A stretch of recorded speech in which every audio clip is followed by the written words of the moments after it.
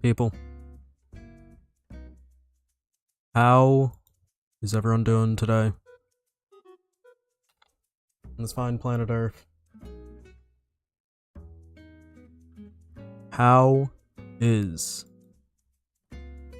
everyone doing today? Okay, let me send out the announcement.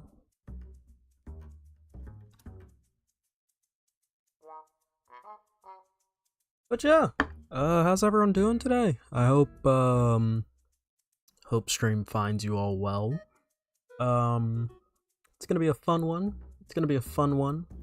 We got technically 3 React segments to do, but for 2 of them, I'm actually gonna be playing video games. So we're gonna have that fun added little bonus.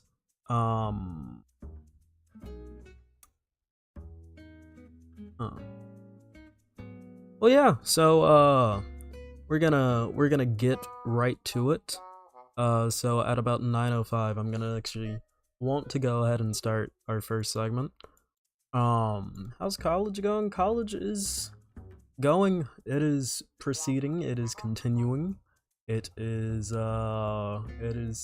going right along, if you do say, or if I do say.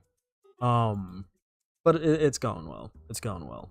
You know, would have streamed earlier in the day, but I had a lot of homework to do, so couldn't. But here we are now. Last State of Decay run, because the developers thought it was a good idea to let a zombie AoE attack go through a military force. That's wild. That's wild. I never played State of Decay, but that's a little wild. That's a little... That doesn't make any sense. I guess it depends on what, like, the AoE is. But going through an entire military force is a little wild.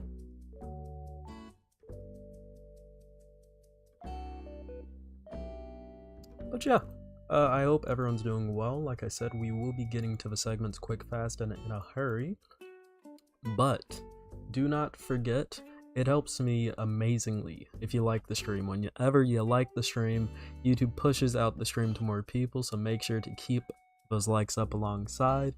Really helps me out, especially considering the fact that I'm a fairly small content creator, but one that has been growing rapidly, shockingly enough.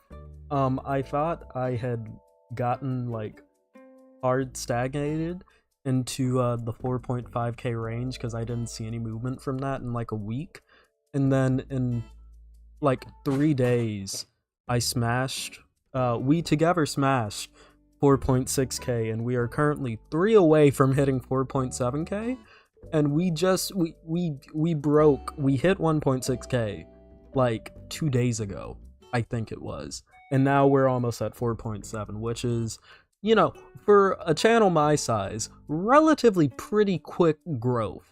It's not very often that I see nearly 100 subscribers in 2 days. That's pretty good for a small channel, and it's only gonna keep going up here. Growing up from here. I already see we have some people in here, Kenneth Birdie and also Puss in Boots. First time live viewers. First time live viewers. So that's large. That's huge, is what I was trying to say. That's huge. And I love that. I love seeing this community growth happening. Yeah, I'm very ready. We are at 4.69. It's beautiful. But like, I actually had a goal for the end of the year that I did not think we were gonna meet, and that was 5k by the end of the year. With the way, if this channel growth continues the way it has been trending, that 5k sub number could very easily happen, because like I said, it was 100, no, technically over the course of like the past week, it's been 200 subs, if I'm remembering correctly, which is insane.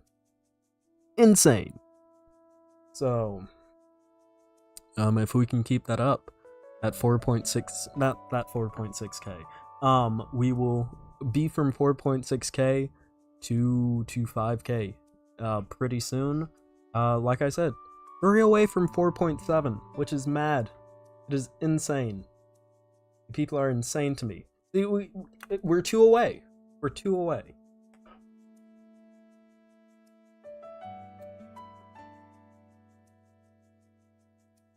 Hello, Lefty McLefterson. I'm glad to hear that you're high. Congrats? Don't congrats me. Thank y'all. You know? The thing is about content creation is that, you know, I'm small in the space, so I can't really speak to it all too much. But one thing that is important to note, that a content creator is nothing if not for the people who watch them. Like, I've been looking a lot at, you know, setting up a Patreon, because I'll key y'all into a little something. It's actually related to the game we're going to be playing today. We're going to be playing on my... I didn't tell y'all. I got this like a couple of months ago. But my procured PlayStation 3, we will be playing the original Infamous game. And that's because I'm working on a video essay for Infamous Second Son, along with 2 other video essays. One that's going to be on Rose Quartz from Steven Universe. The other one that's going to be on a webtoon that I read a couple of years ago. And I'm making video essays on those. And as such, I've been looking a lot at like Patreons of creators and stuff like that, because alongside the video essay channel, I want to launch a Patreon to actually fund the video essays. But looking at like the Patreon setups of content creators and the way that they do it and their rewards and tiers and things like that, sometimes you'll see like the amount of money they make off of Patreon. And for, I think the one that I saw that was pretty notable was like H-Bomber Guy. He's almost at 30k a month off of Patreon. And I was like, okay, that's cool. Like, that's a lot of money, good for him. But the thing that amazed me the most about it was that his lowest tier is like $2 a month, meaning at the very least there are 15,000 people who are like more than willing to throw $2 a month at him, which is crazy to me, you know, because he wouldn't have that size, that growth if he, oh god, I sounded sovereign, he wouldn't have that size, but he wouldn't have that size, that growth, if it wasn't for the people watching him, the people who are sitting down, enjoying his content, enjoying what he does, you know? A creator is only as successful as their audience wants to see them succeed. So when I really say this and I say, don't congratulate me, this isn't my achievement, that's true. This is not my achievement. This is y'all. I wouldn't be here if it wasn't for y'all and friends who have helped me along the way, and I appreciate that. That's all y'all. I mean, I saw one of your videos and there was Kaffles telling me to sub, so here I am. Fair! Yeah? And again, that's friends helping me out in the space. That's what that is. But yeah, I may be a leftist, but I'm also a degenerate bossite, which is fair. We all are here.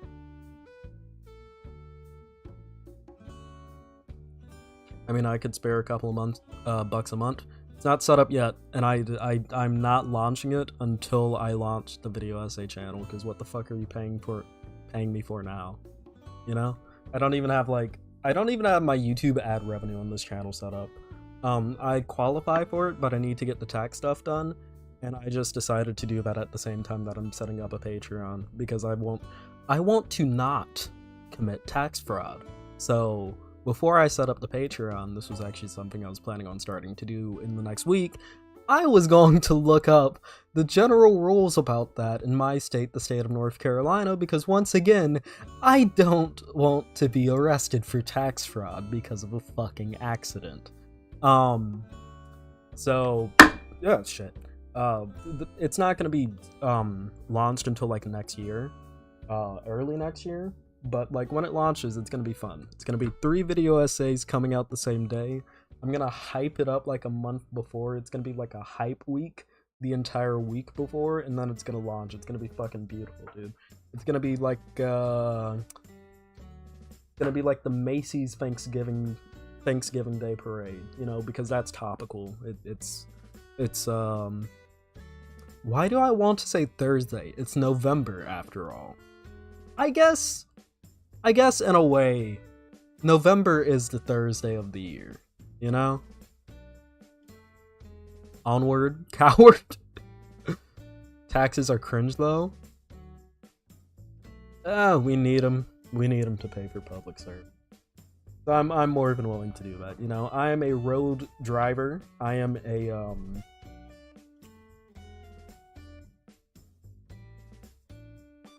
well, I can't even say I'm a school goer anymore. I mean, I go to school, but it's not.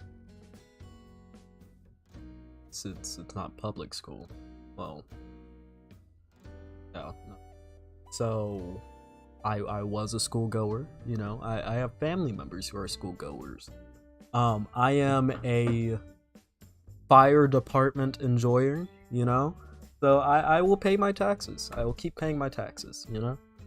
I am a, listen, anytime you have to pay your taxes, just think of the National Park Service. Protecting our beautiful national parks in the United States of America. That'll help you pay your taxes, you know? Look, and it's a good thing. It's not an impasse on your freedom. It is not an impasse on your freedom.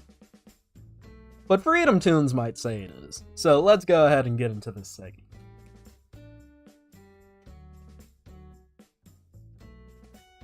Okay. So of course, we have to stop the Animal Crossing music before we get into it.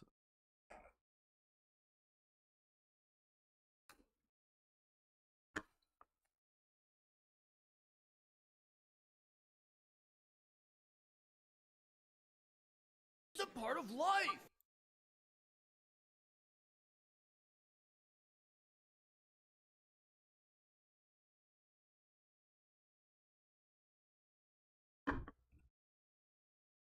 Yeah, just gotta cut off the chats for the two. Start. Also, I need to clean up my OB. It's getting a little messy with all of the links that I have in there. Not links, but little. To those of you who don't know OBS, that's the broadcasting service that streamers use. And in it you have like little. They're called sources, but there are like sources on it, and you can technically stack them, and sometimes sources will break. So I have like multiple sources that I just replaced and forgot to take down. So it's like my sources on a good portion of my shit are just like confusingly fucking laid out. It's really bad.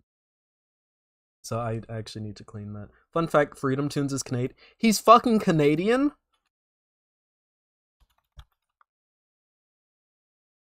No shot. No shot, Seamus is fucking Canadian. Is he fucking Canadian? Is he one of those fucking Canadians? Is he actually... Okay, Wikitubia. I guess that's the only source we can get. Let me check. Born 1995. That is how he would fucking look. That is absolutely how he would fucking look. Jesus. FREEDOMTOON'S, comedy, satire.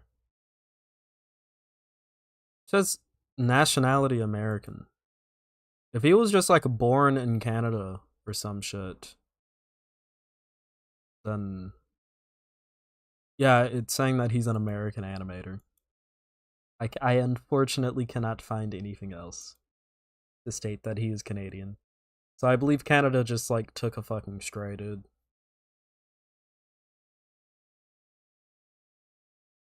Like it's very likely. If he is Canadian, then he was just born in Canada and moved to the US.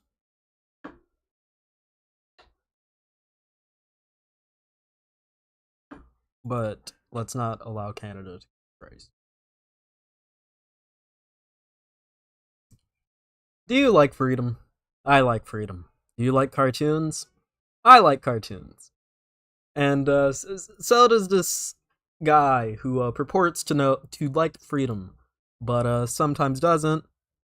FREEDOMTOON'S on YouTube. So FREEDOMTOON'S is a little bit of a right-wing propagandist animator, and we're about to watch one of his videos because despite really liking freedom so much that he put it in the name of his YouTube channel, turns out our kind friend Seamus here, that is his name, it is very public, actually, he's proud of his name, you know, traditional Irish up in there.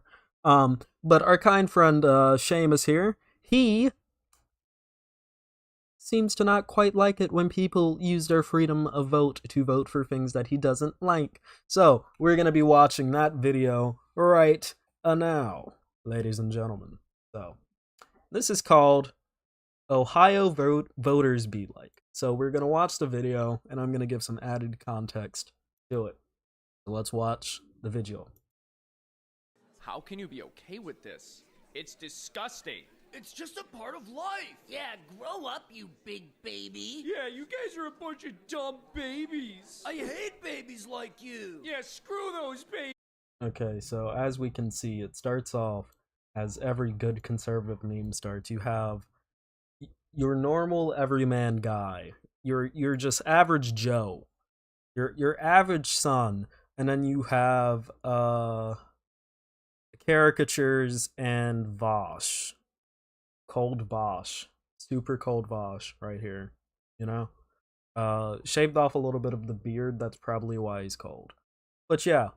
So Babies. I hate babies. again, notice the framing here. Normal guy and a bunch of crazy wackos who dare go out in public dressed a little weird. Grow up, you big baby. Yeah, you guys are a bunch of dumb babies. I hate babies like you. Yeah, screw those babies. Down with babies. Down with babies. Down with babies.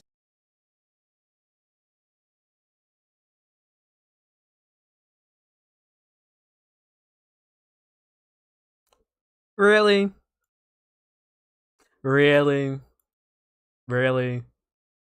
Okay, I didn't pre-watch this. This is lazy. Yeah, let's get a bunch of pro-choice activists in our video and to incidentally chant "down with babies." Wow. Okay, interesting.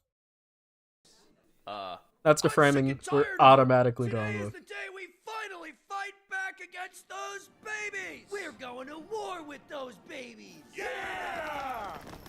Why are you gonna show women these ultrasounds? Because of how some stupid baby feels? And why do you have to search for a heartbeat? You're right. I hate listening to those babies. I vote pro-choice just to stick it to those dumb babies. We gotta stop them before they get any bigger.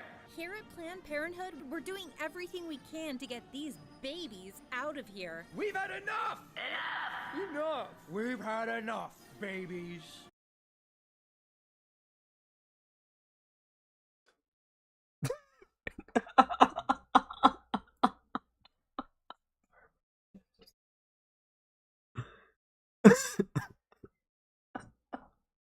This is so bad, I can't even be mad at it. Like, okay, you know, we have a minute left. Let's finish. Yeah, subtlety. Am I right? Yeah. Oh, we're just gonna have a bunch of like caricaturized pro-choice activists running around yelling "down with babies" because they got mad at one guy. Incidentally, this might also be the position that I'm saying that they have in this propaganda video that I'm producing. You know, that's just a coincidence. I'm definitely not trying to imply anything about it, even though I absolutely am.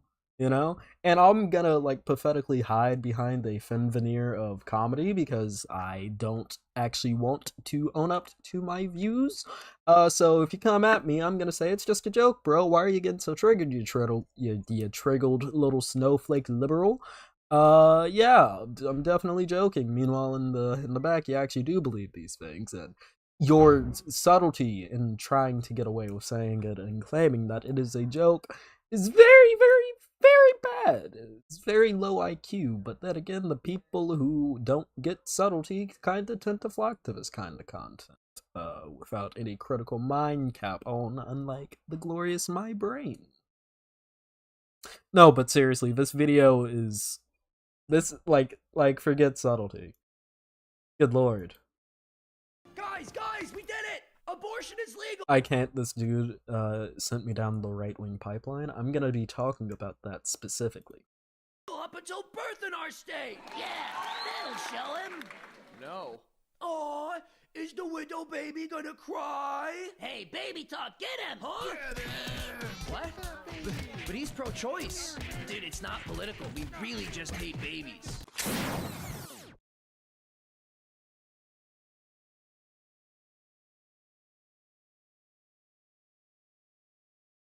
Oh, wait. Is the entire last portion... Oh, wait, what is this last portion of the video? Is this a sponsorship?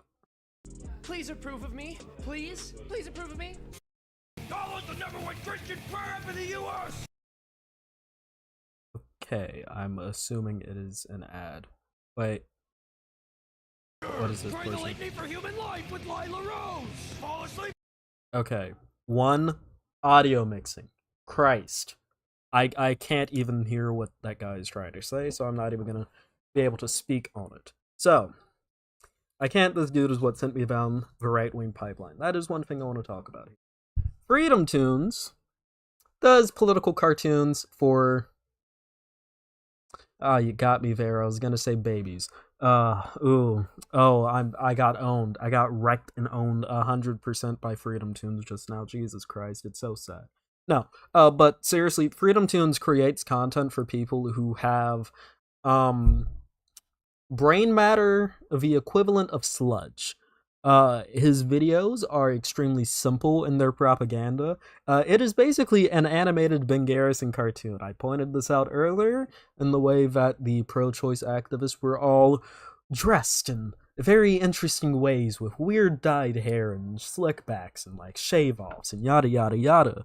When keep in mind your average pro-choice advocate, at least according to the polling data, at least according to voter statistics, it seems like a lot of the pro-choice people are like 40-year-old wine moms. Interesting that. Also, I want to talk about this. The reason why this content is so simplistic and in cartoon form, yeah, you could say it's because Seamus likes his cartoons. He likes doing his cartoons, but it's very simple propaganda. Being able to frame your enemies in both a comedic way, your political enemies and adversaries, in a comedic way and also in a caricaturized way, is really good at creating very simple, very basic propaganda. Yeah, this is what the channel is. You can say, oh, well, this is a joke video, Pillow. What's the joke behind it? It's just a bunch of, it's a bunch of pro-choice advocates yelling about wanting to, well, not wanting to kill babies, but hating babies. Shut up, Biden. The entirety of this channel is just political content. It's all political propaganda here. It's all very short, animated political propaganda that, one, appeals to people who are already conservative and appeals to people who are not. Now, you may be saying, Pillow, how does it appeal to people who are not? Who likes simple, tiny, short cartoons that are 3 to 4 minutes in length, are funny, and have a clear us versus them going on in it? Who does that kind of storytelling appeal to? Children. That kind of storytelling appeals to children. I will say this as someone who used to watch FREEDOMTOON'S content as a fan. The reason why I got into his content were those factors. I was a fairly young person, I was in middle school, I had a short attention span, and I was starting to get interested in politics.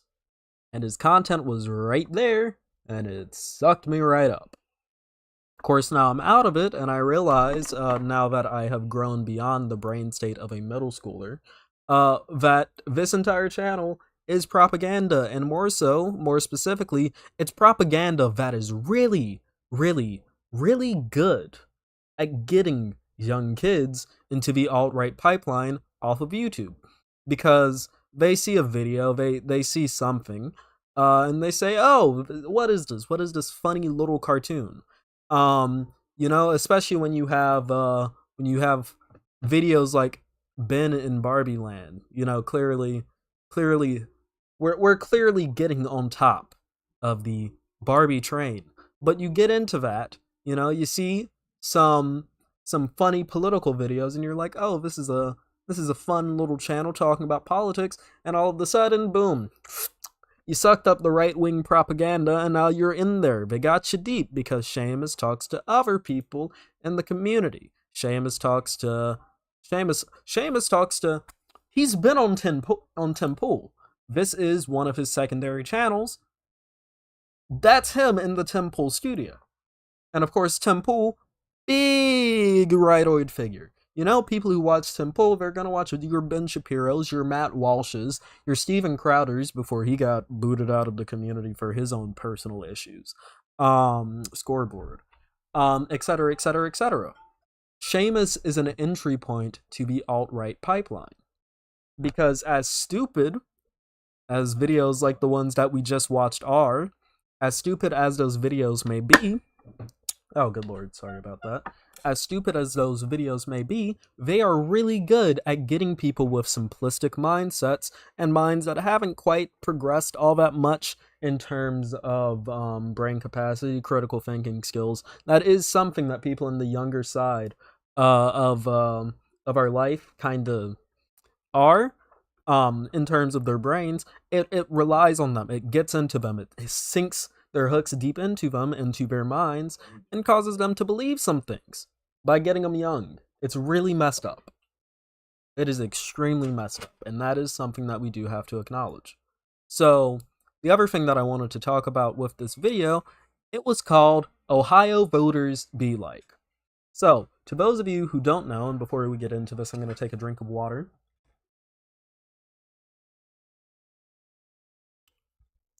Here's your mid-segment reminder to also take a drink of water, or mid-stream if you're watching this live. If you want to watch things live, you can join the Discord down below. I say whenever I'm going to be going live on the Discord. You can also follow me on Twitter and email me. I'm going to go ahead and put those in there right quick, and then I'm going to say them again at the end. So yeah, but when this video is called Ohio Voters Be Like. So, about a week ago, we had some off-season elections in the United States of America. And one of the biggest ones happened in Ohio with 2 ballot measures. You had Issue 1, which was a ballot measure on abortion. And then you had, I'm forgetting what issue it was, I think it was Issue 5, which was a ballot measure on legalizing weed. And Ohio, pretty red state. Ohio voted Trump in both 2016 and 2020. Its current governor, Mark DeWine, I believe his name is a Republican, pretty notable Republican too. He's not just one of those Republicans who sits around and does nothing. Mike DeWine gets into some pretty deep Republicaning as the current governor of Ohio, and he was pushing heavily for people to vote no on Issue 1. Well, Issue 1 passed resoundingly, and they got legal weed too. So this state that voted for Trump overwhelmingly in 2020 and 2022 is now being framed, not like all of the voters in that state who a lot of them voted Mark DeWine and the Republican Party and Trump in 2020 and 2016 and just so happened to vote to keep abortion rights. There are a lot of overlap voters there, but now this conservative propagandist is depicting all Ohio voters, because the title of the video is Ohio Voters Be Like. This guy is depicting all Ohio voters as wanting to kill babies for wanting to preserve their constitutional right in the state of Ohio. It is a state constitutional right, I believe, to gain access to an abortion. And now all of them go around saying that, oh, they hate babies. But it's just a joke. Don't read too deep into it, man. It's just a joke. I definitely don't mean anything deeper with my political jokes. Look, FREEDOMTOON'S doesn't care about your freedoms. He wants them stripped from you. Not just your freedom to get an abortion, but more than likely your freedom to vote if you disagree with him. I wouldn't be shocked. It seems like a lot of Republicans are moving that way, especially with talks of raising the voter age to 25, because they aren't very happy about the fact that Generation Z is a base generation and very, very progressive. But yeah, no, with that being said, if you like this video, make sure to like, subscribe, hit the bell icon. You can join the Discord down below. You can also follow me on Twitter. Links down below as well. If you want to email me, you can shoot me an email. Someone shot me an email earlier. It was actually pretty cool. I'm going to have to respond to it after stream. Or tomorrow when I wake up, because I don't want to shoot them an email super late at night. And yeah, like, subscribe, hit the bell icon, and I love you all. Thank you for watching this video. Peace. Gotta hit the stop recording button.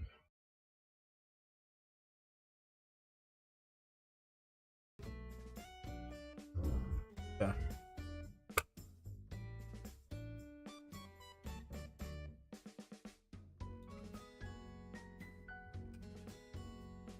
I just opened a can of carbonated water and some got into my eye. I'm sorry to hear that.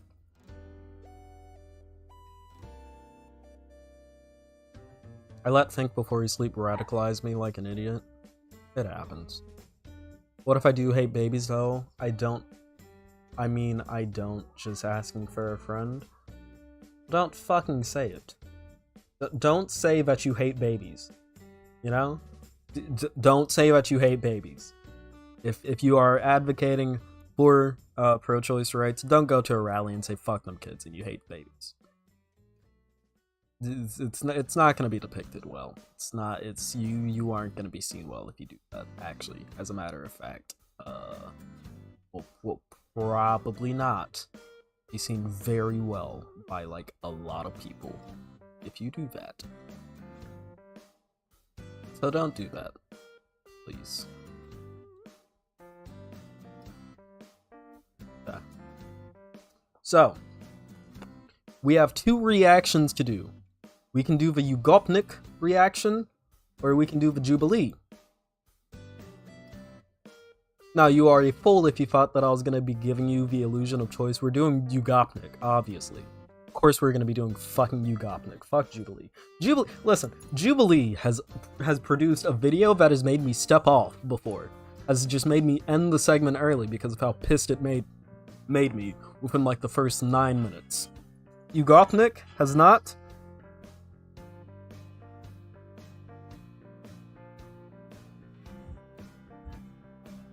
And someone in my dorm is making beats, so I'm gonna have to...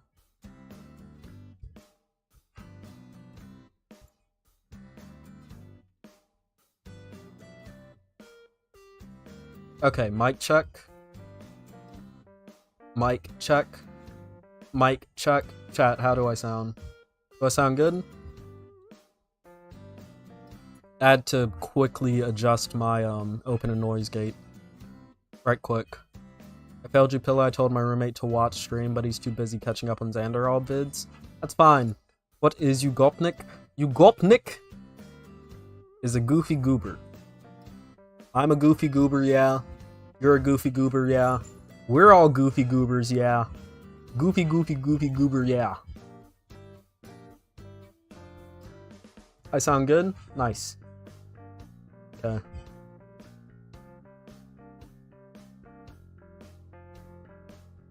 And none of it is playing through my mic. You see, I get a lot of people complaining about my audio, but like y'all have to please understand, I'm living in a dorm. My mic is a blue snowball.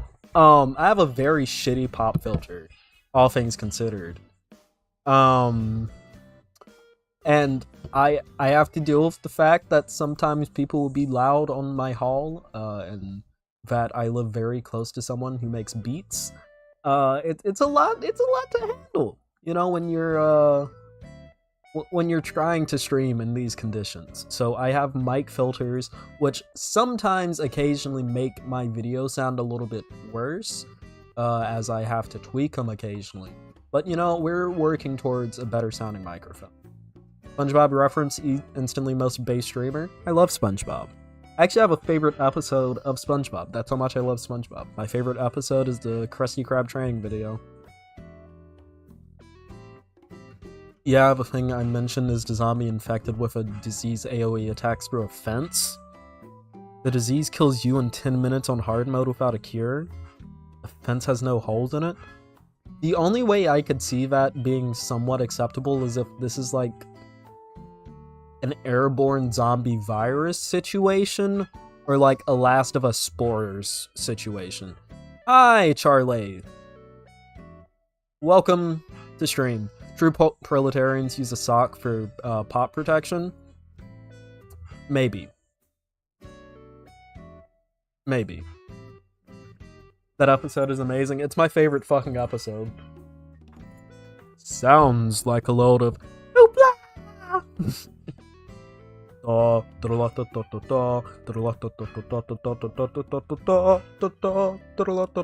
Yeah, no, I fucking love that episode. Okay, chat. So, that does mean that we have 2 30-minute videos to go over. So, during the videos, we will... Oh, wait, shit, why am I pulling it up on there? I already have a plan for how I'm gonna be showing this.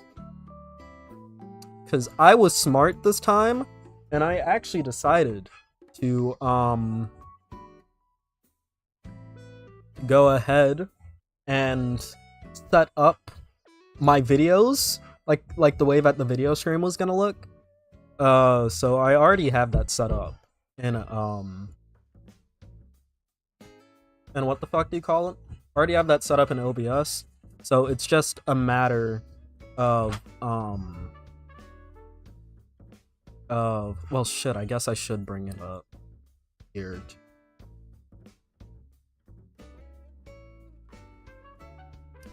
Okay. But, like, it's gonna look nice. It's gonna look nice. I already have it set up the way that I want it set up. So after I get everything loaded in, I'm gonna run to the bathroom right quick, and then we're gonna start the first 30-minute video. But I'll go ahead and show you, like, what the setup is gonna look like.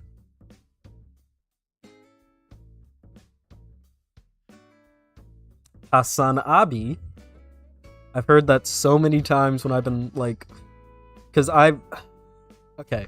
I busted the shit out of my phone. And now there's, like, a line of pixels. Well, like, just a line on the phone that, like, doesn't pick up fucking input. Or, like, over picks up input. So when I go home this next week, and I'm gonna have to get one of my old phones for that. But...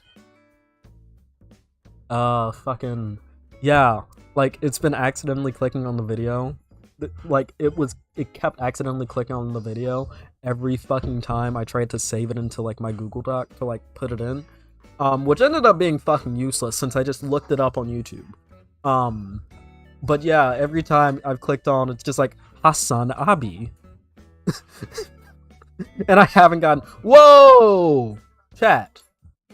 41 viewers and 27 likes? Look, I like to be nice. But chat... YouTube has like a sixth sense, and it tells the system to put out live streams, liked live streams. If you like the live stream, it pushes it out to more people, and we get to have a fun little time. 27 likes to 42, you know, I'm not gonna complain, but it would be better if those likes were up. Have more people know that the pillow stream is going on. It would be very nice. So please, do so. Fun fact, in Sailor Mouth, the voice actors were actually swearing, and this is hidden deep in the Nick vault, because Nick doesn't want us to hear SpongeBob say fuck. There's already technically a video of SpongeBob saying fuck, it's just not technically SpongeBob. It's like Tom Kenny talking about doing, like, a Christmas gig, And like he did the SpongeBob voice when like mimicking someone who's like playing an elf, I think. But yeah, so this is what the setup is going to be looking like for this gaming stream. So as you can see in the top corner, we have Hassan Abi. And then, ooh, shit. Okay, chat, do you want the video on the left side or the right side? Yeah, those likes boosted, I love y'all. So do you want the video on the left side or right side? Because that determines where chat goes. If we do video on the left side, chat is going to be down here. I mean, no, if we do video on, video on the left side, chat is going to be up here. Can y'all even see that on stream? I don't know if y'all can see, like, my, okay. It's going to be above me. Chat is going to be above me. Okay? And then if we do video on this side, chat is going to be above me. If we do video on this side, chat is going to be in right here, where I just moved Hassan. Chat is going to be right there. So chat, y'all tell me where you want the video, because it determines your position. Left? I'm seeing left.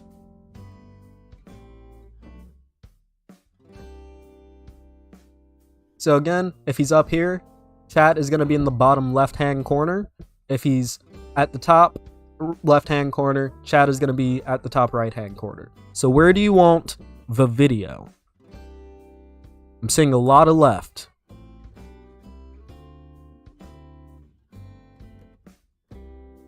Because keep in mind, we will be playing Infamous on the PlayStation 3. Fun fact about the PlayStation 3, it seems like we're seeing a lot of left. Fun fact about the PS3, I got it from a store that resells old consoles. And the box that I got it in, I opened it, and it was like, of course, this was the controller and the console, and with it, I got both Infamous 1 and 2. I actually got Infamous 2 completely sealed. Like, it's a brand new copy of Infamous 2. Like this is it. It's still sealed. Like it is a sealed copy. I'm trying to show it without showing the barcode. But yeah, no, this is like a completely sealed copy of Infamous 2. It's actually really fucking cool. I almost feel like a sinner for opening this, because it's completely sealed. But you know what? Old games deserve to be opened. But yeah, I feel old to think about the PS3 being an old console. The PS3 was 1 year old when it came out. I mean, I'm sorry, I'm tired. I was 1 year old when the PS3 came out. I'm 18 now. I'm gonna be 19 in like 3 months. So yes, the PS3 is very old. It's almost 18. Console-wise, it's pretty old. But yeah, no, like when I opened the box, I came home, opened the box, you know, really excited because I fucking love the Infamous series. And I'm also excited to have a new console. I'm excited to have a PS3. Because after I play the Infamous games, which I'm doing for a video essay, I'm going to be doing, I want to do a video essay on the Sly Cooper series, because the Sly Cooper franchise was my favorite franchise of video games growing up. So I opened the box, super fucking excited. Weed. It like jumped at me. It was like, oh my god, like it smelled like fucking weed. And I was like, Jesus Christ. Games are meant to be played. I agree with that wholeheartedly. Which is why I'm gonna open it. It's just like, I'm probably, cause Zan is a big fan of the Infamous franchise, I'm probably gonna like call him up and go like, dude, do you want to see me like crack open a brand new copy of Infamous 2? Like, never opened before, you know? And then like stream it for him. You're old as fuck? You're not old. You're not old. Listen, people live a long fucking time. Old is relative. You're not old. Well, I remember when the N64 came out, I coveted that shit for a year before my family gave in and got me one. Still remember how much graphics of Mario 64 blew my mind? Yeah. So, like I said, Sly was zooted out of his fucking mind. Sly was zooted out of his fucking mind. He was... Fucking clockwork. Fucking clockwork. I can't do a Sly voice. Anyways, fuck the Sly voices. I'm gonna go, like, take a quick leak, and then I'm gonna be back, and then we can start. So, chat, do not leave. I will be back in, like, the bathroom is right next to my dorm room, which is very nice. I got very lucky with that. So I'm gonna go take a quick leak, and then I'm gonna be back.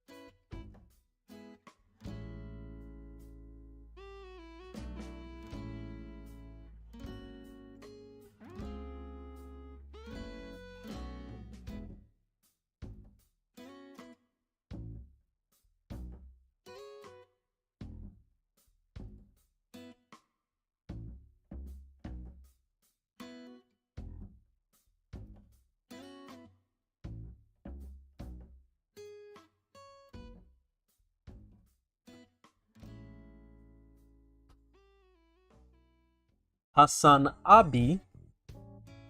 Okay. How is everyone? Okay. One last thing I have to do. Also, a lot of streamers have very expensive lights. $12 ring light. Get one. Okay.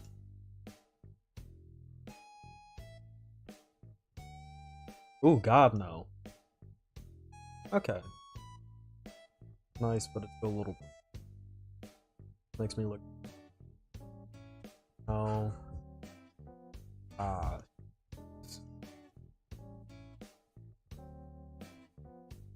Okay, that's really bright, but I can actually tolerate the lighting on that. So I'm gonna go for it.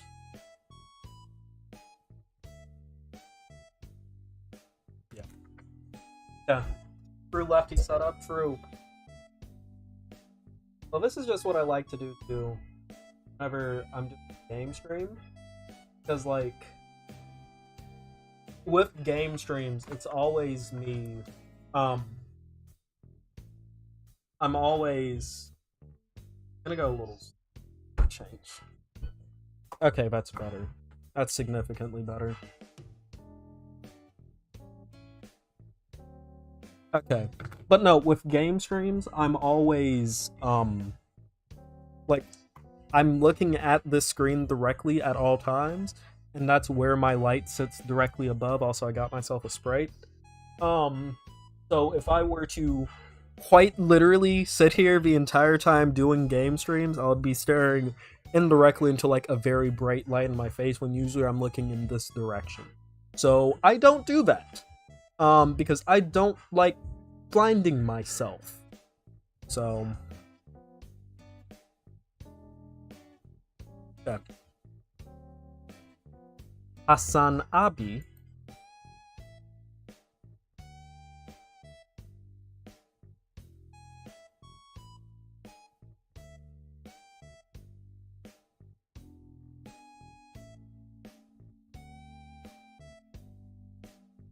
Do you Yugopnik? So, Yugopnik is a YouTube channel on YouTube, as all YouTube channels are, who is a Balkan Marx enthusiast, as he says. And he produces some videos. He's produced some pretty good videos, talking a little bit about some history. Little video called "Leftist Can't Enjoy Anything." I really feel that. He's largely been good, but he's also unfortunately fallen into some pretty cringe spaces. Friends with people like Second Thought, etc., etc., etc. And most recently, he made a video that is called "The Left YouTube Bad Pipeline: The Good, the Bad, and the Hot." Whatever that sound effect is. So we're gonna be watching this video. People have said it's bad. I haven't seen it yet. I don't know why it has a red line at the bottom of it, like I've watched it, because I have not. But yeah, we'll have to see. So, chat, we will watch it while playing us a little bit of Infamous. So, let's get right into it. So, we have this going for us, and oh god. Wait, where's chat? Hold up. Okay, we're just gonna have to do this from the top. I can't find chat, which is definitely something I probably should have done. What is this called? Yeah, holy shit, chat just isn't here. Okay.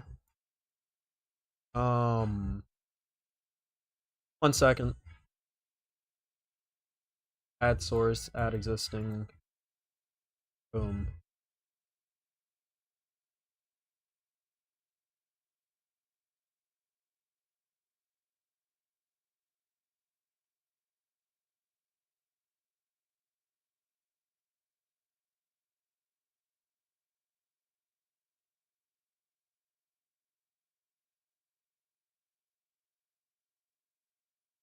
Oh, wait, shit. Okay. I have to put you above Cappy Cap card. Can I move you, please? Oh, no. That's old chat. Okay. Wait. Oh, God. Oh, I hate technical difficulties. Why did this have to happen now? Ah. Fuck. Oh, I don't want to hit y'all with old chat. Old chat is opaque as shit. Like, you can't see anything through old chat. Because I have old chat for, like, emergencies like this. Okay, there's new chat. So, old chat, where are you? Old chat can fucking go. Boom. And then new chat, your new chat. So I just need to put new chat below old chat. Fuck. Okay. So now new chat is above everything, which is what I don't need. So I'm gonna put new chat underneath current chat, and then shrink new chat. So that bad boy is right there. Wait, actually, as a matter of fact, I don't even have to shrink new chat. I can keep you the same size. Yeah, I fucking Thanos slapped chat. Be careful. I will come to your house and do it to your mom. That hoodie is fine. Thank you. It is a Nickelodeon hoodie. Got a lot of Nickelodeon on here. We got a little.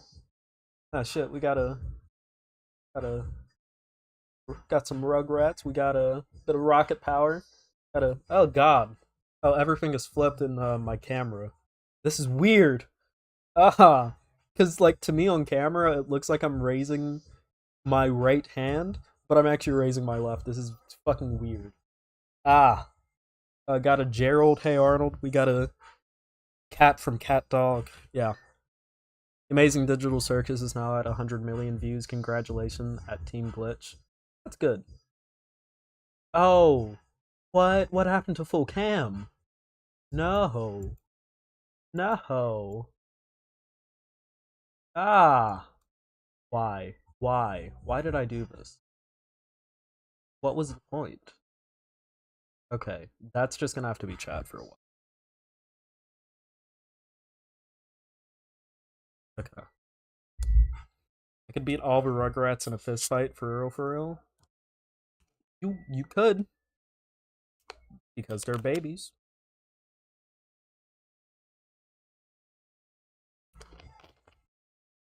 Okay.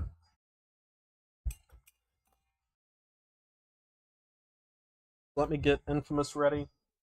Then we're gonna be fully ready. So, yes, 3 color is in here. Head. Okay, I'm sorry about the delays. I did not expect to have that technical difficulty. That was fucking weird. Not what I was at all expecting.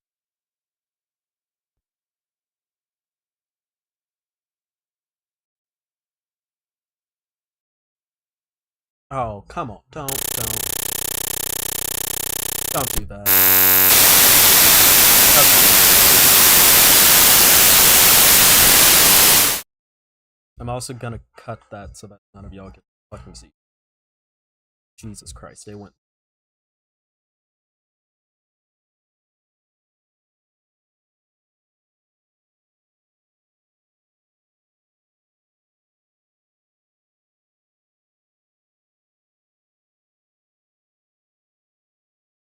It has a fucking installation time? Okay. It has a fucking installation time. I already ran you like a couple of months ago. Why are you okay? It's going fast. It is a thankfully fast installation time. How much time do you have, Infamous? Please?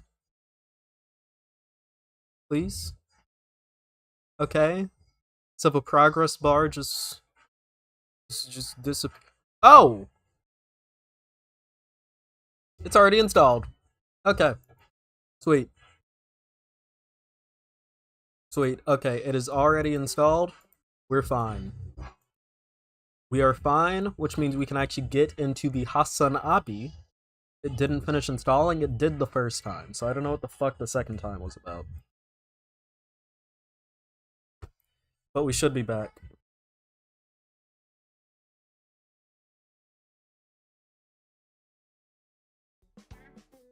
Okay. Now it is officially finished installing, so we don't have to worry.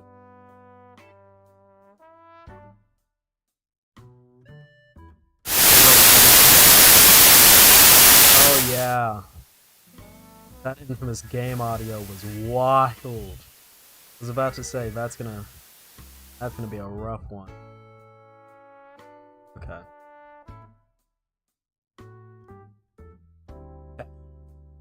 We're good now? I'm sorry about the delay. Shit was being dumb, but we're good now.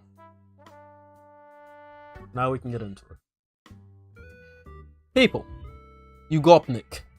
Bosch. Hassan Abi, even.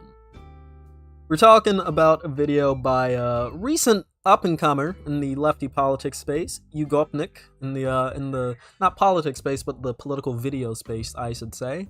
And he recently posted a video called The Left YouTube Pipeline, The Good, the Bad, the Hot. Wow, wow, wow. And as you can see, we have Hassan Abi in the top right left-hand corner. But yeah, we have Hassan in the top left-hand corner, and we're going to be playing a little bit of video games. We're going to be playing a little bit of Infamous 1 while we watch this video, so it's going to be pretty fun.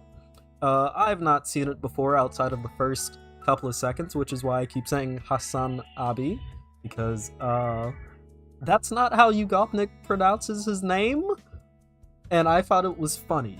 That's not how he typically pronounces his name. We're gonna watch this, and we're gonna have some fun.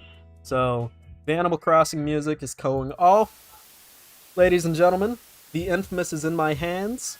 Also, the bisexual lighting is on. This is a proper game react stream. So, ladies and gentlemen, and those not within, let's get to it. A billionaire. Second thought, more like... Oh god, we missed it. We missed Hassan Abi. But first, actually, I completely did it the wrong way. So, let's get into the react. Hassan Abi, more like Hassan a billionaire. Second thought, more like second tank. Thoughts on this guy being a tanky? I hope he fucking drives a tank to your house, okay?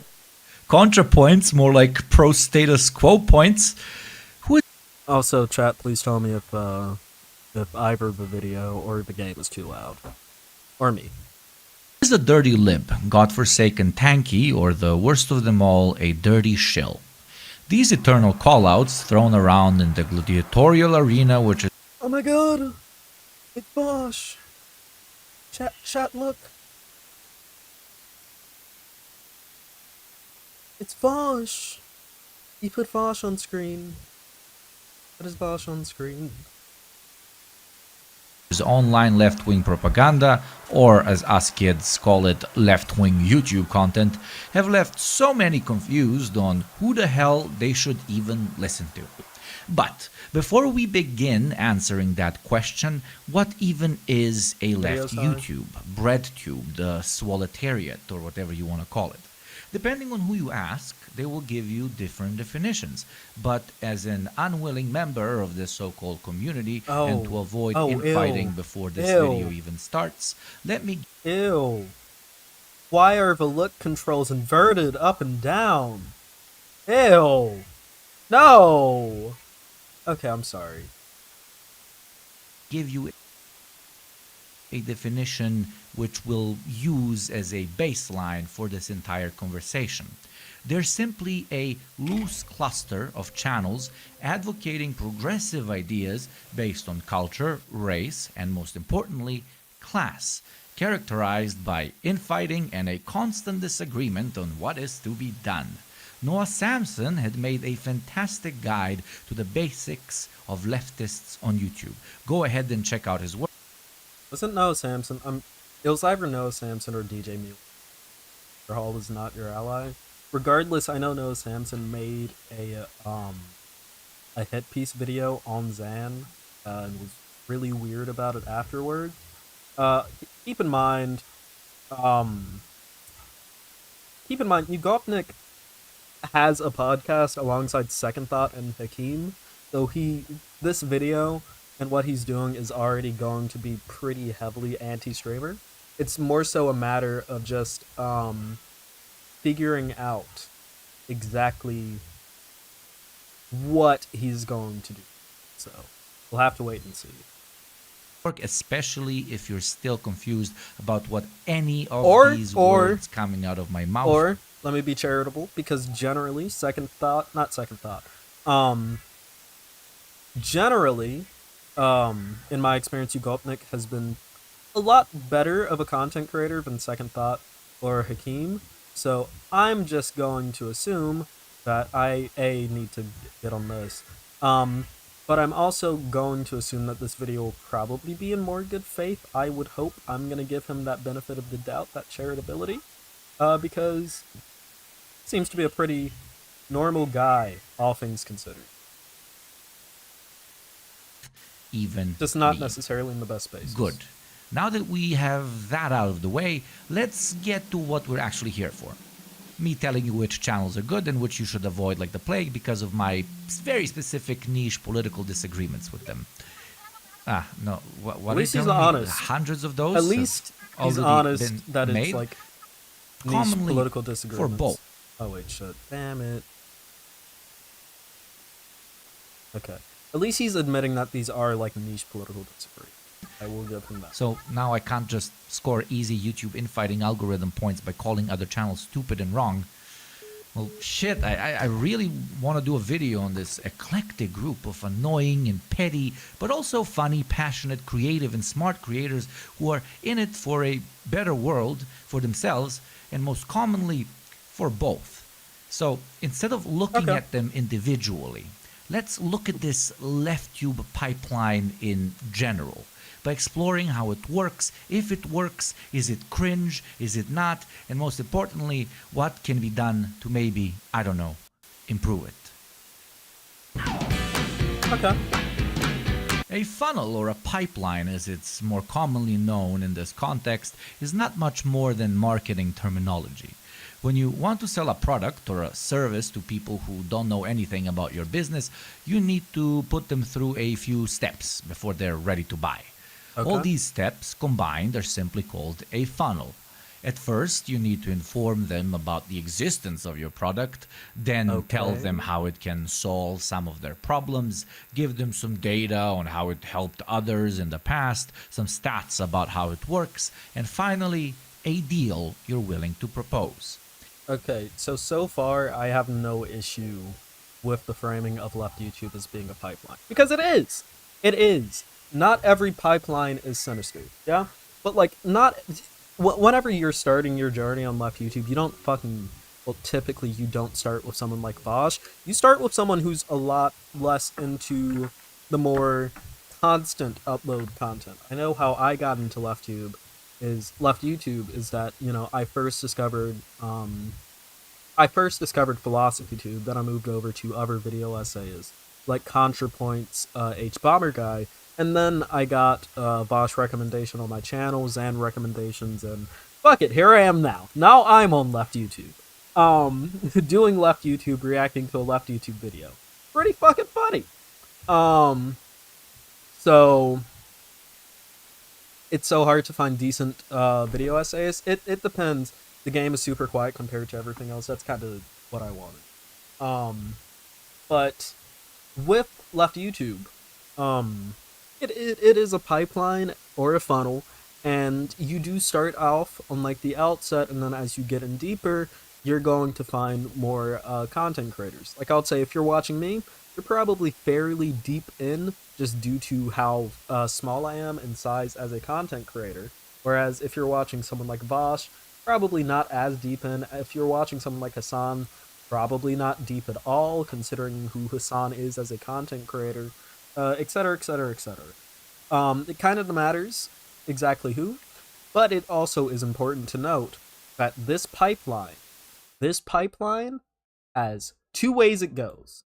You have the pipeline that leads you towards actual lefty politics, and then you have the pipeline that leads you towards tankies. And I would say, based on who Yugopnik interacts with, both Hakeem and Second Thought, I would probably be willing to say that Yugopnik is part of the pipeline. His content is part of the pipeline that could lead you one of two ways with what he produces, because he generally talks about fascism. But what we're seeing from Yugopnik in terms of his rhetoric, and especially this video, it's probably going to be pushing more people towards the tanky side, or I'll even give it a third side, the terminally online Twitter user side. Okay, so that's the side populated by like FD Signifier and like Thought Slime stands, you know, not far enough along to be considered a fucking ML, yeah, but not streamer side either, you know, just terminally online Twitter leftists who like to yell at people over little shit. Yeah, the Twitter user with like 11 followers, you know, that's also side. So political funnels work in a very similar manner, albeit a bit more complicated, because you see, these different steps in a business funnel are managed by a tight group of professionals, while political ones are managed by a wide range of disconnected individuals and organizations from all over the world. Instead of selling a product, they're pitching an idea. Instead of leading you to a sale, they're leading you to, in this case of the left, and elevated class-conscious perception of the world, while hopefully entertaining you in the process. Now, while this funnel is much bigger than a bunch of people on YouTube or Twitch, it would be foolish to ignore a little thing called the internet, hence why we'll concentrate on just that, specifically the big red button website, YouTube. The current lack of organization and structure among these free-floating radicals simply leads all of them to naturally kind of fall into different parts of the funnel. Some contribute to people going down the pipeline, while others, well, not so much. And this is exactly what I would like to explore with you today. Building a grander schematic while using examples of what this funnel looks like now, how different creators impact it, but also more importantly, how with a simple shift we could be far more productive while also doing what we love, making a living off of internet shitposting. Fair. Fair. Who doesn't want to make a living off of internet shitposting? That's fun. But we got to be careful with how we do it with politics, so I'm actually, so far, fairly interested in what Yugopnik has to say in this video. I'm worried about the angle he may take it, but again, charitability is a thing, and I'm going to give it to him. Okay? Look at this graph! First, I had to define the goal of this left-wing funnel. For right-wing funnels, it would be making people blame all their ills on everything except the capitalist system, be that minority groups, gay frogs, vaccines, or lizards. Okay, and if we're talking about general funnels, my general perception of a left-wing funnel, since we're not just talking content funnels, but my general perception of a left-wing funnel would be, maybe, we are all online, so you probably start off online. You might have been, who knows, raised to be like more politically liberal, and then you find some things that are kind of incongruent to you. Maybe you look at what's going on in Republican states and you go, Jesus Christ, that's horrible. It looks exactly like this, just a bunch of innocent people lying on the ground for no reason in a video game. Quite literally in a video game. But you look at these incongruencies with life, and you start noticing some bad things about capitalism. Like maybe you get a pretty dead-end fucking job where you're mistreated, you're passed up for raises, etc., etc., etc., where your boss is a piece of shit, where you're working paycheck to paycheck. If that, a lot of people can't even work paycheck to paycheck anymore. Maybe you have a run-in with some cops that doesn't go too well for you. Maybe you grew up in poverty, etc., etc., etc. You have some life experiences that starts you down some pathways, some lines of inquiry, and you start to, realize capitalism is fucked. The way that we structure our businesses is fucked. The way that corporations are essentially allowed to bribe our politicians through lobbying and through corporate donations is fucked. You start to learn that kind of thing. Yeah? So that is what I would generally consider the leftward pipeline, and then from there, you maybe move down a little more, a little less. It depends on the person. Some people become Marxists, some people don't. Some people become Socdoms.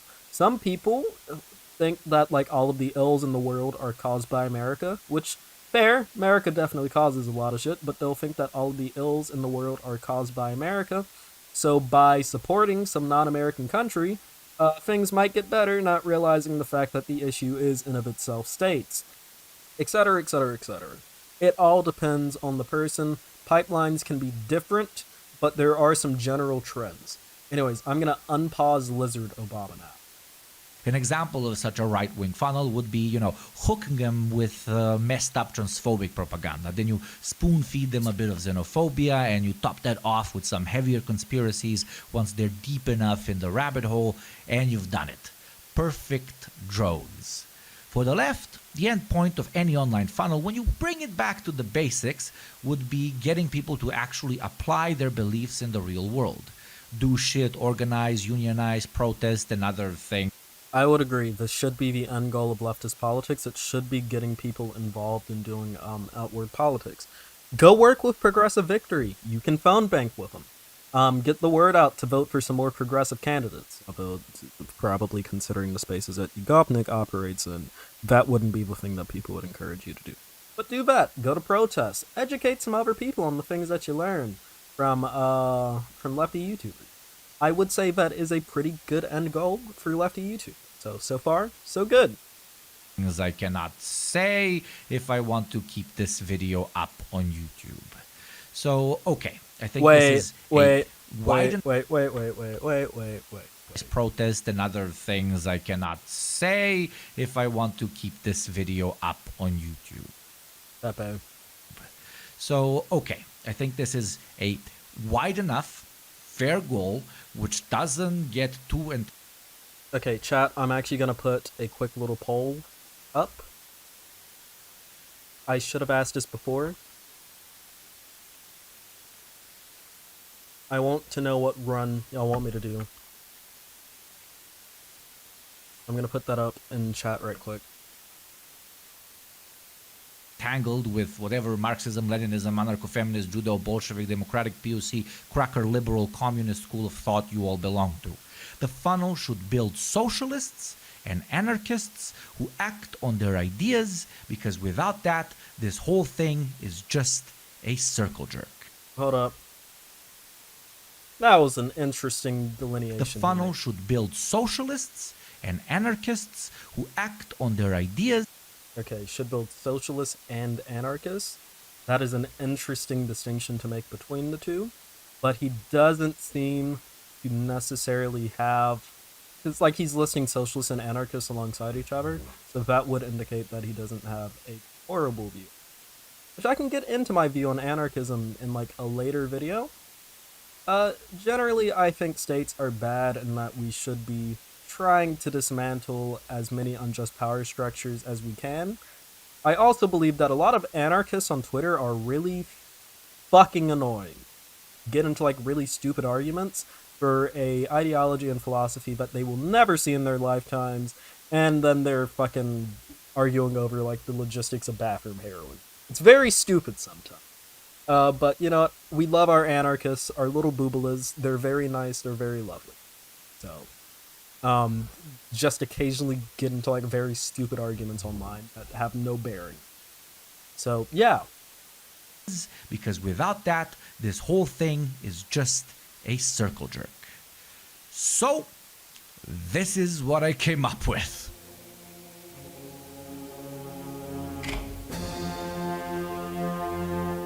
Okay, so we have the news, then we have reply guys, we have media analysis. I almost said analysts. Realistically, it should be media analysts if we're talking about YouTubers, but I guess I'll do media analysis. Because, like, I guess the category's reply guys, not, like, individual reply guys, so never mind. Analysis works. Streamers, which is currently very small, but I'm seeing a bit of Mike from PA in there. The entertainers, so we have funny jokers, funny little guys, podcasters, hype men, okay, and then teachers. So I'm interested to see, exactly based on who he put in here, what he means by this. Excuse me, I apologize for burping into the mic. Oh yeah, humor on streamers. You're right about that. And I'm interested to see what he means by tumors. Yeah, not... Also, before we continue this and get into it, because this is the real meat of the video, ladies and gentlemen, I would like to thank you all, because at the time this video goes out, we just hit 4.7k subscribers on this channel. Thank you so much. It really helps me as a small creator. I want to make this a career. I want to start video essays, and I can only do that if I have an audience to port over to that video essay channel. So if you're watching this video and you aren't subscribed yet, do what Keffels told you in the beginning of the video. Subscribe to a pillow. Very cool content creator. Hit the subscribe button down below. We're about to get deep into the analysis of this video, and it's kind of the least that you can do to help me out as a smaller content creator in this space. And you can also like the video too if you want to get it pushed out to more people. Anyways, back to the show. Not the prettiest thing, but let me walk you through it. Each layer has multiple types of creators. These types are pretty simplistic, and most of these people fit multiple categories and even funnels. Ooh, but I shit. had to stop somewhere Okay, in the parkour name in of this game's your and weird. my own ever-deteriorating attention span. Oh, Many the of the parkour people in on this this game is list weird will and likely floaty. not identify with the position I'm giving them, either because of humility by saying shit like, well, we just make entertainment, or that they're small-headed dum-dums that you shouldn't listen to while managing to deliver brilliant insight time and time again. And the most important category of people on this list who will not like being identified with their label are, well, I call them tumors, my man. And funny enough, this is the only category that permeates all the layers of the funnel. I would like to see, because again, this video is going to be very, very, very self-centered. Wait, Rusty Metal Descent. I'm so tired. I should have read that before I did anything. Trying to, like, push it. Yeah, so I find it very interesting that his framing of people that he doesn't like, which he's admitting here, these are people that he doesn't particularly like. I find it interesting. People are, And well, let's listen. I call them time and time again. And the most important category of people on this list who will not like being identified. Yeah, the cat. I'm sorry, people. I know you don't like being identified as this, but you are a tumor on the left. So I'm interested to see who he deems so bad that he's equating them to being like tumors, like growths on people that harm them substantially. Kill them. I'm really interested to see what he means by tumor in this video. So, yeah, we're gonna have to see. With their label are, well, I call them tumors, my man. And funny enough, this is the only category that permeates all the layers of the funnel. But you know what else permeates my existence as a proud second worlder? No access to most of the good shows and movies I want my to consume God. by every fiber, only because some corporate executive decided they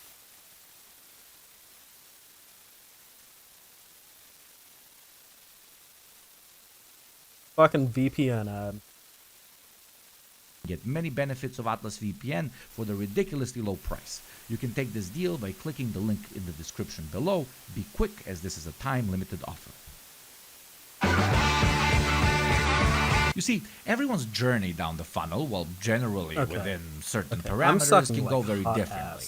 For some, Why it takes did I get stuck right while there? others get a matching Mao and Lenin tattoo 10 minutes after they date their first communist. Hell, some never even make it down the funnel and remain liberals at best, or whatever ideology your uncle has at worst.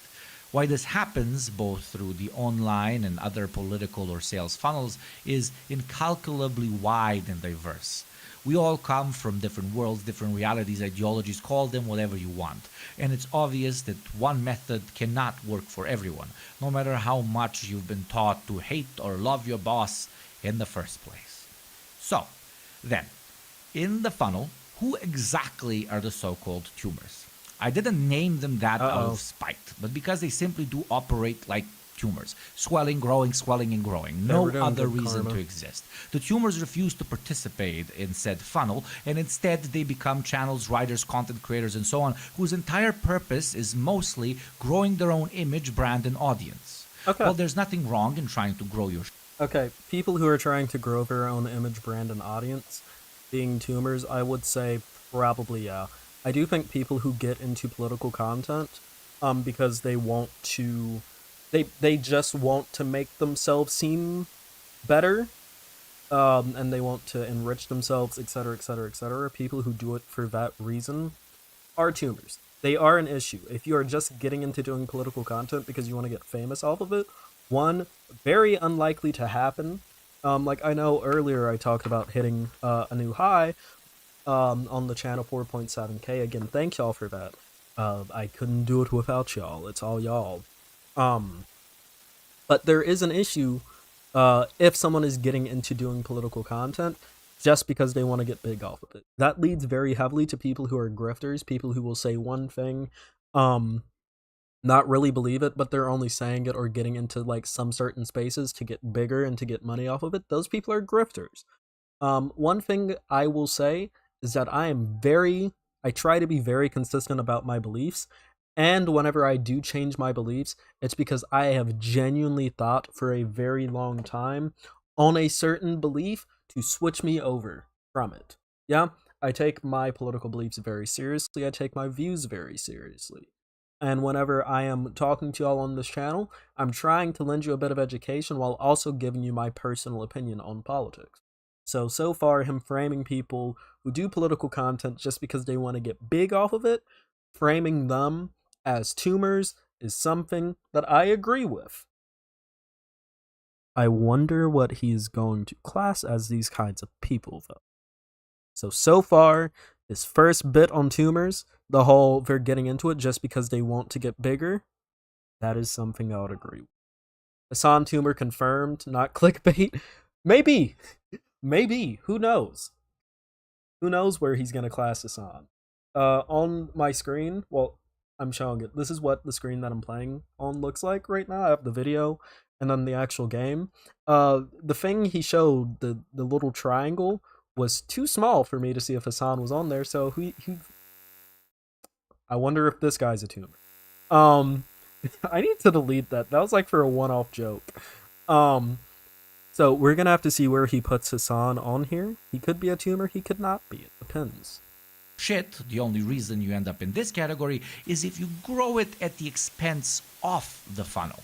You see, the problem with pushing people down the funnel for them is that their content stops being engaging for people who've actually moved further down, who managed to, for the lack of a better word, outgrow them.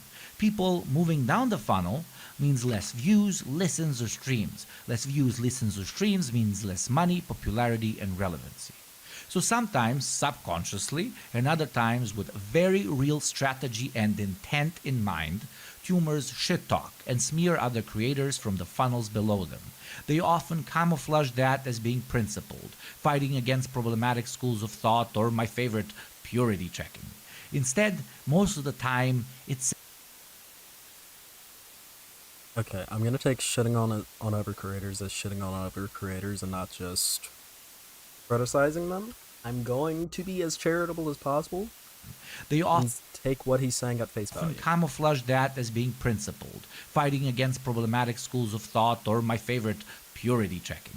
Okay, fighting against problematic schools of thought, I would want to see what school of thought that he is saying that people are using disingenuously to say that they're fighting against to grow themselves at the expense of the left. I want to know exactly what school of thought he's talking about here. He mentions it. Instead, most of the time, it's simple drama and content baiting.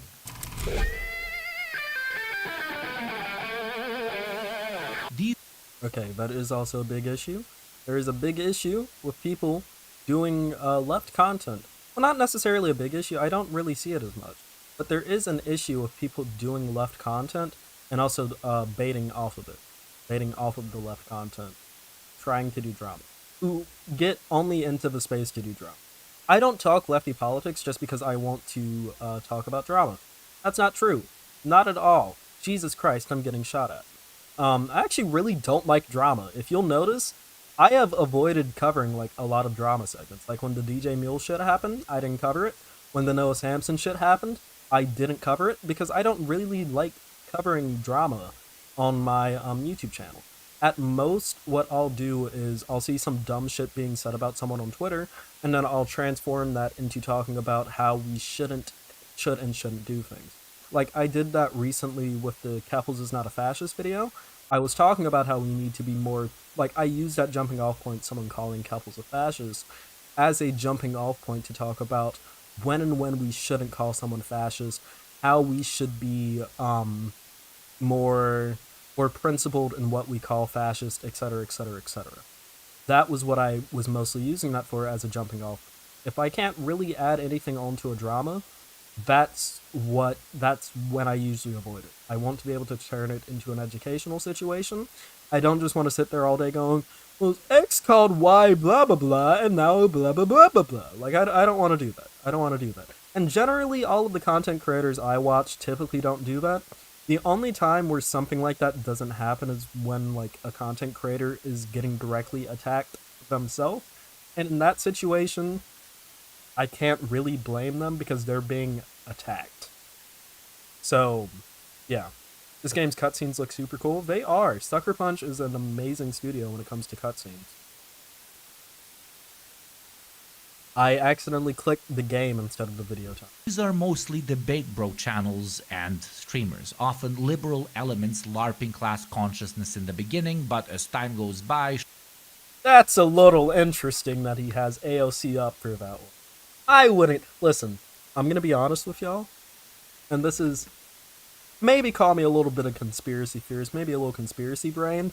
AOC is a lot more base than she lets on. Like I heavily doubt that AOC is as far politically as she lets on.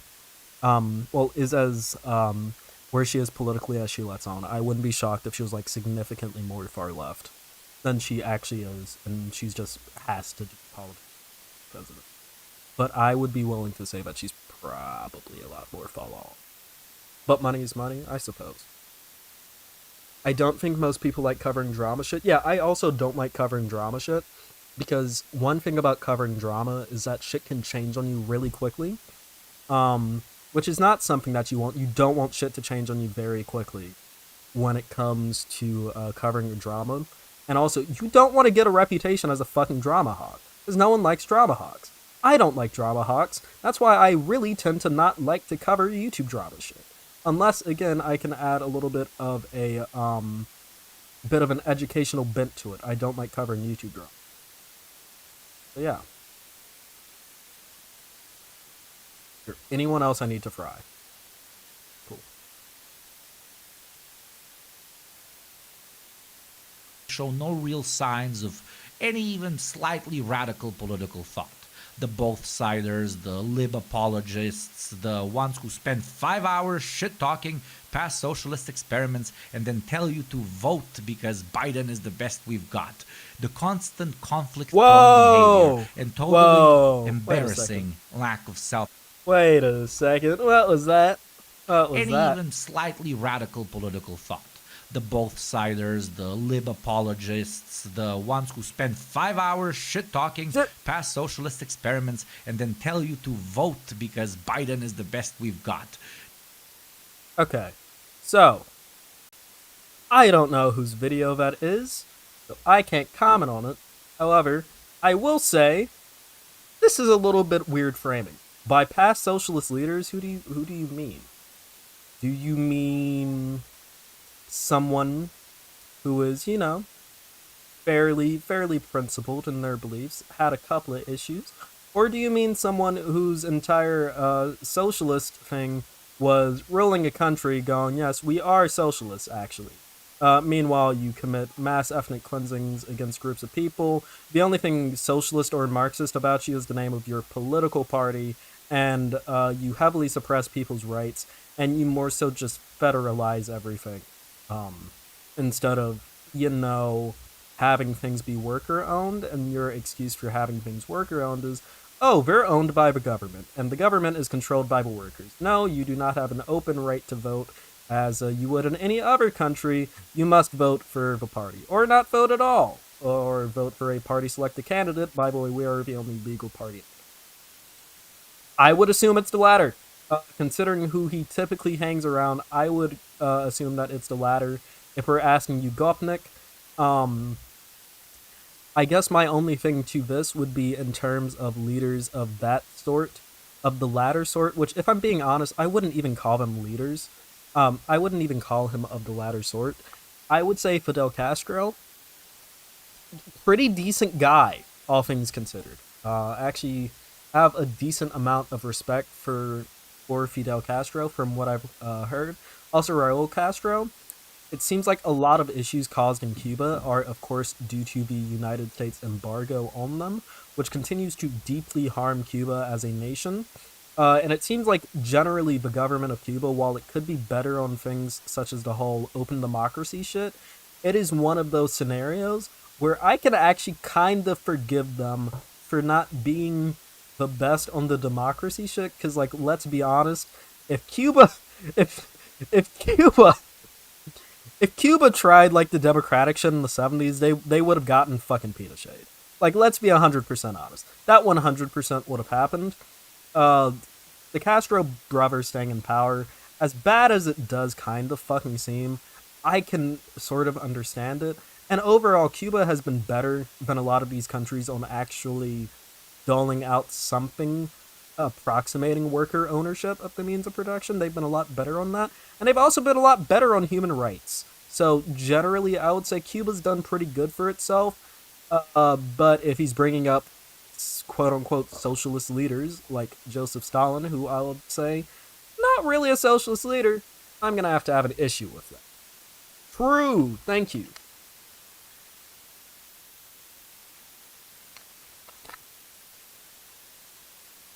But yeah. The constant conflict-prone behavior and totally embarrassing lack of self-awareness. But also, on the other spectrum, there are the elitist theory academics and campists who completely miss that little point of philosophers changing the world, not just being the most right. And while disagreements are bound to happen wherever there are two dudes and a cup half full, it's... Fucking aim. No. Why was that so fluffy? Okay, let's go back. But also, on the other spectrum, there are the elitist theory academics and campists who completely miss that little point of philosophers changing the world, not just being the most right. And while disagreements are bound to happen wherever there are two dudes and a cup half full, it's only when friendly fire becomes pretty much your most successful method of growing your online presence that you've become the tumor. It doesn't matter if they see themselves as such, or if you like them or hate their guts. Hell, I'm even going to go so far as not to ascribe them as necessarily bad or intentionally malignant. Okay. Probably half of them are doing what in their ideological sense seems right.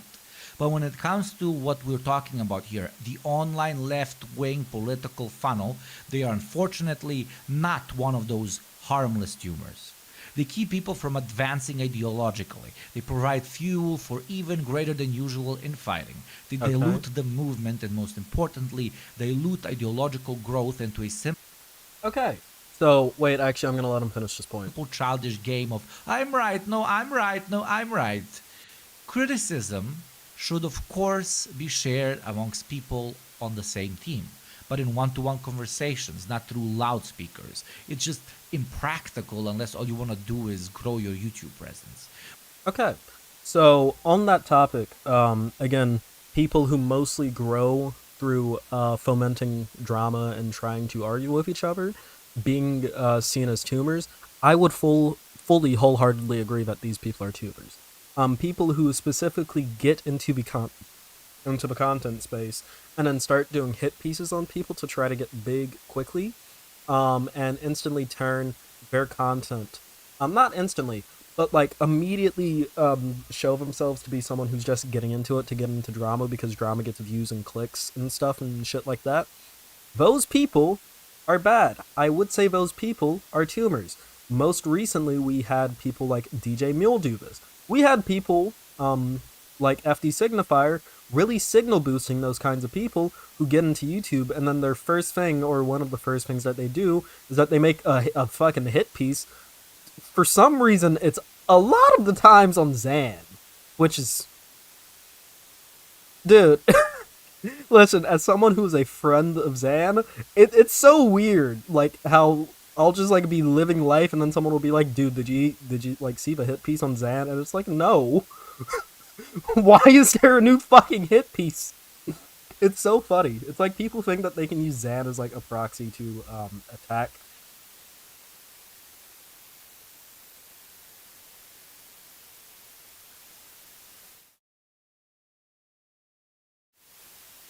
It's like they think they can use Zan as, like, a proxy to attack a bigger creator in the space who they don't want to directly go after, but will be more than glad to mention in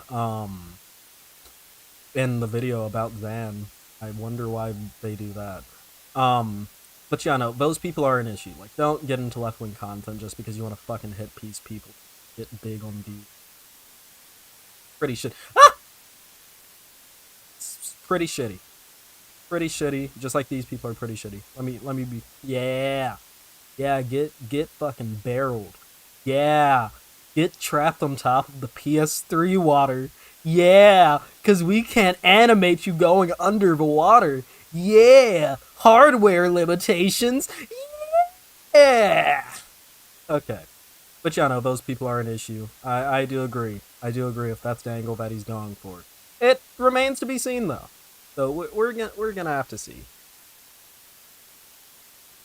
We don't all have to agree, and realistically can only guess what school of thought might end up being the one who's right in the end. That's if we don't all die by then. Ow, and ow. it's exactly Oh, in wait, they're accepting this vents. I'm modesty stupid. of I'm dumb. uncertainty that we should treat others in the funnel with all due respect. Who in the fuck says we're the ones who got it all figured out? All you can do is push your ideas and let others push theirs in this wide, Ouch. beautiful, ideological family of ours. Don't operate like a dirty capitalist market. History will show what will work or won't. It's on us to push people to action and not just petty, stupid infighting. And the best part is that it's a total myth that by pushing people down the funnel, you will lose an audience. Look at plenty of creators ranging from Second Thought, Philosophy Tube, or Hassan who dedicate their time to informing, entertaining, and teaching at a relative entry level and yet manage to keep some of the biggest audiences on here without living off of cannibalizing other left-adjacent channels they might not. Well, no, Hassan just lives on cannibalizing smaller YouTube content creators' content whenever he goes off to hookups. Damn it. I deserve that. Fully agree with. But okay, we've spent enough time on these tumors. Disagreements will exist, but the funnel takes precedence. Blah, blah, blah, blah, blah. We should all get along. Yugopnik should run for the Miss World pageant. Yeah, you all get it. Originally, I was going to actually show you the creators I would consider the tumor category, but I decided against it out of naivety or hope that they might eventually step out of this role. They might not Are even you be still realizing they're playing. We're still on the same side, I think. Anyways, now Ooh, no, let's no, actually no, take a peek into the meat Damn it. of this chunky That's on me. ass funnel of ours. By his definition, Hassan should also be a tumor. Well, we haven't seen where Hassan is. Hassan. Damn. Damn. That was bad. We haven't even seen where Hassan should be on this. So, you know, it remains to be seen. It remains to be seen. Hassan Piker is on this. Okay. Can I hit them?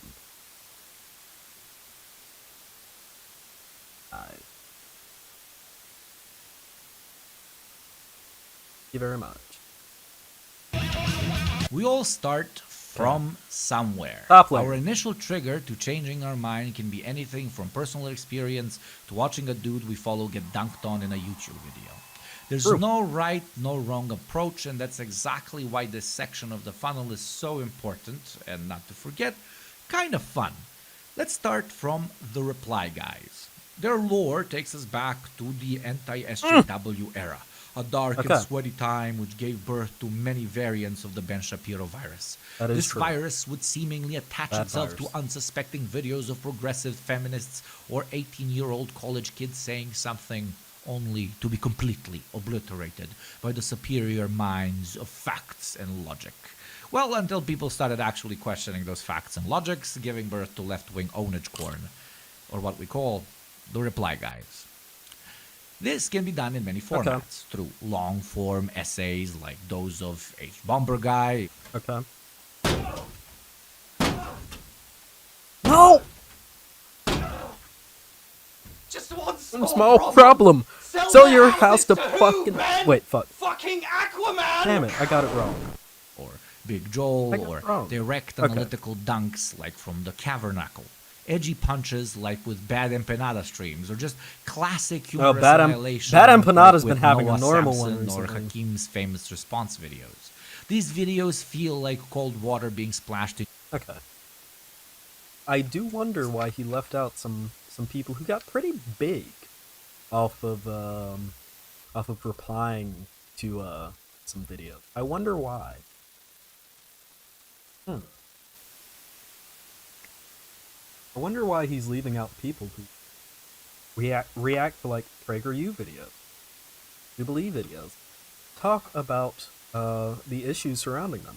I wonder why he's not mentioning those people in particular, and why it's very specifically people who make pre-created content, with the exception the one person who does the reactathons, the live reaction that he listed, was Bad Empanada. I wonder why. I wonder why. In your face, just instead of waking up from your fever, you're being shown that, hey, that the really smart dude you've been basing your whole personality around, yeah, they're kind of bloody stupid. Also, this is a very Moving important part to of the second pipeline. type, probably what I spend most time watching personally, media analysis. It's Yay. the people you should blame Hey for the everyone, saying that everything. I'm going to be starting a media analysis YouTube channel. It's not up yet, it will be up in a couple of months, but if you want to know whenever it does go up, make sure to join the Discord, linked down below. I want to do media analysis. I will be doing it from a lefty perspective, and I'll also be doing fun media analysis just on shit that I like. It's going to be my less political channel. If you are around for that, you can definitely do that. Definitely go sub to that when it gets up, but you will know when it's up if you are in the Discord or you subscribe here. So hit the subscribe button if you have not already, once again. It's actually perfectly Political, which it is, no fits matter in. how much we try to forget. Media analysts take our favorite films, books, series, music, or art in general and show us the underlying ideology of the whole thing. Why we relate so much or why we hated it. What message was it trying to put across, why some of it is propaganda, or why it's, just really bad. Or good. Media analysts get a lot of shit from people further down the funnel for not really doing anything, but how can you say that about some of the greatest propaganda works of our time, like Shrek, a Marxist analysis by Jonas Cheka, and I kid you not, Azure Scapegoat. Yes, there are two analyses of Shrek. Or the greatest takedown of how Enemy at the Gate lies to you by Kay and Skittles. Shows like Renegade Cut or the recent Renegade gem Cut is pretty good. over-analyzing the Barbie movies with queer Marxist theory by Alexander Avila. I love All Alexander. the creators I of used this to- list are pretty I great, used to watch and him not all when, of them. the channel was still called Are They Gay? Pretty cool dude. Okay. What's that channel going to be called? It's I'm not telling y'all so that no one can steal the name. only focus on media, and It's actually while not you gonna be might pillow related. call most of this either over-intellectualizing or contrastingly not much more than consumerist obsession over art, all I can tell you is, well, Ow. Ow. Actually, ow. Jesus. news is, well, the news. Arguably a section of the media Ow. landscape we lack the I'm most in. sorry The about libs that. are out here performing group fellatio on the Bidens and Macrons of the world, only outpaced by the giant orange man statues erected hard, deep, and long by the conservative echo chamber. It's kind of hard to compete with billion-dollar industries, but some are still ready to take this on, pushing through the sludge, getting us informed, and somehow staying away from the big old Murdoch bucks. Ugh. Some of my favorite are the excellent Democracy Now!, PLN or Positive Leftist Okay. News run by Mexi. Contrastingly, Good Morning Bad News, mostly over on TikTok, or the ever-entertaining Some More News is fine. I even run a fledgling openly biased news channel with my boys from the Deprogram podcast called First Thought, where we post 3 times a week and are soon launching our first long-form content. Anyways, while the news section of the funnel won't always directly push someone down, it plays a critical role in fighting against right-wing advancement into the mainstream and hopefully introduces most viewers to critically viewing establishment, billionaire-owned media mouthpieces.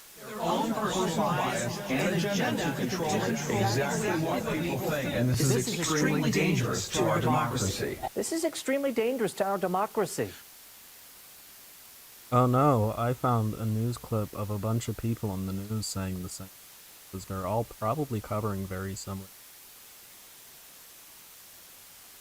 The news. There's only so much news that happens within a specified period of time because it's news.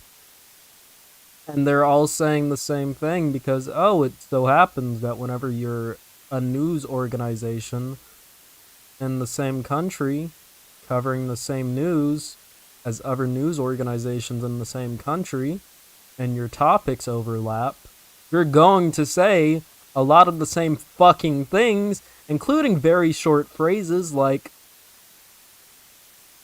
So, the introduction. An agenda to control exactly what people think. And this is extremely dangerous to our democracy. this is extremely dangerous. Now, that whole spiel, all of them saying it, that bit was a little weird. But, like, focusing specifically on the this is extremely dangerous to our democracy bit, kind of a little weird thing. Not gonna lie.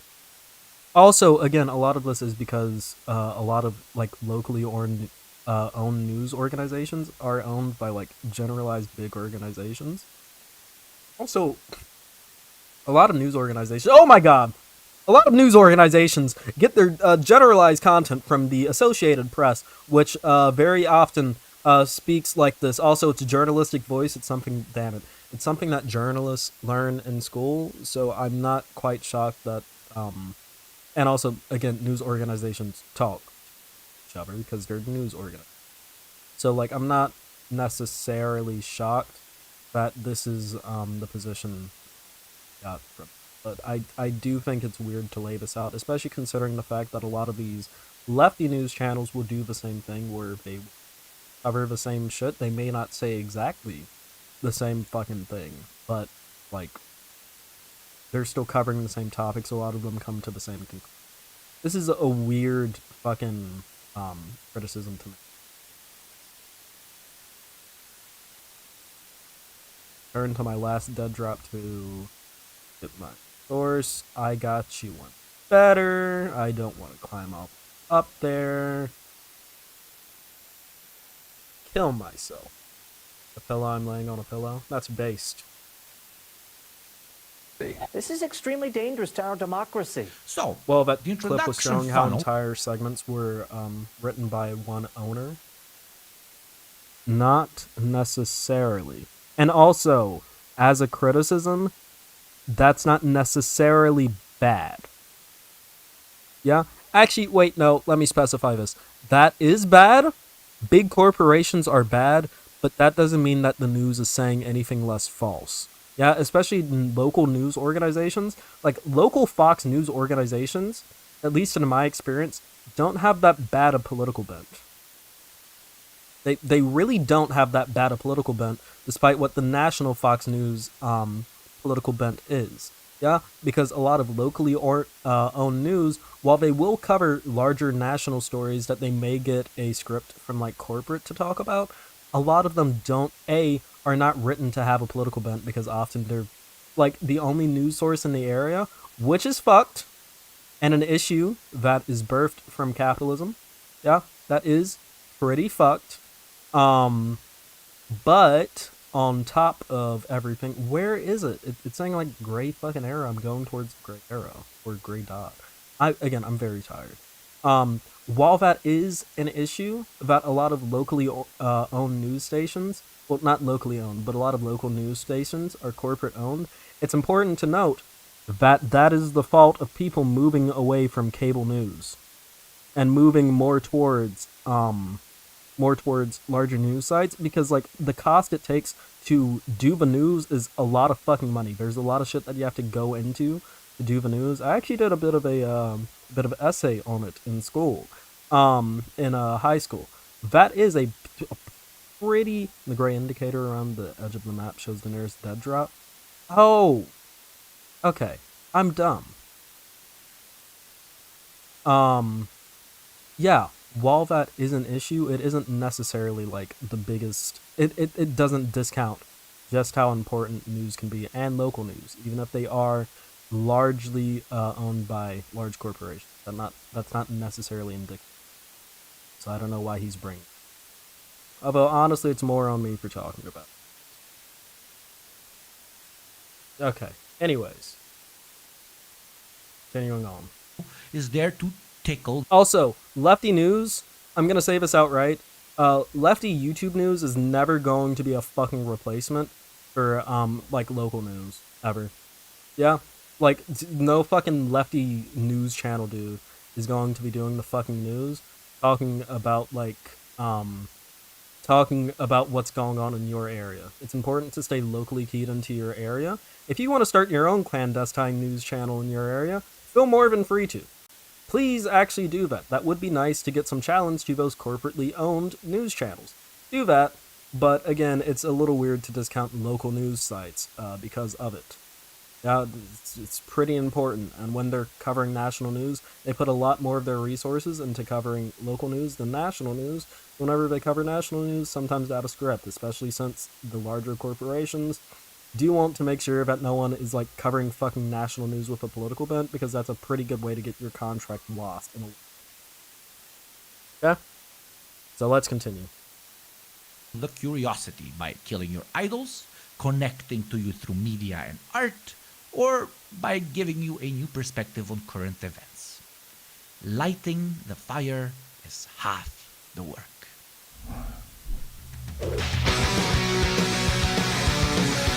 The big boy, the fat of the funnel, the fat of our lives, entertainment. Get radicalized in the toilet seat, at work, during break, at school, while driving, while drinking, before sleep, or right when you wake up.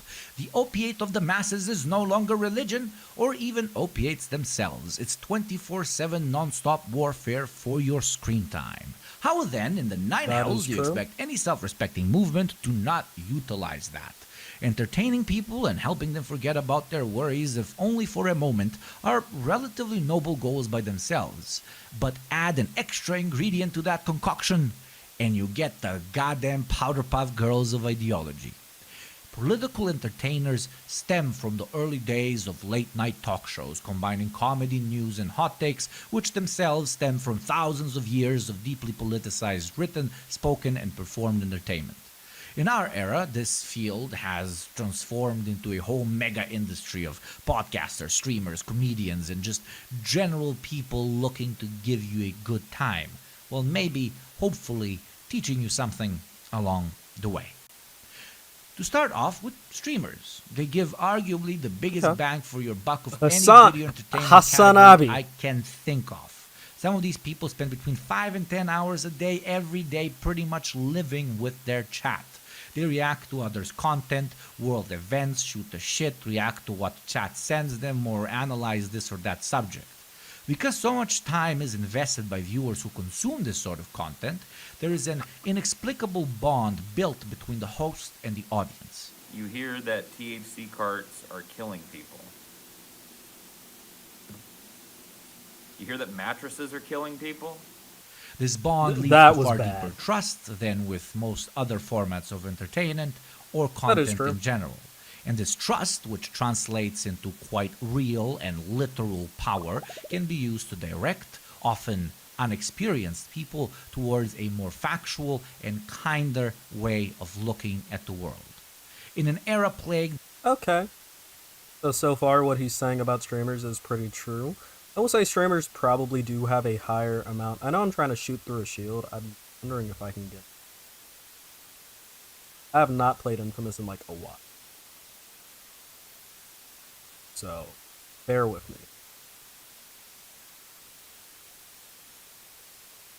Oh shit. Ow. So yeah. I would say streamers probably do enjoy a higher amount of trust from our audiences, primarily due to the fact that we are live and we are live interacting with you. We do have to deal with some more fucking bad parasocial shit, which is why I do have to say, ladies and gentlemen, I do not know you, you do not know me, you don't even know what my first name is.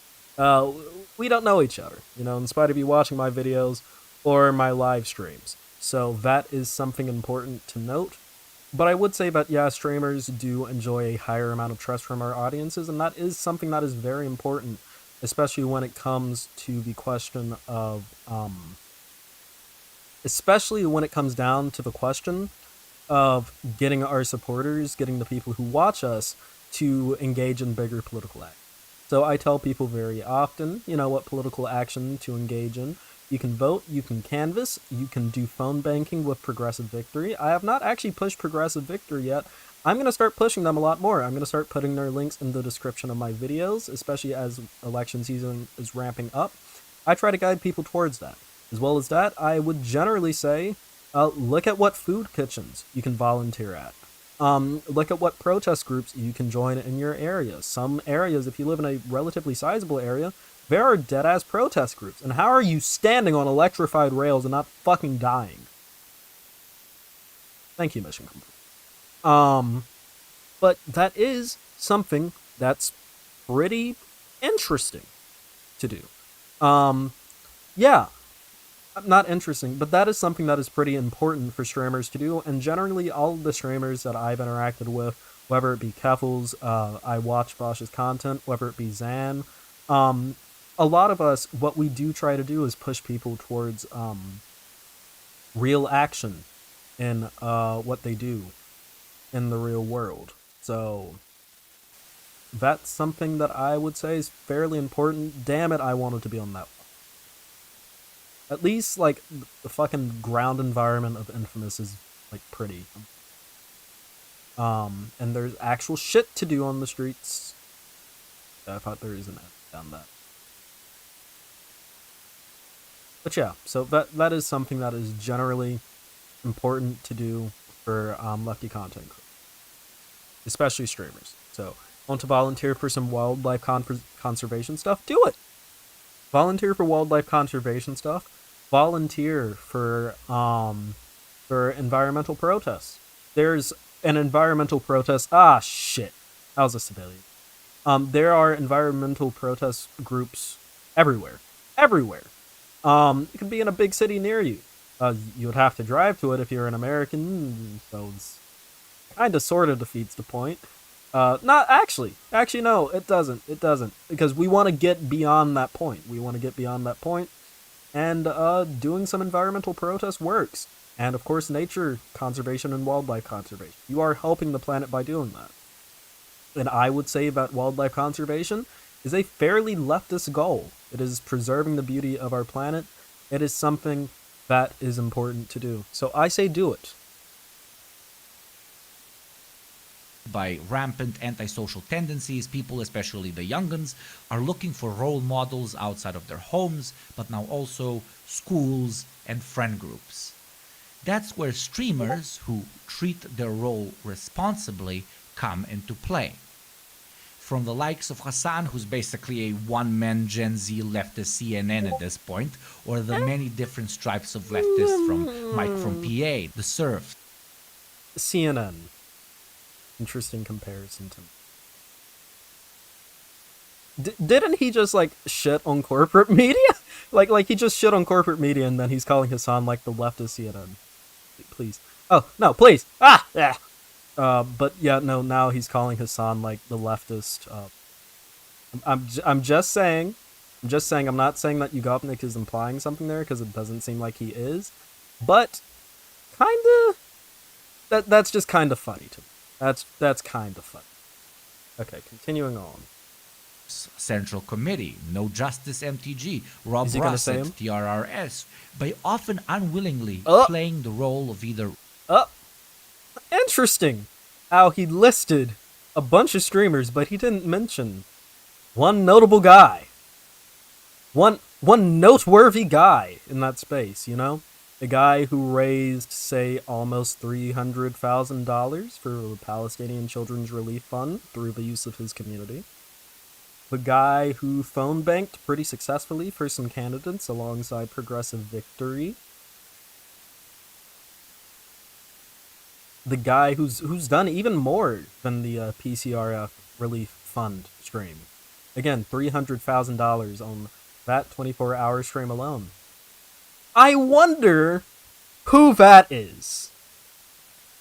And I wonder why he left him out of the streamer space.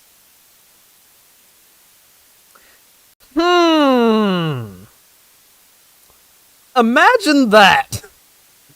Okay, I think it's safe to say, if that is the end of the streamer part of... Oh, shit. Isn't this guy a suicide bomber? No. Okay. I guess they come later. I find it quite interesting how he left that guy out. If this is the end of the streamer bit, I think it might be safe to say that, the V-Man might be getting classed as, a bit of a tumor. Maybe just a tad bit. Tumors, maybe a tad cancerous. Maybe Vosh, bad. Unironically Vosh bad. Okay? But no, I find it quite interesting, because, like, really, Vosh does everything that these other streamers do. If anything, he does more than Hassan, because, like, Vosh talks politics more than Hassan. Of course, recently Hassan's been talking a lot of politics due to the, progressive victory, not progressive victory, due to the Israel-Palestine issues, but, like, Vosh generally does talk more politics than Hassan does. So I find it very interesting that Vosh isn't mentioned here. Unless, of course, why is your clinic on the fucking roof?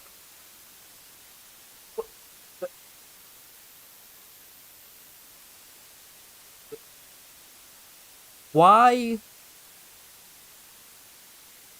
You know, this looks like a perfectly pristine building on the inside. Why do you have your clinic on a fucking roof? A roof that it seems like no one can reach. Do you have superpowers, sir? What is going on here? This is insane. What do you mean? We aren't on the topic of conservation anymore, but if you want to help birds, keep your cats indoors. Please keep your cats indoors. Jesus fucking Christ.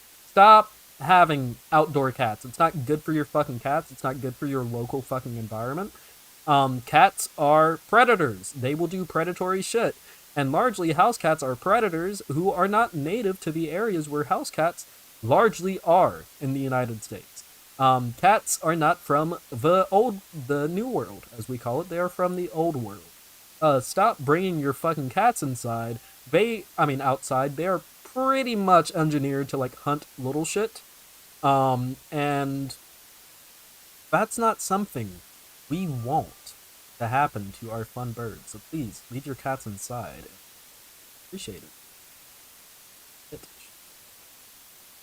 But Jenna, leave your cats inside. Don't be fucking insane. Role model or main source of the correct takes, streamers when not embracing the tumor path. Actually, I will say one last thing on this. If you cannot properly get your cats to exercise, like in the house, if you can't play with them to get them to exercise in the house, you shouldn't own a fucking cat. Stop putting them outside and not burdening, like, your local environment. Yeah, continuing on. Continue to grow into some of the most, or the many different stripes of leftists, from Mike from PA, the Serfs, Central Committee, No Justice MTG, Rob Rossett, TRRS, by often unwillingly playing the role of either role model or main source of the correct takes, streamers, when not embracing the tumor path, will continue to grow into some of the most influential people of our era. Like it or not. Okay, and I find it interesting there. So remember, his definition of tumor was someone who does political content for, like, the sole purpose of growing themselves and their brand. So I'm assuming, considering the fact that Vosh is one of the larger political live streams, oh, and also someone who's overall detrimental to the movement. Can I? Oh yeah, I can switch sides. Yeah, that was another thing that this Infamous game did good compared to Infamous Second Son. You could actually, like, switch sides of where you're shooting at. It really fucking helps.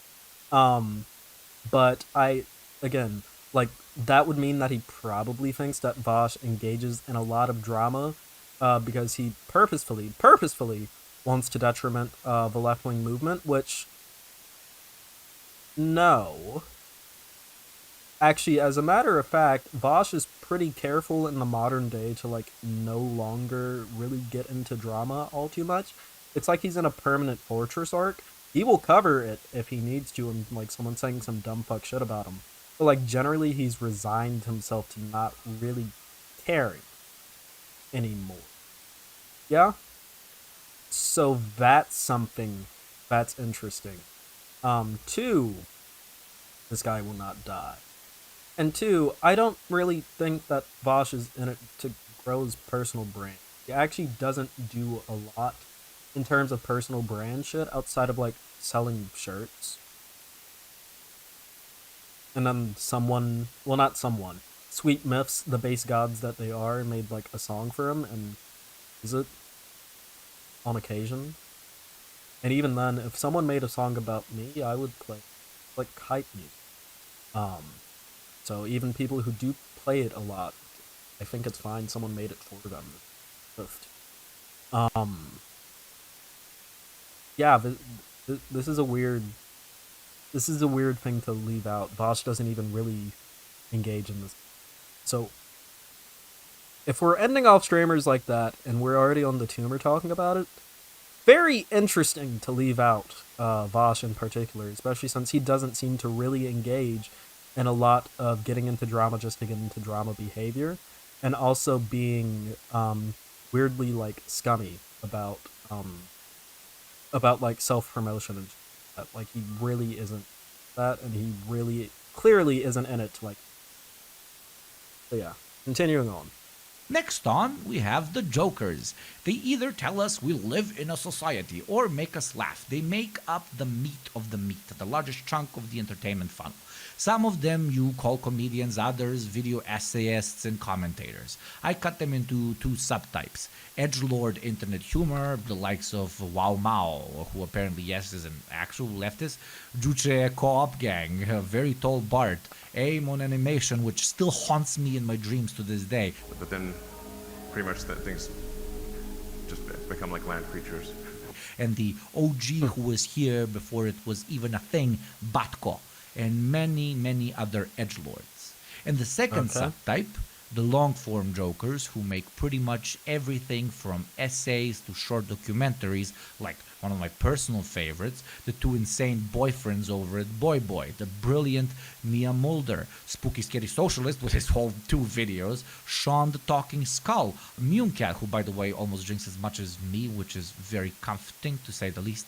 Anyways, a recent rising star, GDF, Philosophy Tube, Balkan Odyssey, and many, many others. By phrasing their content as more generally educational, historical, or as cultural analysis or whatever not-so-scary term, they manage to pique the interest of people just browsing the web looking for a good laugh, or to satisfy their curiosity on this topic or another.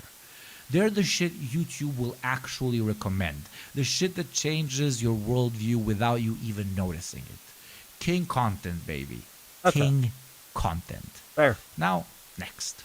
Podcasters. I mean, do I have to say anything here? It's podcasts. Radio killed the TV star. If you're gonna spend your time listening I don't to have something anything while you're driving. The only like lefty podcasts, sort of, that I listen to are well, There's Your Problem, which is an engineering disaster podcast, and fucking Lines Led by Donkeys, which is like, well, There's Your Problem sister show, which talks about like military history, fuck ups in history. Like I don't really listen to a lot of lefty podcasts, so I can't really say anything on the topic. And I'm getting my ass whooped. I need healing. Thank you, electricity. Down, sit down, stay down. Okay, let's continue. Working out, pushing out those dark thoughts of cosmic insignificance as you fantasize of the warm embrace of non-existence wrapping you in its arms after the excruciating experience of being given life without having ever asked for it, or cleaning, redecorating, or gaming. Podcasts are a constant. I have personally learned a lot from incredible shows like Chapo Trap House for the humor and interesting takes on theory, True Anon to grow my... Where's Virgil, Texas? Where's Virgil, Texas? We don't know. We never addressed it. Where's Virgil, Texas? Whatever happened to Virgil, Texas? It's like Carmen Sandiego. But instead of like stealing shit from the rich that was stolen to like give back to the places they were stolen from, he He texts some interesting people. Where's Virgil, Texas? Where is Virgil, Texas? Hatred of pedocapitalism, revolutionary left radio, and guerrilla history pod for my praxis in history, or blowback for their incredible storytelling. Oh, also a little podcast called The Deprogram that yours truly runs with Hakeem and Second Thought. Interesting. Below, but yeah, contrary to the news sphere, the left has managed to find its place in this medium, with some of the most grassroots financially backed pods out there being the very ones which are working towards the good old cause. The entertainer step of the funnel in general is pretty exclusive to the internet. Grassroots organization is too busy feeding and housing people to also give them a laugh. It's also the perfect stepping stone one can take because, let's be honest, it's mostly not that heavy. None of us can bear to sit through books and documentaries and heavy-handed videos all the time, especially when we're not really that involved with a thing in the first place, which people at this stage of the funnel really aren't. And that's exactly what our darling entertainers managed to do. Bridge that gap between a slight interest and real passion by totally normalizing a school of thought that should have been the standard in the first place. The right might have war movies, billionaire funding, and countless grifters. But they will always be, well, boring. You've opened up your mind to it. All those years of indoctrination have finally been flushed out along with your daily intake of cigarettes and vodka. You've had an ideological enema and are now finally ready to learn. So, just like in IRL, there's nothing you can't do without the right hype man. This section of the funnel, as I've just said, is there to actually show you why the current status quo really isn't doing it for you. Something happened in your life, or you spent enough time around leftist ideas, and it triggered your need to learn more. But it's not like you'll actually sit through difficult to understand theory and ideas, and you're still skeptical of the concept that there might be actual alternatives to the current system. It's not that bad, you know? And that's exactly where these hype man channels come into play. They, while on the surface having been cut into different categories, really only have one role. Touch on particular people's particular pain points and explain why, very truthfully, they're directly or indirectly systematic, and therefore fixable. How capitalism hurts you is somewhat of my channel's specialty, focusing on how you're screwed over financially, emotionally, in spirit and soul. How your boss twists modesty on you as some sort of virtue while... Okay, so from what it's seeming like to me, it seems like what... Oh, shit. I forgot about this guy. It seems like what he's considering a hype man is someone who kind of just gives life advice to people and tells them, hey, look, socialism can help you, buddy, if you become a socialist, if that's what he means by hype man, like someone who hypes up the audience. Siphoning almost all the money you generate for himself. How your inability to find true community or love is stifled by the ever-growing commodification of all relationships, including the family. How dreams which would have been considered modest in the middle of the last century are now borderline impossible for you to achieve, and so on and so on and so on. Channels like my dear friend JT over Second Thought, who introduces his viewers to a more material understanding of how things really work in capitalism through the brilliantly written and produced videos. One Dime's crazy insight into the economy, ideology, and the future. Unlearning of economics. Niche but incredibly important topics like the ones covered by the likes of Catherine or Andrewism, history deep dives by Freda, History Civilis, or the brilliantly passionate Lady Izdihar. How we're impacting our very own planet, explained by channels like Our Changing Climate, as well as fantastic anti-fascist cultural and social commentators like FD Signifier, Bess D. Marks, Luna Oy, Cock Philosophy, Non-Compete, or John the Duncan, and many others. The hype men are the breaking point, the closest to an actual PR team of the online left pipeline. They're supposed to be direct, honest, clear, and if possible, just a little bit entertaining. This is where the marketing of ideas kind of stops. for the only people moving to the next step are those looking for solutions of the problems defined and explained in this section of the funnel. People who finally understand this shit makes no sense and ask the scariest question.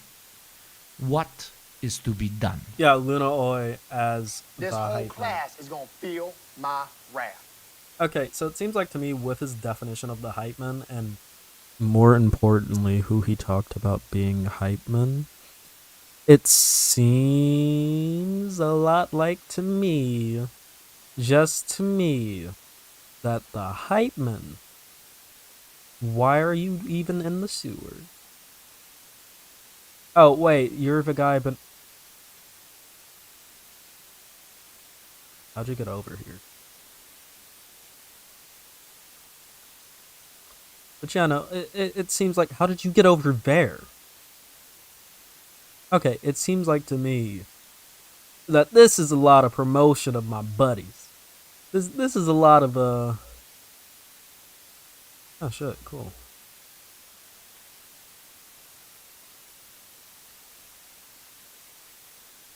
I'm not gonna bio-leech the fucking enemy. Evil carver shit. But yeah, no, it seems like to me that this is, sounds like a load of, these people are my friends, and I'm gonna classify them as hype men, and the people who do the same thing that I don't like will not get the same classification as well. A lot like to me. Now, D nice. You mean Denise? Oh no. The teachers represent the free online universities of This is the part that I've been waiting for. The last part, the teachers. Who does he consider to be the worthwhile teachers of lefty views on YouTube? Who does he consider to be worthy of the title teacher? Now, my general advice when it comes to consuming lefty content is, yeah, while you can definitely watch videos from people, for the love of God, do yourself a little bit of reading. And it doesn't even have to be fucking theory reading. It doesn't have to be theory reading. You don't even have to read, well, it would be nice if you read some theory, but you don't have to read all theory. You don't have to be an all theory god, okay? You don't have to do that. But, like, go through some like Wikipedia articles at the bare minimum, maybe. You know, check the sources to make sure it's a trustworthy article, and like make sure it doesn't have any particular bias, and it's just, how did you get there? And it's just giving you like no particular bent outside of like historical truth. Yeah, maybe read fucking the Communist Manifesto. Unironically, I know some of you might say, oh, that sounds a little ridiculous, but like, look, if you're watching me, I'm a fucking Marxist. The Communist Manifesto is not a fucking difficult read at all. It's probably capital that's a difficult. If you want to read some further, you can read Vladimir Lenin, Capitalism, the Highest State of Imperialism. Or I think it was in, I'm so fucking tired. I'm even blanking on the title of that book, and I really liked it. It's Imperialism, the Highest Stage of Capitalism, isn't it? Yeah, it's Imperialism, the Highest Stage of Capitalism. I got the two mixed up. But you can even read that by Vladimir Lenin. It is a great book.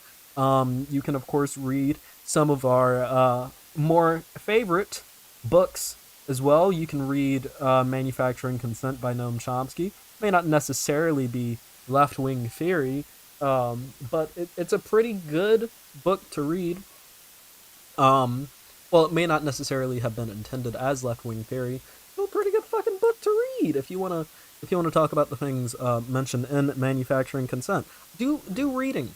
It's actually fun when you get into it. But at the same time,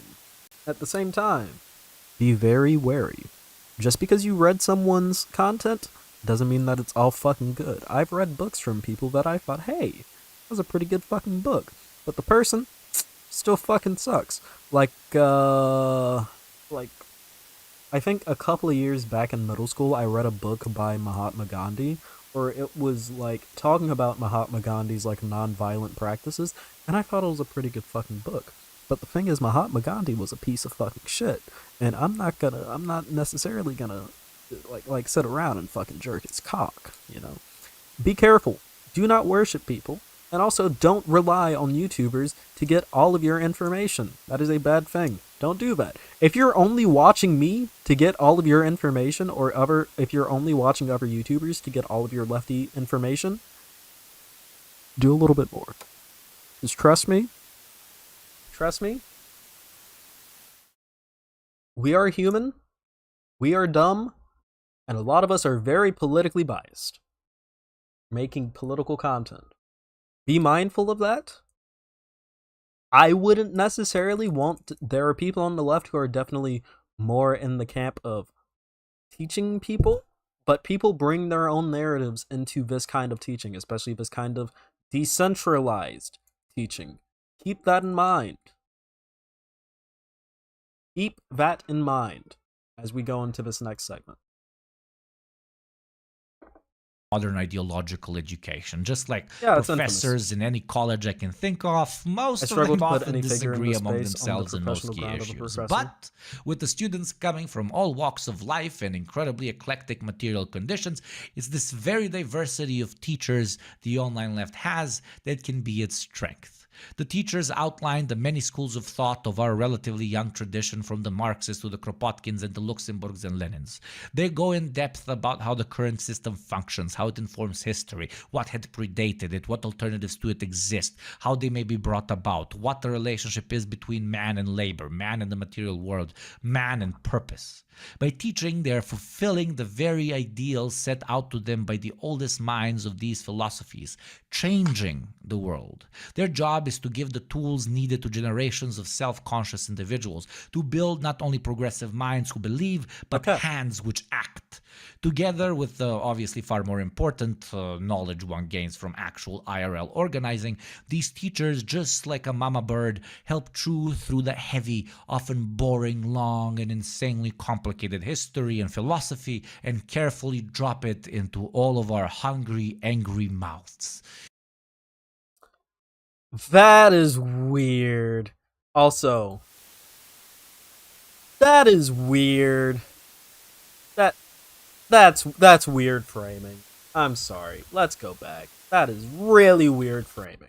They go in depth about how the current system functions, how it informs history, let's what go had completely predated back. it, what alternatives to it exist, how they may be brought about, what the relationship is between man and labor, man and the material world, man and purpose. By teaching, they are fulfilling the very ideals set out to them by the oldest minds of these philosophies, changing the world. Their job is to give the tools needed to generations of self-conscious individuals, to build not only progressive minds who believe, but hands if which I'm being act. honest, Together the Mama with the Bird obviously shit far was more really important fucking weird. knowledge one gains from really actual weird IRL. and fucking patronizing. And it also, like, even if he intended it as a joke, there's a reason why your brain creates certain jokes from certain situations. And the way that he framed that, it does kind of seem like he's calling, like, lefty YouTuber people who he considers, like, teachers of leftist philosophy. He's putting them on, like, some... Oh my god, can I fucking hit him? Okay. He's putting them on a very weird fucking pedestal. Again, my primary critique with lefty YouTubers who consider themselves teachers, or who would be considered teachers in this way, is that you're putting them on a pedestal as someone equivalent to an educator, which, while someone can certainly educate in their videos, no one should ever be framed as being, like, the glorious fucking teacher who's gonna, like, give everyone the good knowledge. Because it does one of two things. One, it makes them almost immune in the minds of a lot of people from critique because they're the teacher. They're giving the history. They know the most about it. They're the teacher. Things of that nature, which is an opinion that a lot of people do have of teachers. You just don't realize it because you had bad teachers before when you were younger, but a lot of people do have that opinion of teachers, and especially when it's someone that they're self-selecting to teach them about something, it can be a bit of a fucking issue with framing of that nature. That gets pretty fucking dangerous after a while, because then it's like, oh, this person's the teacher, we can't really comment on them or talk about them or criticize them because they know what they're talking about. Clearly, I must be wrong if I don't agree with them. This is another thing that the political right actually relies on, is that they have content creators who are functionally teachers to their audience. That's what people like Ben Shapiro do. That's what people like Matt Walsh do, like Michael Knowles do. PragerU is a pretty good example of this. PragerU is actually the perfect example of it. PragerU stations themselves as being teachers. That's what they call themselves. That's what they station themselves as. They're called Prager University. They had to shorten it. I believe Dennis Prager wanted it to be an actual university, but he couldn't get to that point. It's called PragerU for a reason. Yeah, this framing of online teachers of certain things as, which I'm not comparing like Leftist to fucking PragerU. I'm just saying, like, incidentally, this is something that we should be wary of in all cases. It's very fucking weird to hold people up on the pedestal of being teachers. And I'm guessing, I'm gonna say the Mama Bird thing, probably a bit of a fucking cheeky joke. Still a little weird to me. But I think it's pretty weird to have that kind of framing, and I shouldn't have jumped off there. But I think it's pretty weird to have that kind of framing around it, because it lends a lot of a very specific kind of dangerous goodwill to people who may not need it, may not deserve it, may not need to have it, etc., etc., etc. It's very dangerous. It's a very bad path when it comes to talking about online content creators. Organizing, these teachers, just like a mama bird, help chew through the heavy, often boring, long, and insanely complicated history and philosophy and carefully drop it into all of our hungry, angry mouths. Spit that pure ideology into my mouth, mommy. Okay, Am I so right? Oh, Jesus, why did I keep this in the script? Where was it? Yeah, the teachers. But still, the teacher their framing job is weird. never really ends, even if they get someone to move on from the funnel, because as they say, the more you know nothing. So, who are they? Well, some of my favorite and most impactful channels of this finishing line of ours are people like my dear brother Hakim, who somehow takes the Alexandrian library he has in his head and gives us what we need to know. Theory channels like Marxism Today, The Marxist Project, Prol Cult, Epoch Philosophy, Zoe Baker for the Anarchist, or The Finnish Bolshevik for the MLs, Jonas Jacob from Cuck Philosophy for those in between, and probably plenty others. Hell, I'll probably get into so much trouble for even putting them all on one list, but that's Papa Yugopnik's burden to bear. I might like some of my kids more than the others, but I'll never, ever tell them. The teachers are here to help learn and wave as the new generations of terminally online humanoids slowly creep out to touch the grass. Okay. Oh, wait, we have a conclusion. No matter how much shit they get, or we get, I've always loved this little nook of the internet.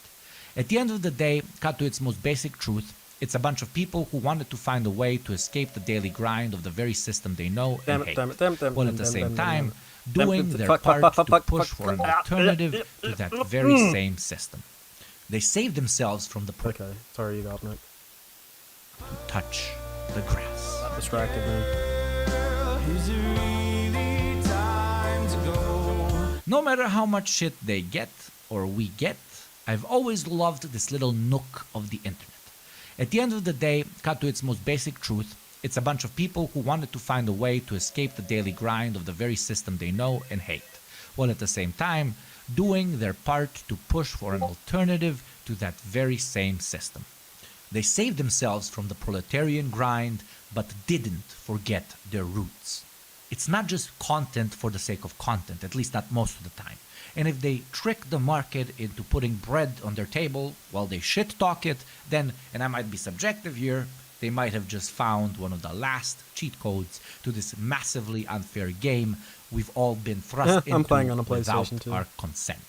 Not 2, If we 3. put the infighting to the minimum, concentrate on the goal, and do our small but significant parts, both these creators and the incredible communities they're building could have a real impact. Or maybe this is just all a big useless circle jerk. But then again, you did just finish the video. Oh, okay. That was actually that was a cum joke. Thank you for watching. Now, I will give that to him. Tavarish, and smash that subscribe button That if you was liked what you saw. Or pretty damn even better, good. if you're able to Joke. check Why out am my I getting Patreon, back up where close? for the price of less than a can of beer a month, you can help this channel run. Now, I'd like to take a moment to thank all my wonderful patrons, without whom none of this would be possible. Okay. So that was a video. We are an hour 35 in. You can't say that I steal content because we are 2 times the length of this video. Thereabouts. About. Why did you blow yourself up? It was not intentional. Okay. So Zoe Baker has an actual PhD in the topic. Yeah, that is important to know. So let me talk a bit after I fixed the Afro dip from the headphones. Let's talk a bit about that video. Generally, the topics that he talked about were not completely terrible. I do agree with his definition of a tumor. I do think someone who is only in lefty politics spaces with the intention of promoting themselves, getting bigger, and they do that through using drama and things of that nature, I think I would generally agree with that. I would generally agree that those people are tumors. However, there are some very, very notable parts about this video that I disagree with. So I'm going to start with the least spicy and then get to the most spicy. One, this is something that we need to realize as lefty YouTubers and as a lefty space online. You do no good watching us. You do no good watching lefty YouTubers if you are not transforming that to some form of real-life political move. If you can do so safely. If you can do so safely and you're just watching us and you aren't doing that, and you can do so safely and realistically, and it's not going to be a burden on you, we have failed you. You should be going out and doing political action or staying in and doing political action through phone banking. There are plenty of things that you can do. There's plenty of mutual aid you can engage in. You can go work at a soup kitchen. You can help volunteer. You can go to protests, etc., etc., etc. There are plenty of very important things that you can do as a watcher of lefty political content, and if we aren't causing you to do that, then that's a bad thing. I also do generally agree that people who get into lefty content just to do drama stuff, that's bad.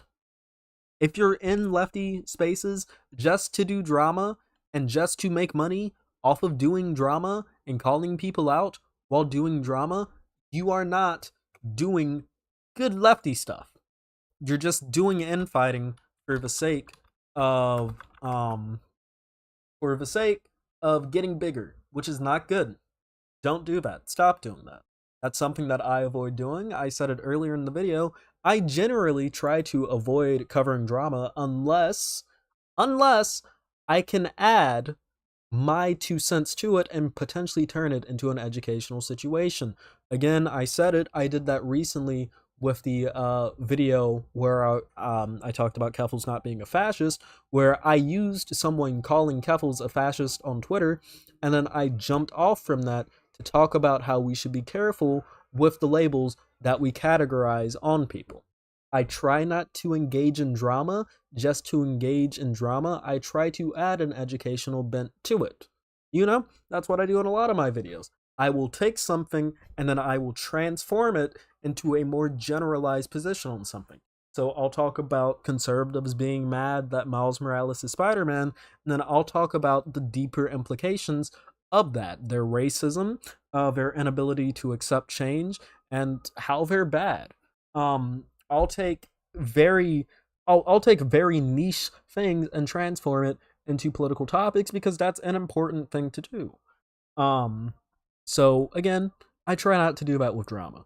But people who are actively drama hawking are bad. On the tumor side of the actually no, I'm not even going to get to the tumors yet. On the side of what he decided to call people in the video, generally I agree with it. I think his characterization of hype men was weird. It was weird the way that he did it. It felt like it didn't necessarily match up with what you would consider your traditional hype men to be. Like, as someone who has watched a lot of Second Thoughts content, I know, shocking. But as someone who's watched a lot of Second Thoughts content, I wouldn't consider him a hype man. I would more call him someone who's more on like the attempting to be an educator side. But even then, that's something that I also don't like, his framing of teachers. Yugopnik's framing of Peeper.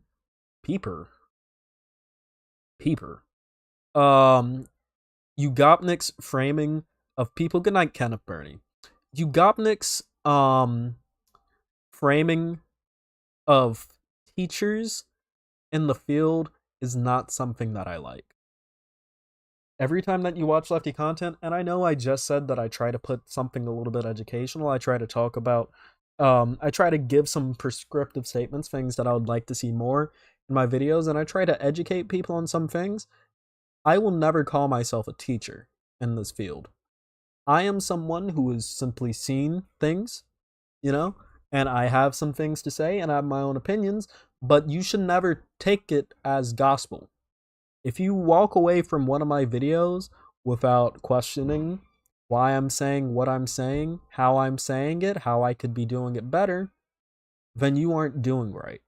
Part of the reason why I got into left-wing content creation is because I saw people on people that I agreed with making mistakes that I didn't like in their content. I saw this most notably in like some of the debates that I watched that I thought could have been a little bit rhetorically better, like the Vosh versus Professor Flowers debate. Generally, I agree with Vosh in that debate, but there are some things that I feel like he could have done better, like pointing out the position of black people in the United States of America. I think that's something that he could have done better, that he, to my memory, didn't do.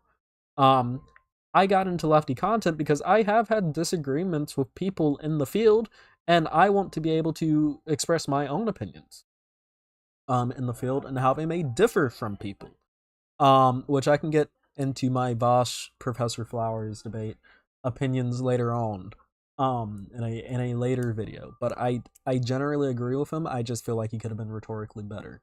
Y'all want the quick TLDR. But there are some things that could be done better there, and I don't particularly like the framing of people as teachers. That puts them on a pedestal that they are undeserving of, not because I necessarily think they're bad people, but because we make content on YouTube. We make content on YouTube that is about the left and is politically bent, and as such, I can't necessarily consider us to be full teachers or educators in any meaningful way. Yeah, if we want to talk about teachers on YouTube, I wouldn't even call Vsauce like a YouTube teacher. I would say that they are educational entertainment, but they are not teachers. Teachers on YouTube are people who actually teach shit, like subjects, and when it gets down to it, there is no lesson plan here. There is no test. It's political content all the same. It's just political content with a more educational perspective on. That's really the only thing about it. So I think that frame is weird. Lastly, let's talk about Tumors. I'm sure you noticed it, but a lot of the people that Yugopnik was highlighting in his video were people that he was friends with. He kept talking about Second Thought and Hakeem, who he is friends with. And a lot of the people he was talking about seem to be people that he's on relatively good terms with or have a positive opinion of. At least we would assume has a positive opinion of.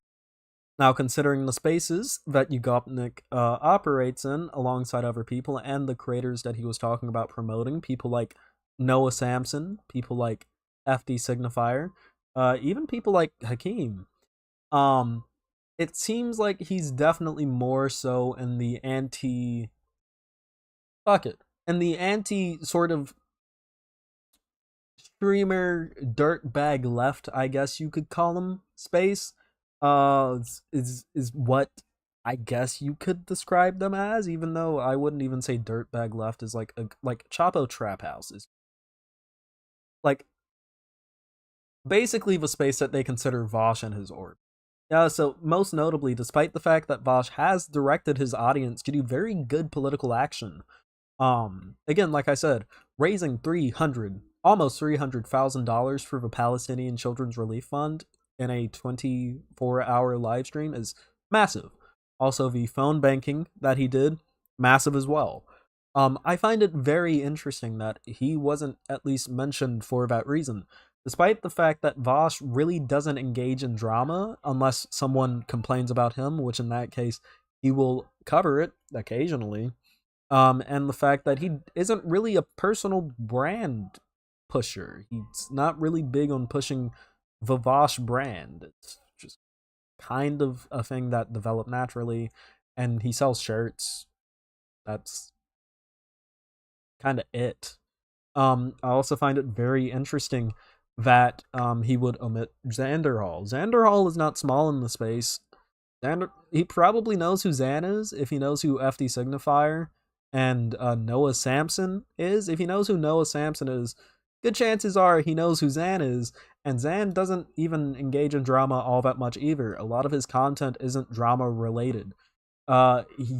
Of course, you will have people who will say, oh, well, he talked about getting into the drama space a couple of years ago, but that was mostly just trying to get the drama space to have more of a left-wing political bent than the right-wing political bent that they have, which, if anything, I would prefer people if people watch drama content, they would rather watch left-leaning drama YouTubers than right-leaning drama YouTubers. Because right-leaning drama YouTubers put people down a right word pipeline, left-leaning drama YouTubers put people down a left word pipeline. Is it ideal? No, it's drama, but it's better they be on the left than on the right. Okay? But, more on this topic. I find that a very interesting omission. That it seems like his Tumors space might just be a way to categorize YouTubers that he doesn't necessarily like all too much, especially considering the fact that the not Tumor side seem to be YouTubers that he was fairly amicable to. It's almost like saying everyone that I disagree with is a Tumor. I hope they get out of it. By that, I mean, no, because even people who don't engage in Tumorish behavior are omitted from the video, despite the fact that they've been fairly notable in size and reach and helping usher people into the left. I'm going to consider these people Tumors. Also, I find it very interesting too that, at least to my knowledge, we didn't get an outright Vosh mention in the video. Especially when we consider the fact that early on in the video, we see instances, like 26 seconds in, of course it was shown earlier in the video, now it wants to... Arena, which is... Yeah, like, we see instances where he literally puts up Vosh next to Noah Samson, Bad Empanada, and Sean, who are all content creators that he talked about. All I'm saying is, it's very clear that he did that for a reason. And if anything, I would say that in of itself is kind of drama baity. I generally respect Yugopnik. I would say this video has largely been decent in what it talked about, but it also very clearly has a bent to it. Basically, the generalized frame of the video is decent, what he's going at is decent, and his definition of what a tumor is decent, but it's also very clear through the people that he decided to feature, in particular, that he is trying to push a particular side of this left YouTube pipeline, which, might I note, wasn't really created by people in the live streamer space that he wasn't talking about, that he decided to feature video-wise, but had probably very strong implications, might fall into the tumor side. which is an issue. But regardless, all in all, don't hold up lefty YouTubers on a pedestal. We are not deserving of a pedestal. And be smart. Think for yourself, and like I said, actually read stuff. Read theory. It's fun. You don't have to read all of it, but it's fun to read theory. And don't rely too much on YouTube content creators to get your entertainment. Not entertainment, but your lefty education. Because we are biased, we are humans, and we are very, very, very, very, very, very, very vulnerable to only watching the people that we personally like. Yeah, and it's important to rise above that. I watch content creators I don't necessarily agree with. I watch Hakeem. I watch Second Thought. I watch Yugopnik. I don't agree with them on all issues, but it is pretty important to watch people across the spectrum so that you aren't stuck in one area, and I find that this video did a pretty bad job at trying to keep people stuck in only a select number of Yugopnik approved areas. You know, the people that he personally likes, and then it's framed more so as a, hey, but these are like people you should watch, you know, good people in the space. Regardless, if you like this video, you can like, subscribe, hit the bell icon. We just hit 4.7k subscribers, which I have to thank you all for. Thank you so much. It really helps me out as a smaller lefty content creator. I hope to expand my horizons so that I can continue to engage in this content and also become one of those video essayist entertainers that he was talking about in the videos, because I like video essays. I want to take my crack at them. Also, as well as this, you can join the Discord so that you know whenever that channel launches, or so that you know whenever I go live. We have over 200 people in the Discord. It's a nice little fan community. So yeah, that's pretty nice. You can also join follow me on Twitter, link down below. And I tweet there, because it's Twitter, where you tweet. Regardless, I love you all, and I'll see y'all in the next video. Thanks for watching this long one. Love y'all, and peace. Gotta hit the stop recording button. Woo! That was a long fucking segmentarino. Wait. Oh, good stream. Good night, Pillow EP. Okay. Yeah, no, I'm not done with stream. Stream is not over. Because we still have like another video to react to.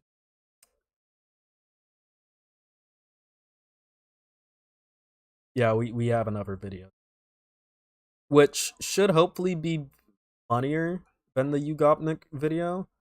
I should have watched a Second Thought authoritarianism video, but I'm pretty sure my shit failed on me when I tried to react to that. But that's entirely too long to react to.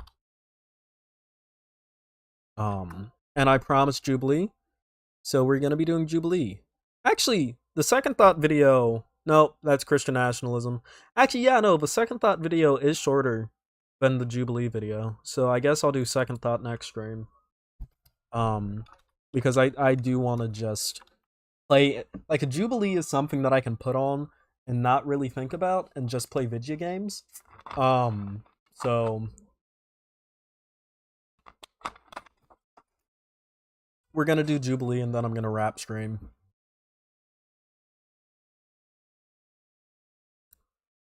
But before we do Jubilee, I do want to get to like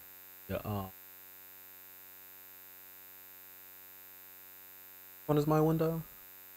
Okay. Before we do Jubilee, I do want to exit this area right quick, so yeah. But chat, what did y'all think of that video? I certainly have my opinions on it. That's for sure. Yeah. Again, generally, I am typically pretty fine with Yugopnik and his content. But he does traffic in a lot of spaces that I would say are problematic, to use lefty language. Some pretty bad areas. The people that he traffics with in particular, Second Thought in particular, pretty bad. Pretty notably, they recently got taken off of fucking Nebula for being like Well, specifically because Second Thought, like, their podcast got taken off of Nebula, because Second Thought was saying some weird fucking shit about Israeli civilians. Bad. So it is very important to not to be careful of that. Yeah. Because again, a big part of that video that we just watched was Second Thought saying, not Second Thought, was Yugopnik just saying positive shit about the people that he's from. That's what a good portion of that video we just watched was. Yeah. Because at the end of the day, unfortunately, the online left has almost been divided into, like, different little fucking fiefdoms. As stupid as it is for the online left to be like this, it's like we've been divided into fucking fiefdoms. And when it gets down to it, you're gonna support your fucking fief, ain't you? Of course you're gonna support your fucking fief. So now we end up in a situation that, well, you're gonna support your lord. So now we end up in a situation where people are camping each other based on that. It's quite literally just a bunch of people selecting which creators that they like and then sticking by them. Which, yeah, that's gonna happen. People have personal biases, but it's important to not let this get in the way of actually acknowledging who are good lefty teachers. I know Yugopnik probably doesn't like Vosh, but that doesn't make Vosh any less of a good... Oh shit, I said leftist teacher. No. Oh, don't frame people as leftist teachers. Frame people as good advocates for the left. Nope, nope, nope, nope, nope, nope, nope, nope, nope, nope, nope, nope, nope.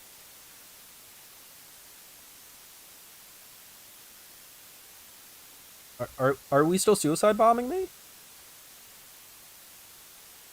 Dog. How many of y'all are there?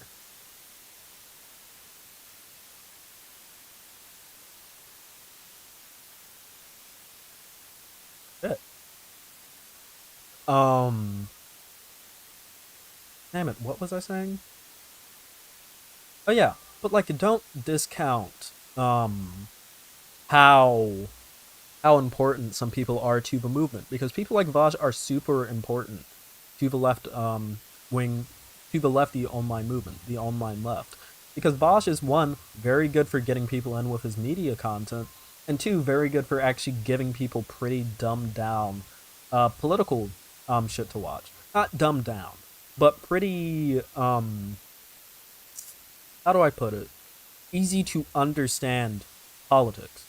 He's very good at that, and that's something that's good for new leftists to get into movement. But he doesn't talk about people like Vosh because he has a political, not a political, but he has a personal bias against Vosh. That's the only reason why. Why are these not electric? That's an issue. That is an issue. We shouldn't be letting our personal biases against, like, a content creator stop us from pointing out the fact that this content creator is very good for getting people into the left. That isn't something that we should be doing. We should be taking our personal biases and keeping them separate. Because that really doesn't help anyone out. Jesus Christ. Is that a whole fucking gang? Oh! No! They're coming for my booty! No! Leave me alone, you're mean! You're mean to me! This is something that you don't get in Infamous Second Son. In Infamous Second Son, you're running around getting your fucking booty cheeks just absolutely slurp the fuck up. No, in this game, you're running around getting your booty cheeks absolutely slurped the fuck up by enemies. In Second Son, all you do is hit a fucking rooftop and you never have to interact with them. Like, I'm being actively shot at. What is my difficulty on, actually? Medium? My difficulty is at medium and I'm getting hunted down like this. What the fuck? Why are there so many? No! And they actually fucking attack you. They actually fucking attack you. God. This game fucking rocks. Okay. Okay. So. We have a Jubilee video to go over.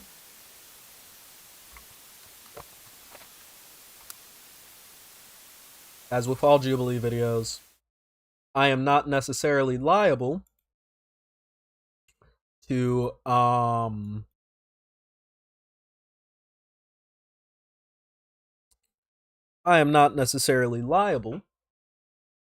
finishing the whole video. So keep that in mind. Because sometimes Jubilee pisses Pillow off and Pillow walks away from the fucking Jubilee video. So shit happens. Where would you draw the line on when a content creator is not a good leftist advocate? When they start advocating for non-leftist. That, and yeah, I would agree, when they start doing more drama than they do lefty shit. Like actual political shit. That is when someone stops being necessarily when they're not pushing leftist like actual good lefty shit, mostly whenever they're trying to support authoritarian government. That's a good marker of when someone is no longer a good leftist.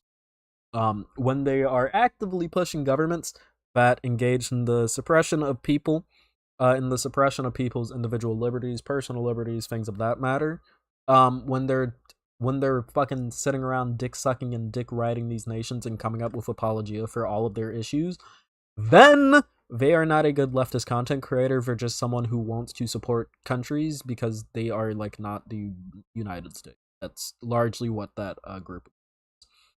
Also, whenever they start advocating or defending the current imperialism of nations such as Russia, that is when they are no longer a good lefty advocate, because any good lefty advocate should be criticizing all fucking nations. Stop simping for fucking nation states. Simping for nation states is fucking weird. Yeah?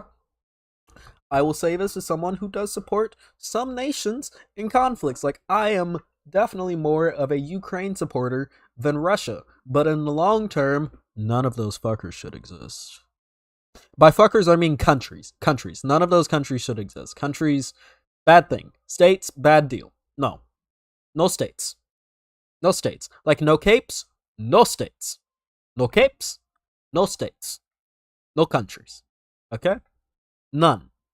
Yeah? So, I find people to be simping hard and defending the crimes of countries to be fucking weird. That is something that I said in my most recent video that I put up on the channel, the Please Vote in 2024 video. The United States of America fucking sucks. I am not a proud American patriot. I fucking really don't like the United States of America. Because I don't like any countries. I think countries are fucking bad. But I can still acknowledge when things can be better than others. Like, for example, as existing as nations, Russia and Ukraine, not the best. Nation states are heavily oppressive, piece of shit organizations. States are cringe. Very cringe. But in this current conflict between Russia and Ukraine, Ukraine is more so in the right as a nation state, because we have to live with them. Ukraine is more so in the right because it is the anti-imperialist state in an imperialist conflict. Russia is trying to do imperialism on Ukraine by claiming territory and invading them. That is flat imperialism.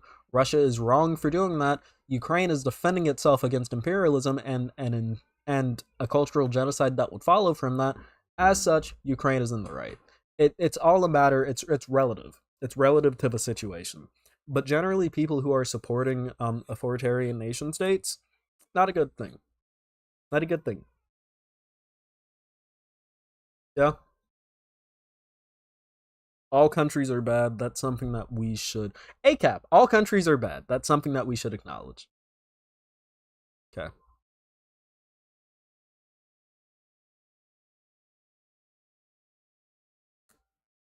One more video to react to. I might cut it sometime in the video, but we'll have to see. Are you jubilating? Are you jubilating, eating some jambalaya for our kind friends over at Jubilee? Of course, famous YouTube channel. Pretty big on the whole pitting people from different sides of the political spectrum against each other, yada yada yada. And a little video past my past my my YouTube recommended feed. As you can see, I watched a little bit of it.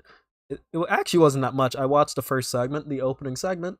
It is called Former Conservatives versus Former Liberals. So we're going to watch this video while playing, ladies and gentlemen, Infamous 1. So let's just watch the intro of this video. Of course, I have my bisexual lighting on as we play this, and we're going to have us some fun with Jubilee, conservatives versus liberals. So let's get right into the cringe. Let's do it. Okay. First, gotta bring this up, and boom. So, it's called Former Conservatives versus Former Liberals. I cannot find my PS3 controller. It's on my lap. There it is. Okay. Let's play it. Oh, I'm not going to participate in your delusion. I'm going to use the pronoun. Yep, wait, shit. Nope. Oh, I'm not going to participate in your delusion. You'll never meet a Republican that uses pronoun. Oh, I'm not going to participate in your delusion. Wait, come on. Come on. Dog, don't do this. Don't do this. Don't die on me. Don't die on me. Just let me cut this out. I just want to be able to cut this out. That is the way. No! Fuck! I closed the fucking tab. Damn it. That's fucking lame. Okay. 1 second. I'm just gonna cut this out in post. I'm cutting this out in post. Because I'm not stopping the video and then restarting it. I'm just gonna cut this out in post. That's really fucking annoying. I hate that Jubilee. Not Jubilee. I hate that YouTube did that to me. Like in your fucking delusion. You'll never be a team player, YouTube. Shit. Come on.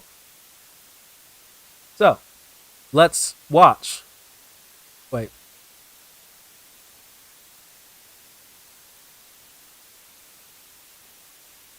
Let's watch Former Conservatives versus Former Liberals.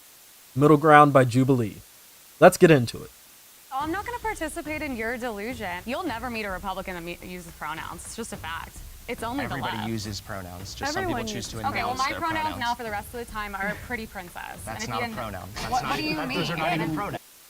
Everyone uses pronouns, dipshit. They came through with your fucking Xbox. So already we're starting off pretty good with this preview. You'll, which is a pronoun, never meet a Republican who uses pronouns. You just used a Republican. I mean, you just used a pronoun, sweetheart. Bless your heart. Bless it. Bless your heart. You're so dumb. Bless your heart. Okay. Uses pronouns. It's just a fact. It's only Everybody the left. uses pronouns. Just Everyone some people choose to announce Okay, well, my their pronouns now for the rest of the time are pretty princess. That's and if not you a pronoun. What do you mean? Those are not even pronouns. Okay, so what are your That's zizes, grammatic. zen, zer, he, she? We are approaching the 150th episode of Middle Ground, and we need your help to continue making. Ah, yes, the wildest pronouns, he and she, just the wildest pronouns. Making more episodes. Join our Hassan Piker. Wait. Wait. What? We are approaching the 150th episode of Middle Ground, and we need your help to continue making more. Dog. Hassan Piker versus Ben Shapiro. I want to see that one. I want to see that one. Look, critical support to Hassan in such a debate. Critical support.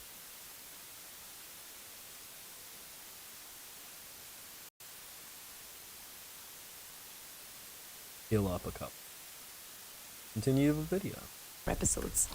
Join our Middle Ground Patreon community and make Middle Ground with us.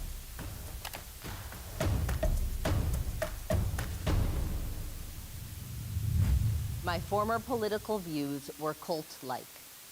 Can the agreeers please step forward?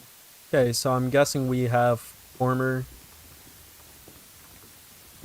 conservatives on the left side. I was gonna say, I think both Wait, are no, just two I separate think- cults. Because, like, which is Okay. so It looks like they're doing it in no certain order. funny. And I think also sides have, like, ironically kind of switched because as a Republican now, I'm, like, so Okay, anti-war. so she's a former I'm Rep. anti-sending money to all these different countries that are not ours while people are sick from the water and children are starving. She's an America First shill who only cares about, hold up, wait, fuck, I hate this mission. She's an America First shill who only doesn't like us sending money to other countries because they aren't the countries that her, daddy talking points like to talk about. Also, it's because Biden's doing it. Also, she's in full support of funding Israel more than likely because, again, she's a fucking Republican. So, she's just lying. Anti-pharmaceutical, anti-big government, anti all these things. And I'm like, that is original liberalism. So I'm like, Okay, this is weird. The anti-pharmaceutical shit, she isn't anti-pharmaceutical. She's anti-vaccine. She's anti-science. The reason why leftists are anti-pharmaceutical is because... The reason why leftists are anti-pharmaceutical is because we don't like big companies, and in particular, we don't like big companies that get to dictate whenever people get healthcare, or what type of healthcare they get, or healthcare costs. She's anti-pharmaceutical because she doesn't like being told, hey, take a fucking vaccine so that other people don't get sick with a fucking communicable disease. She isn't anti-pharmaceutical. She's a fucking baby who can't actually, believe that that people's right to bodily autonomy is, in fact, threatened by the fact that she won't take a fucking vaccine, but I will probably say that she does think that a fetus's bodily autonomy is violated by a woman getting an abortion, because that's the kind of people that these people are. It's very fucking weak. Anyways, continuing on. like, I think I'm more, like, independent, but I register and I vote as far right as I possibly can and always will. I think both sides are very tribal. Whoa! Yeah, liberalism. So I'm like, I think I'm more, like, independent, but I register and I vote as She votes as far right as she can. far right as I possibly can. Wow. Just really saying it out loud, actually. Really saying it. I vote as far right as I can. Okay. Thank you very much for telling us exactly who you are. You are the crazy Republican. Yeah, we got the crazy conservative here already. But again, please vote, because on the other hand, you have people like this who just got radicalized. Another thing is, too, if someone is saying that they feel like they're free and independent in their thought, they're not free and independent in their thought. No one who is actually free and independent in their thought has to specify that fact. That's also another thing about Republicans. A lot of them say, oh, I feel like such a free thinker now that I've left the liberal mindscape and hellhole, and oh my god, they used to have me so brainwashed, and now I feel so free. They literally just fell for corporate brainwashing. They probably weren't even all that, like, politically active before. They just considered themselves liberal because a lot of people consider liberal to be the status quo. And then the moment they get into politics, they get into, like, corporately owned fucking political media. And they're like, oh, I'm such a free thinker. Meanwhile, I'm watching billion-dollar politicians and their companies tell me what to think. I'm such a free thinker. Like, that's all that is, dude. That is all that is. Okay? So, again, keep that in mind. Keep that in mind. Can you please avoid the bullshit? Okay, please. Please. Please! Shit. Can and always will. I think both sides are very tribal. Yeah. But in terms of cult, at this moment in time, I think the left is more cult-like. I was in it for 20 years. What's known today. Oh, I was in it. Left, but we used to call it social justice left, progressive left. Known by conservatives as woke. Right, but here are some of the characteristics that I think make it more cult-like than perhaps the conservative side. One is that if you had questions, you had to check your privilege, or there was always some line that they would use to get you to stop asking questions. No. Which is sort of cult-like. No. And then the other thing was there was this encouragement to separate from people. this check your privilege shit doesn't happen as often as people say it does. Look, how the fuck did that go through a wall? What do you mean? What? Fuck you. Fuck you. Fuck all this.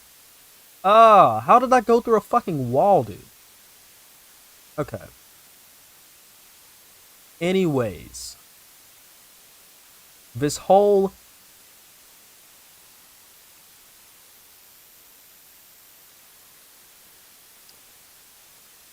This whole check your privilege thing doesn't happen as often as people think it. I am deep in lefty political spaces. No one actually tells each other to check their fucking privilege. That is something that only happens when you're at, like, wine mom tier liberalism. You're not woke left or, like, politically correct left. You're someone who was just socially liberal and we're just in spaces of... I would even doubt, I wouldn't be shocked if she's fucking lying.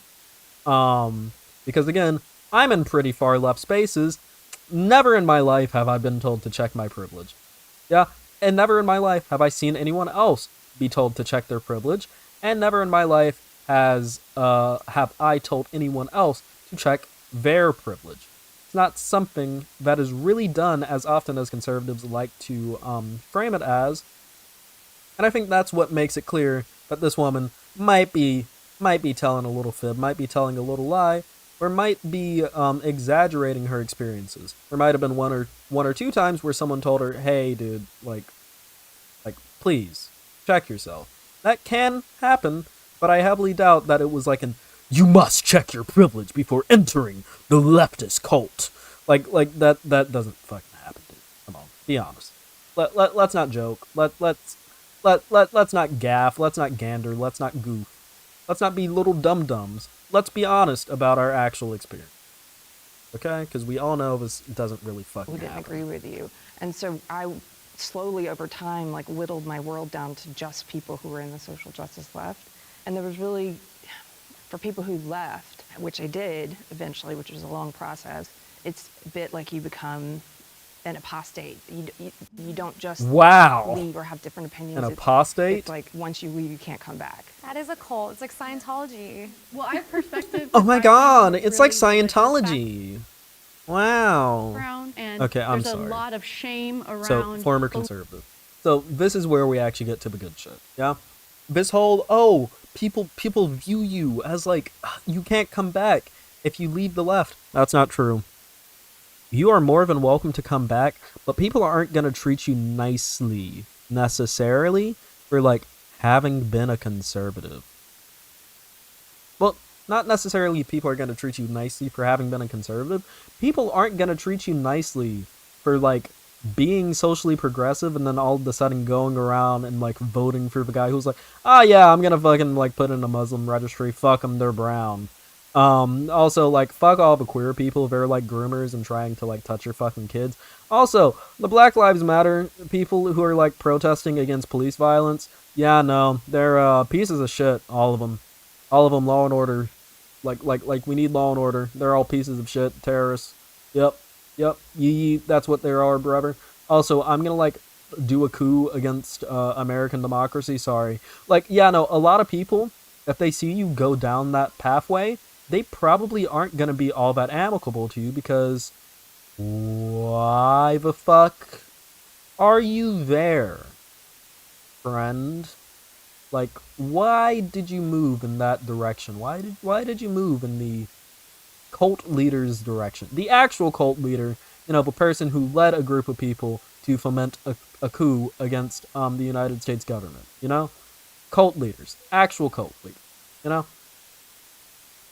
Just very interesting. Anyways, we're only 2 minutes in and like 14 minutes into the fucking record. So, let's actually talk politics. Let's watch a couple of these. Something other than what you're taught. Because of that, it makes you feel like you can't express any questions without being told that you're going to hell, you're going to be exiled from your family. And so when I started thinking a little bit outside of the lines of what I was always told, family members literally to this day will not speak to me, will not look at me in family. I guarantee you, one of the conservatives is gonna like say, oh well, they probably think that you're like weird about kids. Well, I'm not gonna say that, but they're gonna heavily imply that, like, oh well, maybe they don't want to talk to you because like you believe in an ideology that is like very dangerous to our children. And then another one is gonna like start trying to guilt trip them and actually like fucking push them out of their like they're probably not even probably they're very real traumas. I know a lot of people who used to be conservatives no longer are, and part of the reason why, and god damn it, and part of the reason part of the shit that's happened to them is that they've been pushed out by their religiously conservative family. Though there are people like that that I know. So it is important to note them. They are very important people in the space, and this is a story that I've heard a lot, and I wouldn't be shocked if we see a conservative validate that, because that is a response that we often see to shit like that. It's invalidating that to make their side seem better than it actually is. Yeah. Gatherings where you're just supposed to be like, you're my family, aren't you supposed to love me endlessly? And in turn, they've exiled me because I don't believe the things. Or if we're gonna talk about conservatives being like exiled from their families. Yeah, By the way, I am Is she gonna say ironically but? like pretty far known as far right in my community, and then ironically very leftist at times because you can't please everyone. But I have never cut off a person because of their political beliefs in my life, but everyone on the left did it to me. I will say from my own experience, Huh. I wonder why. Oh my fucking god. Especially when the George Floyd Can I happened, it was kind of, you know, a consensus that you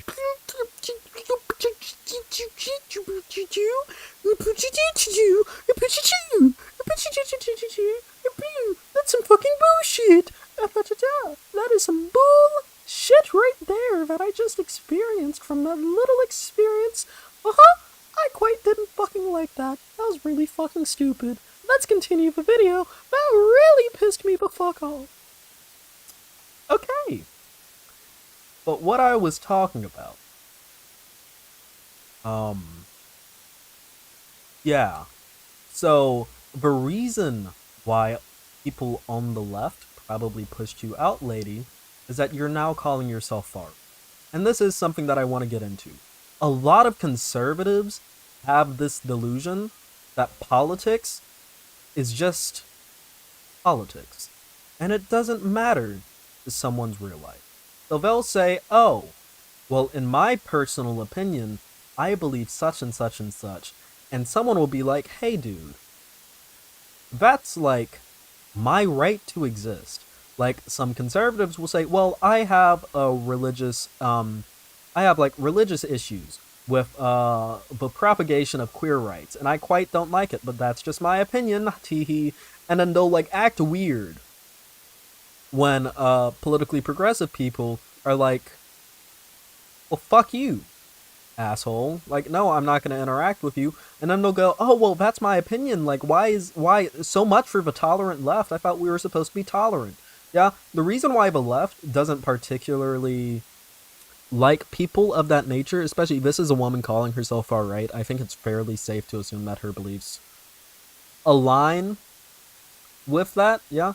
The reason why people on the left politically typically don't really like people on the political right is because of that reason.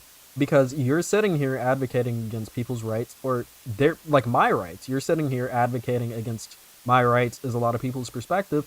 Why the fuck would I ever be friends with someone who's advocating against my rights? If I know someone is slowly poisoning my fucking food, I'm not going to be friends with them. I'm going to stop going out to dinner with them. It's a lot of the same ideas. If I know someone is going to start voting for politicians who are going to revoke my rights, why the fuck would I be friends with them? You clearly don't give a fuck about me. It's pretty simple. I guarantee you, that's why she got pushed out of her fucking communities. And is now trying to act like this is anything similar to your conservative family pushing you out of your family. Your family. Which is wild. Yeah? Which is very wild. And also, let me say, this isn't an equality or a congruence between the left and the right, because the thing is, people on the left want people on the political right. We would probably prefer We would probably prefer if, you know, people would move more towards the political left, and this mission is kicking my fucking ass. But we would prefer if people would move to the political left and maybe not hold the worst beliefs. But, like, I'm gonna tell you, as someone who's very far left, extremely far left, so far left. But as someone who's pretty far left, one thing I'm not gonna do is, like, be angry at a religious person for being religious. As long as you propagate people's rights to exist as they are, I have no issue with you being religious. I have friends who are religious and progressive. You know what, I'm gonna say this because a lot of conservatives like to claim that, like, all of them are, like, hyper-conservative and that, oh, they're gonna, like, throw you off a building, but, like, I have friends who are Muslim that are progressive. Like, it's not uncommon. People can be born into religions and also be born, like, queer and have progressive views and support queer people, because not everything is a fucking monolith. I don't give a fuck if someone is religious. Just, like, be good about it and, like, not try to restrict people's rights. You know? It's things of that nature. It's things of that nature. So, like, really just be smart about it. And did I fucking kill this guy? Oh, I did. Oh, I did. I don't care if this is evil. Fuck you. Fuck you. Fuck you. Fuck you in particular. Fuck you. Fuck you. I don't care if that was evil. He fucking deserved it. Fuck that guy. Fuck that guy in particular. Okay. Anyways, continuing on. I will say from my own experience, but coming from the opposite. Okay, so he's a former liberal. Especially when the George Floyd incidents were happening, it was kind of, you know, a consensus that you should be BLM, rah, rah, rah, all cops are bad. And just me questioning that within my own circles, it's like there's a lot of pushback and it feels a little awkward because I'm just, you know, it's literally just asking questions. If I did have to, you know, point a finger, I would point it at just asking questions. The left or... Okay. You know what? I'm gonna let him say what questions he was asking, because just asking questions, a bit of a fucking cop-out if you ask me. You know, it's a bit of a cowardly cop-out, bit of a cowardly refrain. Oh, I'm just asking questions. Why are you acting like that? I'm just asking questions. What's wrong with me just asking questions? Why can I not just ask questions? Again, cop-out. Hello, Trans Girl Jade. Hello, Tipster. Hello, Tipster Raiders. We are reacting to a Jubilee video. If you are not subscribed yet, be sure to subscribe. We just hit 4.7k viewers here. I mean, not viewers, but subscribers here, which is fucking great. I'm currently playing Infamous while getting my asshole absolutely just by these Reapers, because I haven't played this game in, like, years. So yeah, fucking join. Subscribe, and make sure to like the stream. It helps push the stream out to new people. And Tipster, thank you for the raid. I got you next time. Okay. Anyone hearing audio hiss? It's probably from Infamous. Okay. Anyways, continuing the video. For the liberals for feeling attacked by words that are said on the other side. Because there's not a lot of, you know, conservatives that are like, oh, you said there's more genders, I'm offended, I'm personally attacked by that. That's literally again, only this one side. this is something that you see from conservatives. They will very often strawman liberals in a way that like non-liberals and like more progressive people won't strawman conservatives. Yeah. Like, this whole, oh, well, you see a lot more people on the right who are, I mean, on the left who are, like, more offended by people who, like, don't respect, like, your fucking cow gender, and people on the right, and it's like, okay, but that's not the whole left. That's not even a majority of the left. That's, like, one person named fucking Lilith on Twitter, dude. Like, be honest. Let's just be honest. Let's just be real. What kind of mission is this? Informant? Start? Okay. Shit. Ow.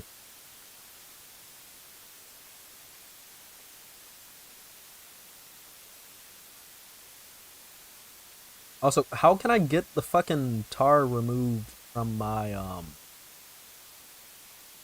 my boys? I want to know how to get the tar removed from my boys. Okay. You're probably important, but you aren't a blue mission, so I don't know for sure. Okay. Continuing video. Yes, it is. Can the disagreeers please step forward?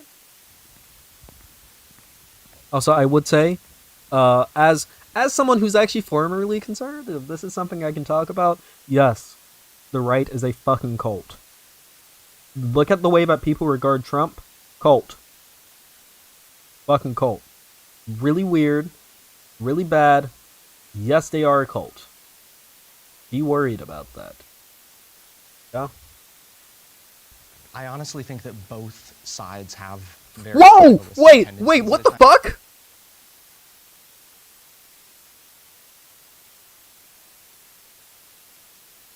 Wait!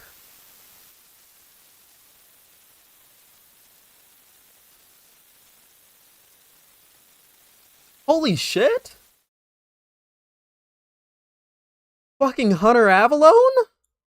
I didn't know he was gonna be in here. Okay. Well, shit. Goddamn. That's perfect. Okay. Also, I'm As far gonna as the cut up the question, speed like, on were this. my beliefs personally cult-like? I don't think that I was in a cult, and I mean, even I think you mentioned that like conservatives don't get offended by speech as much, but conservatives get offended by pronouns. They got offended by Mr. Potato Head. They get offended by. Thank you, all thank you, kinds Hunter. of really stupid Thank you, things. Hunter. Very- Listen. The former conservative side has a fucking ace in their sleeves, dude. They don't even know what hit them. They don't even know what hit them. Get very triggered also, and for me, when I left the right, that was something I noticed because I started off as like anti-SJW, triggered feminist stuff, and I'm like, the right is kind of becoming this way too a little bit with some things, like very offended and triggered. I would like to push back a little bit about conservatives being offended by pronouns. I think it's more so that they are being forced and to acquiesce to the Who's pronouns forced of you? other people, which is, you know, Forced some to of the controlling speech. acquiesce. Although conservatives get Oh, offended but by, I'm like, not the whole offended. pronouns in bio thing. No, They're like, oh, look, you have pronouns. I get what both of you are saying, because my thing is like, why would I ever care if you have pronouns in bio, but I will never call you by I think them. it's more that people just view it as a tribal signifier. So in the same way that someone might view, oh, that person has a cross in their profile. Yeah, I mean, like, faith. I've definitely, like, That's I see not a pronouns in tribal bio, I'll roll signifier my to eyes. It cross. doesn't mean that I, like, hate the person or not, but it is going to signify to me, in 95% of cases, I'm going to know exactly what a I know whole exactly host who you of are things almost, so are. I'm just gonna stay away We're from gonna you. assume that you know a bunch because someone But has why pronouns. They are quite literally taking words in someone's bio to specify, oh, this is what I want to be called, and going, oh, well, see, clearly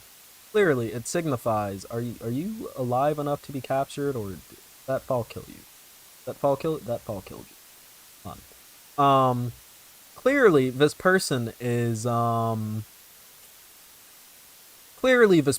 like a far left blue hair and pronouns person, yada yada yada. Meanwhile, like, they just have pronouns in their bio because they like had a fucking anime girl profile picture and they kept getting called she and they didn't like it because they're like, let's say this is like a cis man and they don't like being called she, like born, assigned AMAB, assigned male at birth. Stop falling off the fucking roofs. I need to capture you.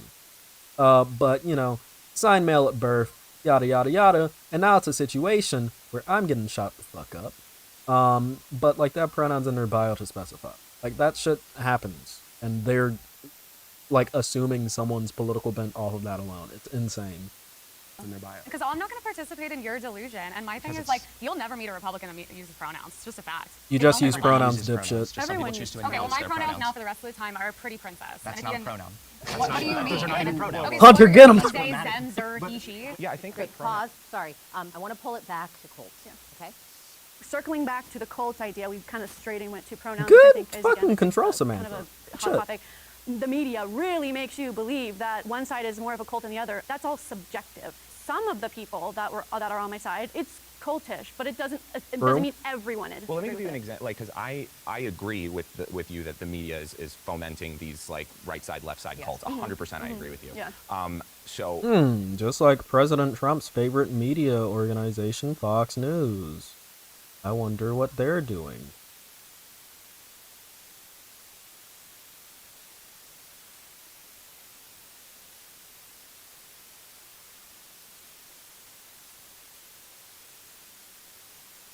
Sit down. Lay down. Lay down. Lay down, boy. Lay down, boy. Fine. Yeah.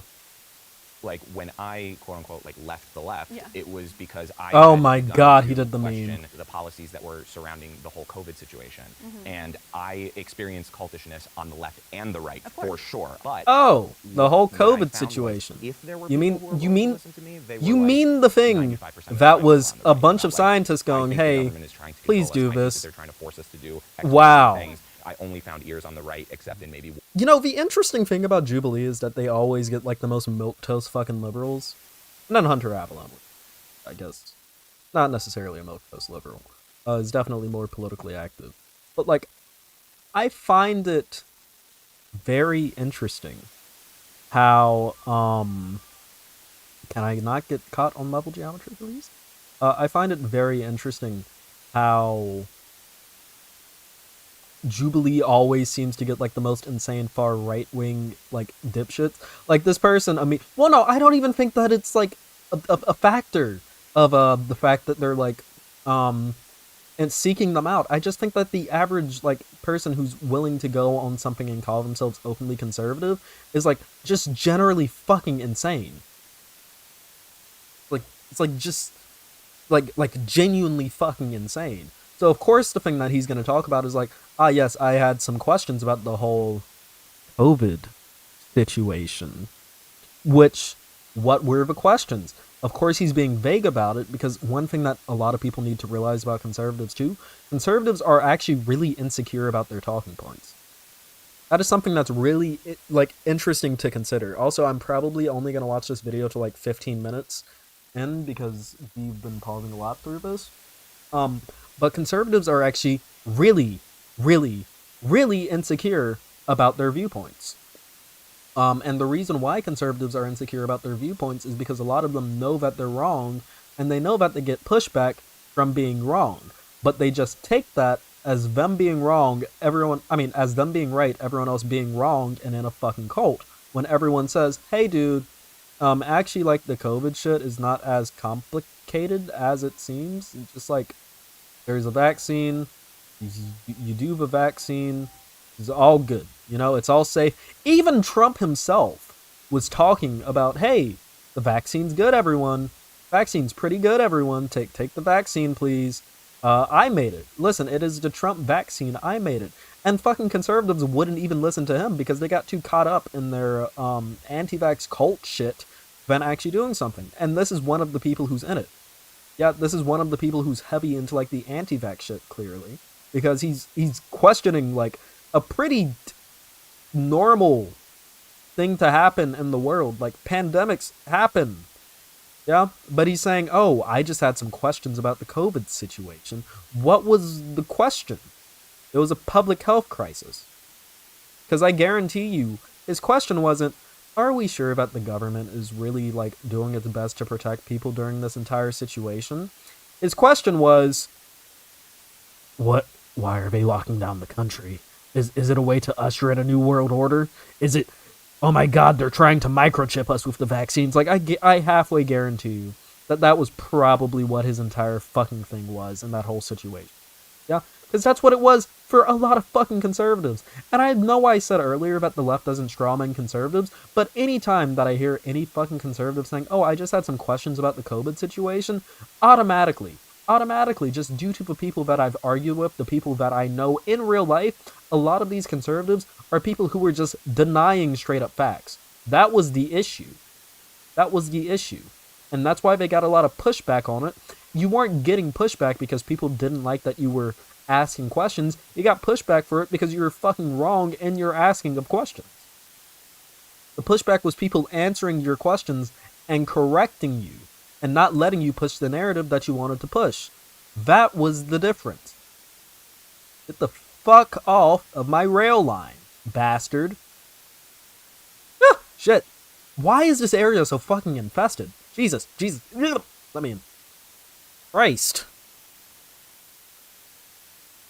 One or two cases. So like for me, I was like when the prompt is like, oh, the left is, or your former side is a cult, like that was very visceral to me. There was a section of the right that I could talk to, and they didn't feel like there was a section of the left. Well, you can always talk to me about it sometime if you want. I was gonna say, I'd be me more too. than happy to talk I'm to you more about the than COVID happy to stuff. talk Thank you, my friend.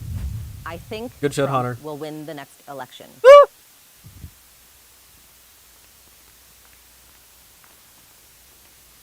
Hey.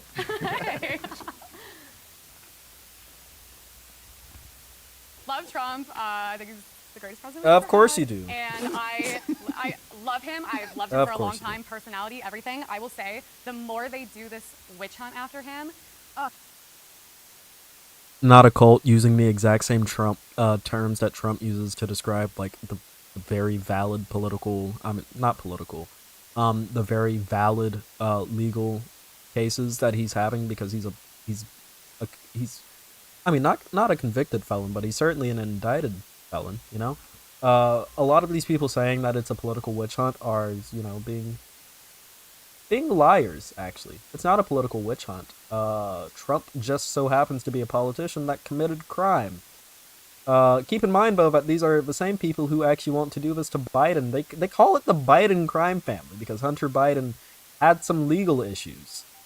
Now suddenly it's a crime family, but no, they aren't political at all, at all. Y'all watch this. This is something cool about the Infamous series.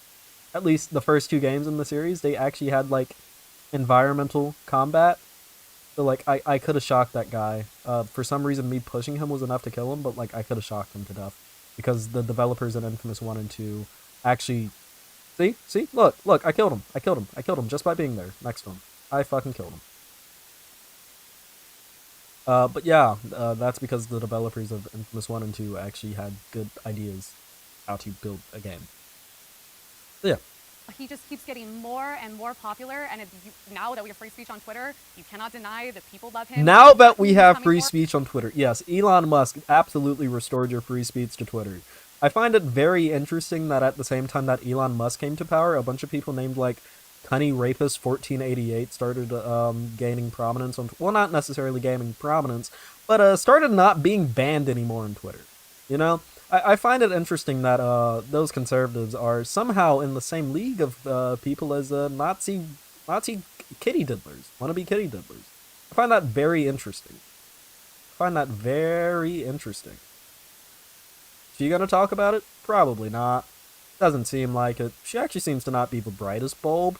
Fell right for the Trumpist brainwashing, but you know what?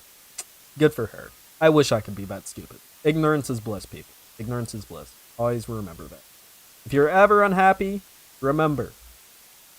That just means, ladies and gentlemen, that you actually think, and you aren't blissfully ignorant. Yeah?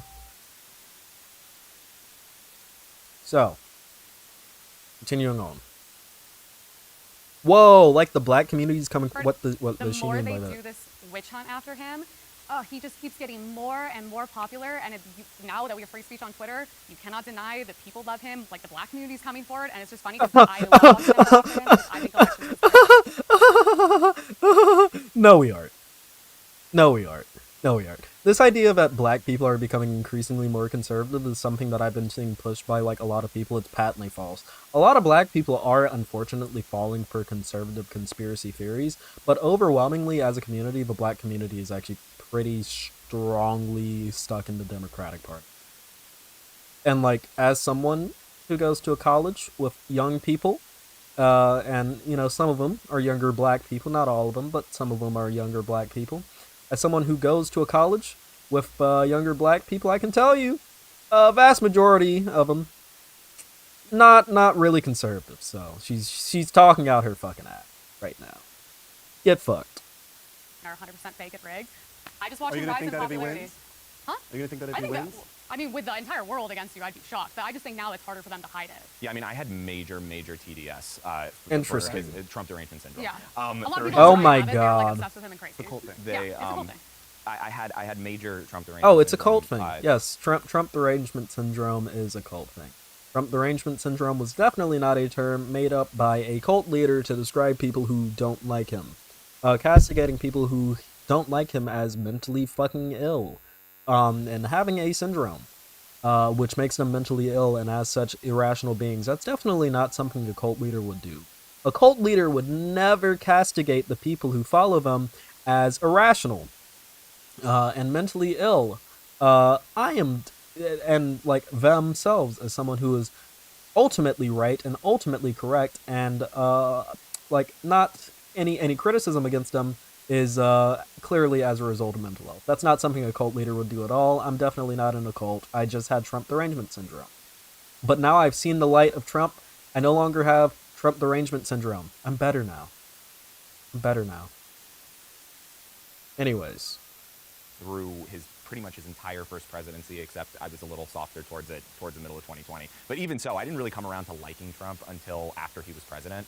I went totally like Republican in my viewpoints, but I think that like I came around to liking him, unfortunately, after his presidency because I saw what we got next. And so now at this point, I'm voting for Trump in the primary, in the general.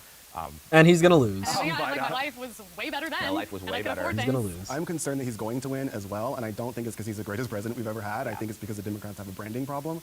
And I think Trump is a brilliant marketer, and I think he's a brilliant con man, and I think he's done a fabulous job making the case to the people who love him that he's going to do what they want him to do, even though he doesn't. That's wholeheartedly correct. I'm going to say this as someone who used to be a Trump supporter. Trump is a fucking amazing con man. I will tell you that. And he's also very good at marketing himself. One thing I will say is that the left needs a fucking Trump. We need someone who is as brazen, as out in the open, as out loud as Trump is, because if anything, we deserve it more than the fucking conservatives do. Yeah, we deserve someone to actually be on the ground populist, unlike Trump, who gives a thin veneer of populism, but actually doesn't care about the people. Imagine how fucking good it would be if Trump was politically liberal. Like, if we had a Trump-like figure who was politically liberal, he would energize the base, he would energize younger people to support the left. He would do a lot of good things for us if we had a Trump-like figure on the left. That'd be very good for us, but we unfortunately do not have that. I will agree, he is a pretty good marketer. This guy has it right on the money. But of course, the former conservative would be able to point out the fact that he's a good manipulator, con man, and also good marketer of his political goals. It would be the former conservative who would point that out. Pointing out not only that he is a good marketer, but also a pretty good cult leader, because that's what he is. Which is not something that I want. I just want someone who's funny like Trump on the left. I don't really like the cult leader aspect of it. That bit's actually pretty fucking cool. I think he definitely can win. I think they're both wildly unpopular, both him and Biden. I think that there's not a lot of great options. I think the vast majority of people voting want another option, and I do think that his base has more enthusiasm than the Democratic base does.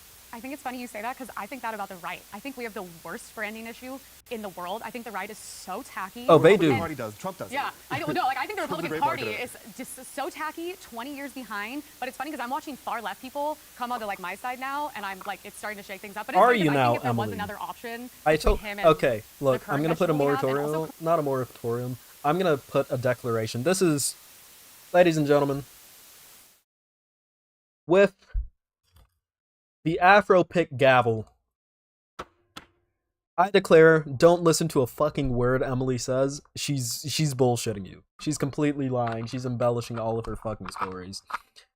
She's embellishing a lot of her fucking stories.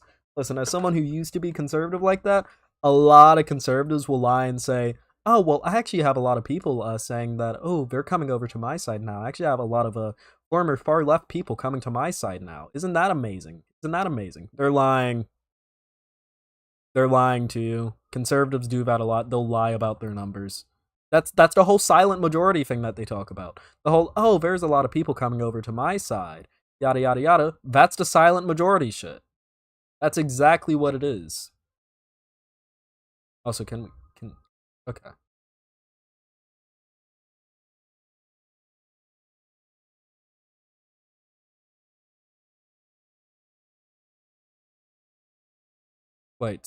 Wait, what am I supposed to do in this mission? Shit. My objective? No. What? I wasn't paying to the text. What am I supposed to do? Oh no. Is it underneath? No, it's above. So it is the train. Uh-oh. Oh!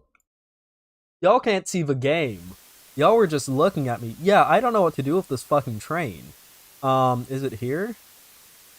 Am I supposed to do something with this? Because I remember there being... Is it... What am I supposed to do? I guess they want me to, like, clear off the tracks of enemies, I guess. That's my only thought what to do. Okay, cool. So that is what they want. They continue going. But yeah, no, she's absolutely embellishing. I heavily doubt that there are actually a bunch of fucking Afropic Gavel, love to love it, thank you. The Afropic Gavel, not Afropic Gavel, but a lot of conservatives embellish shit in this way. So, yeah. That is something to keep in mind about this lady in this video. So, yeah, probably don't believe anything that she really says, because she's probably lying to you. Keep that in mind. Okay. Kamal is so unpopular. Like, you just have double trouble with Yeah, them. the Democrats aren't, they're not. Also, pointing out that Kamala's unpopular doesn't really fucking matter. Yeah, listen, no one voted Obama in 2008 because they, ooh, I'm so excited to see Joe Biden as vice president. Like, even if Kamala's fucking unpopular, it doesn't matter really the popularity of the vice president. People really, like, unless your vice president is literally fucking Hitler, people probably aren't gonna fucking care who your vice president is. Because they aren't the fucking president, yeah? And as much as people say, oh, I vote on, like, who the vice president is, because, like, that also determines who the president is gonna be, no, they don't. No, they don't. No, they don't. No, they don't. No, they don't. No one actually cares. Most people expect presidents to, like, outlast until, like, the ends of the fucking earth, no matter how old they are. That's why, despite the fact that people are raising concerns about ages of Biden and shit, people actually really don't care. That's why people still voted for him back in 2016. Not 2016, in 2020. That's why people voted for Hillary in 2020. That's why people continue to vote for Trump. I don't care that that was evil. Why did so I just got evil Carver for no reason. Okay, cool. That's cool. People really don't care. So keep that in mind. It's good. They're not putting up a viable option. I Oh, think RFK, I thought was I think the amazing. Oh, worst thing the RFK, Democrats did for the themselves crazy was, like, fucking push anti-vax RFK guy. out. Yeah, of course she fucking did. I like him too. Now he's running as an independent. Good. Fuck him. Fuck him. What did RFK bring to the platform? He wasn't gonna win. He's a crazy anti-vax fucking cuck. Interest of America that he He's does. insane. Unfortunately, I do fully believe that the Democratic Party is a bunch of political terrorists, and I do. Ha! think that they Stay will mad. Do whatever they can to steal the election. You know, it's a hot take, but from the last election with the ballots, I really don't think they're gonna make it Trump, easy. like, called and said to find fake ballots. I mean, there's a longer Yeah. you can listen to that. Yeah, get him. Everything. I mean, Get him. He's not gonna end up in jail. All of that is just, you know, a hit job. But I do think the Oh, Democratic is it Party now? would rather die. Oh than have god. Power, and Oh god, that I think is they a just- delusion that a lot of conservatives have. A lot of conservatives think that Trump actually isn't gonna go to jail. It's gonna be so funny when he actually does go to fucking jail, and it's just like gonna be a bunch of conservatives mauling on Twitter. That's just gonna be so fucking funny when he actually does go to jail. Because I wouldn't be, like, honestly, seeing how some of his cases are going, he could actually see jail time from it, which is something that I like. I like the fact that it does seem like our good boy, our good friend, Donald John Trump, will actually see jail time for his fucking crimes. Because you know what? We live in a civil society where no one is above the fucking law, no matter what he might want. Anyways. Oh wait, shit, it's an upper breaker bot. that because people aren't aware. 4 minutes left on this video. Just quick on that, on the voter fraud comments that you made. Like, what about yesterday? Sidney Powell just pled guilty to 6 counts. Yeah. Against the election there. So that's actual fraud that was committed on the right side for Trump. There's probably on both sides then, but I would say it's much more that, you know, during the election count they paused. Oh well, hey, what do you say about Sidney Powell? You know, one of Trump's chief lawyers, actually pleading guilty to, you know, doing the very thing that you know, you're accusing the left of, you know, voter fraud, trying to do a bit of a trying to do a bit of vote fuckery. What about Sidney Powell, one of Trump's chief lawyers, saying this? Well, maybe, you know, it's probably both sides, but, like, it's such a cop-out. It's such a fucking cop-out, dude. It's such a cop-out. While I'd love to see it, Apillo, we know that the rich never see justice. I don't think that's changing here. Don't lose hope. It genuinely seems like Trump might have actually broke the fucking system enough where he is going to see justice for it. Don't fucking doom her about it. Okay? Listen, Trump is indicted on 97 fucking felony charges. If he's indicted on 97 felonies, there's a very good chance that he could see jail time, especially considering some of the judges that he's been dealing with, yeah? I don't think Judge Chutkin would not worry about sending Trump to fucking jail, yeah? Because at this point, this is one thing that a lot of people need to realize about liberals in the United States of America. They are actually starting to wake up to the fact that Trump was a fascist and that the Republican Party has gone down a fascist bent. That is something that is happening. That is You rat! You actual rat! But that is something that a lot of people on the more left-leaning, not even left-leaning, but the more like center-left, more liberal side of the spectrum are starting to realize. They are realizing that these are fascist elements operating within our government, and they're treating them as such. And I very easily see, like these judges actually tossing Trump into jail for what he's done. I don't see it as something that's unrealistic. So don't doom her about that. Okay. Anyways, continuing. And they, you know, mail-in ballots for Joe Biden. I also think we shouldn't take guilty pleas at face value because the justice system really that would be believing the rest of the system, which I don't believe that either. So I guarantee there's fraud on both sides, and it's all, and I think it's. Okay, so let's also talk about this. One, they're saying, oh, I guarantee there's fraud on both sides. Not really actively condemning the fraud that's happening on the Republican side. As a matter of fact, they seem to be defending it by saying, oh, we shouldn't trust a guilty plea. Let's not forget the fact that Sidney Powell flipped at, like, the last second, and it seemed pretty clear that she flipped because she knew that she couldn't argue her way out of it. Trust me, Sidney Powell is not one to back away from a fight that she doesn't think that she can win. Look at her Kraken comments. Look at the shit that she said about Dominion voting that I believe she got sued for. Pretty penny. Sidney Powell is not one to back away from a fight that she legitimately believes that she can win. I think the fact that she's backing away from this knows that she was she knows that she was cooked. Yeah, she wouldn't have pled guilty, which once again implicates Trump, who is someone that Sidney seems to be very fucking loyal to. Not just doing it for money, she seems to be very loyal to Trump. I heavily doubt that she would implicate him if, and again, this is a big if she thought she was in the right. And if she thought she could actually fight it. It's all corrupt. Yeah, I agree. I don't think he's going to win. I agree with you. I don't trust the last election results, but I actually don't trust any presidential election results since Kennedy. So. Oh, she's one of those. She's a fucking psycho. I think I am going to vote because screw them. Okay, so to those of you who don't know, there's actually like a contingent of Republicans who like think that we haven't had.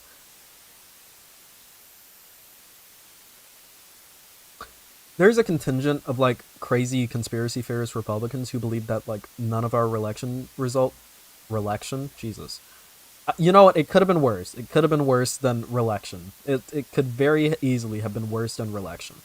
But there's actually, like, a shockingly large amount of, like, crazy conservative conspiracy theorists who believe that all of the elections that we've had since, like, a certain point, some of them say since President Grant, some of them say since President Kennedy, but like there's a shocking contingent of people who believe that our election results haven't been valid since then. It's a real issue. It's a real issue for them. If I'm being honest, if I could like do a psyop, I would try to psyop all Republicans into...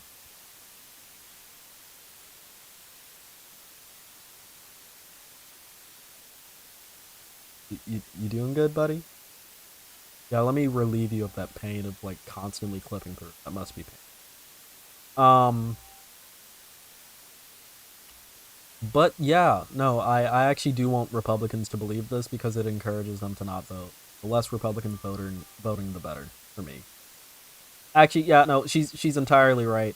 Conservatives out there, if you're watching this, yeah, all of our election results have been false since then. Please don't vote. There's no point. There's no point in you voting. All of our election results have been false since Washington won. It's all been a con job. It's actually all been a con job. I apologize. All been a con job. Don't vote. Doesn't actually matter. Don't vote. Wait, so they think Reagan's election was fraudulent? No, they think Reagan's election was truthful. Just in the same way that they think Trump's election was truthful. A lot of these people will say, oh, all of our election results have been, like, false since then, but then they'll say, oh, but Trump's was actually, like, true. He actually wasn't meant to win. It was Hillary who was meant to win. But, you know, like, they actually got it wrong, and somehow, miraculously, the system that's existed of, like, false elections for years, broke because, like, Trump was so powerful with his vote. It's QAnon shit. It's QAnon shit. This is the shit that QAnon does. This is their rhetoric. This is their deep state rhetoric in action. It's inconsistent. It's incoherent because it's meant to be incoherent. That's what fascism... That's what fascist rhetoric does. This is just a big lie myth. Yeah? This idea that there's, like, a small contingent of people who are secretly trying to break through our current corrupt election system, that's, like, a big lie myth shit. So,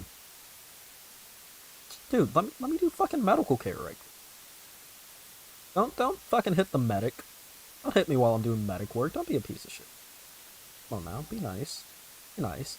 Also, this guy's powerful. Jesus. Die. Die. Christ. Okay. So, they're just liars pretending they have concerns.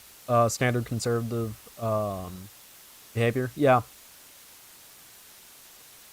And again, they do think that the conservatives that they like, they think that their wins were intentional. So a lot of them will think that Reagan's win was intentional. I mean, not intentional. They'll think that Reagan's win was like a breakthrough, but then they'll think that like Bush Sr. and Bush Jr.'s wins, more so Bush Jr. than Bush Sr., were like wins designed to embarrass Republicans. And that's why they were elected. And then they'll think that like, oh, it was McCain who was supposed to win in 2008, but McCain didn't win. And it was like fraudulently given to Obama and shit like that. And then they'll believe that Hillary was meant to win 2016, but like the system broke for Trump. Like bullshit. Okay. And I'm not gonna allow them to instill. Also, we have 3 me, minutes but left I don't on this really video. put a lot of stock in national elections anymore, and I think locals more. It's not the next. It's not It's not the full video because the full video is like 40 minutes long. But I'm gonna be sleep. I have classes in the morning. More important. So I think that they probably are going to not give it to a Republican this time around. Religion played a part in changing my beliefs. Oh, no. Join our middle ground Patreon. What? This exclusive prompt. Democrats are more compassionate than Republicans. True. Yeah, actually true. Wow!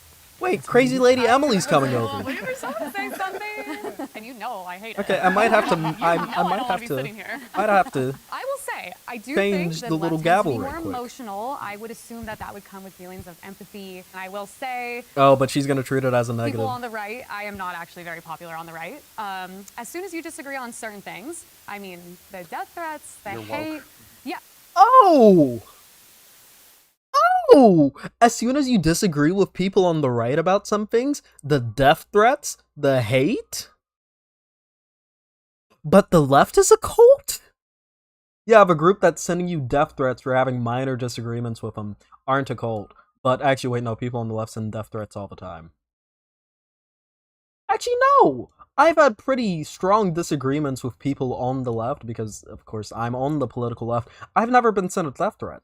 Typically, death threats come from, like, weirdo, terminally online people who are, yes, sometimes a part of, like, really weird kind of fan spaces that lend them to being cults. Or, like, cult-like, cult-adjacent. Weirdo, sometimes pseudo-culty action. Yeah, but you know what? I've actually never received a death threat from someone on the left. I've had people say very not nice things about me. That's for fucking sure.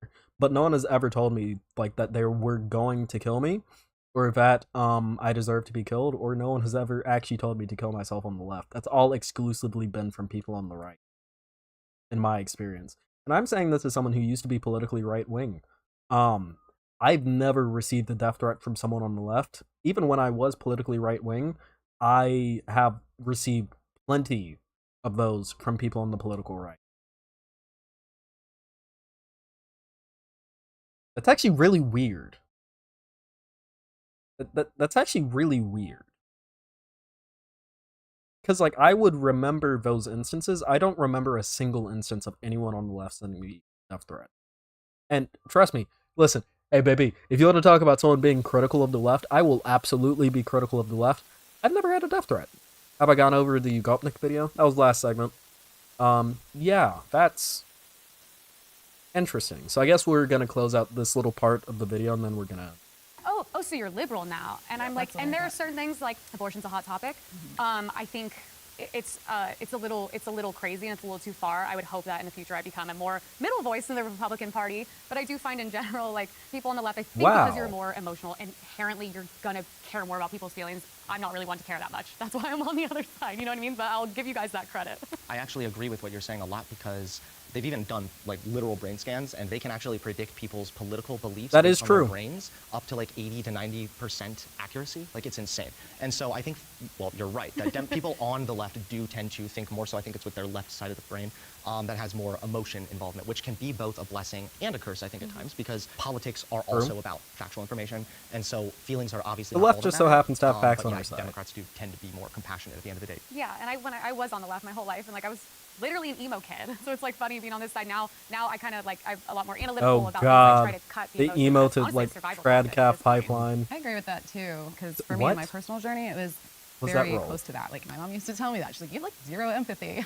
But I feel like as I went through my journey, not just like transitioning in politics, but just like I went through my own kind of self-discovery journey, and I feel like empathy really came into play there. And as I started to listen to stories from people that had lived experiences, I was like, wow, you know, I really do feel for them, and I can put myself in their shoes. And I feel like now I'm even maybe an empath. Like, I'm very much... Oh, God, don't say totally that. Don't say that. Yeah. Totally. It's up to you. Yeah. Empath But I is do fine. feel like since that, I feel like, you know, I am so much more compassionate now towards, you know, humanity in general and people. And as I gained empathy...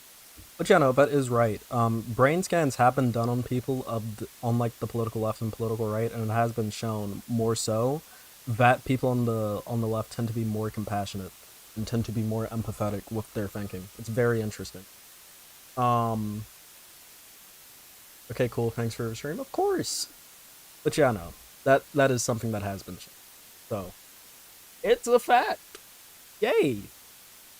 I became more liberal. I think Democrats are much more concerned with like social programs that help people who aren't themselves, and I think that they often are the leaders of the civil rights movements of our time. And I think those things and leading policy with people first, I think, is a bigger priority for them. And it's not to say that Republicans don't have empathy or compassion. I just don't think it necessarily leads their politics.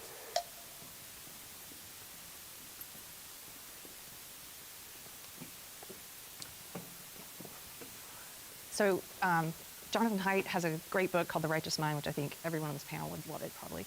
But in that book, he's trying to figure out, I think the subtitle is Why Good People Are Divided by Politics and Religion. And he divides morality up into different types of morality. One of those types, the one that liberals and conservatives have in common, is the care-harm principle. They both care about people. They both don't want people to be harmed. But the difference is that they have different definitions of what's going to harm people and what's caring for people. And I thought that was really interesting. When I started leaving the left, I thought, oh, Republicans don't care about people. I will say this is actually different. The care-harm principle is a good thing to point out. However, I would say that the difference is, what are they actually doing?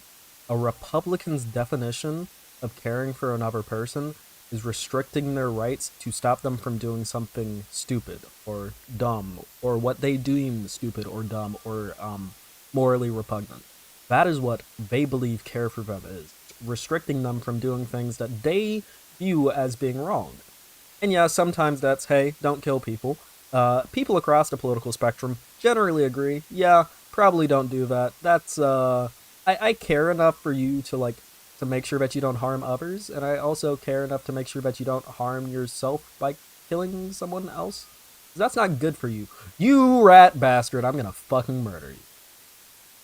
In a video game, quite literally. Quite literally in a video game. You see, they don't actually get to receive the joys of the care-harm principle. But God. Okay. Okay.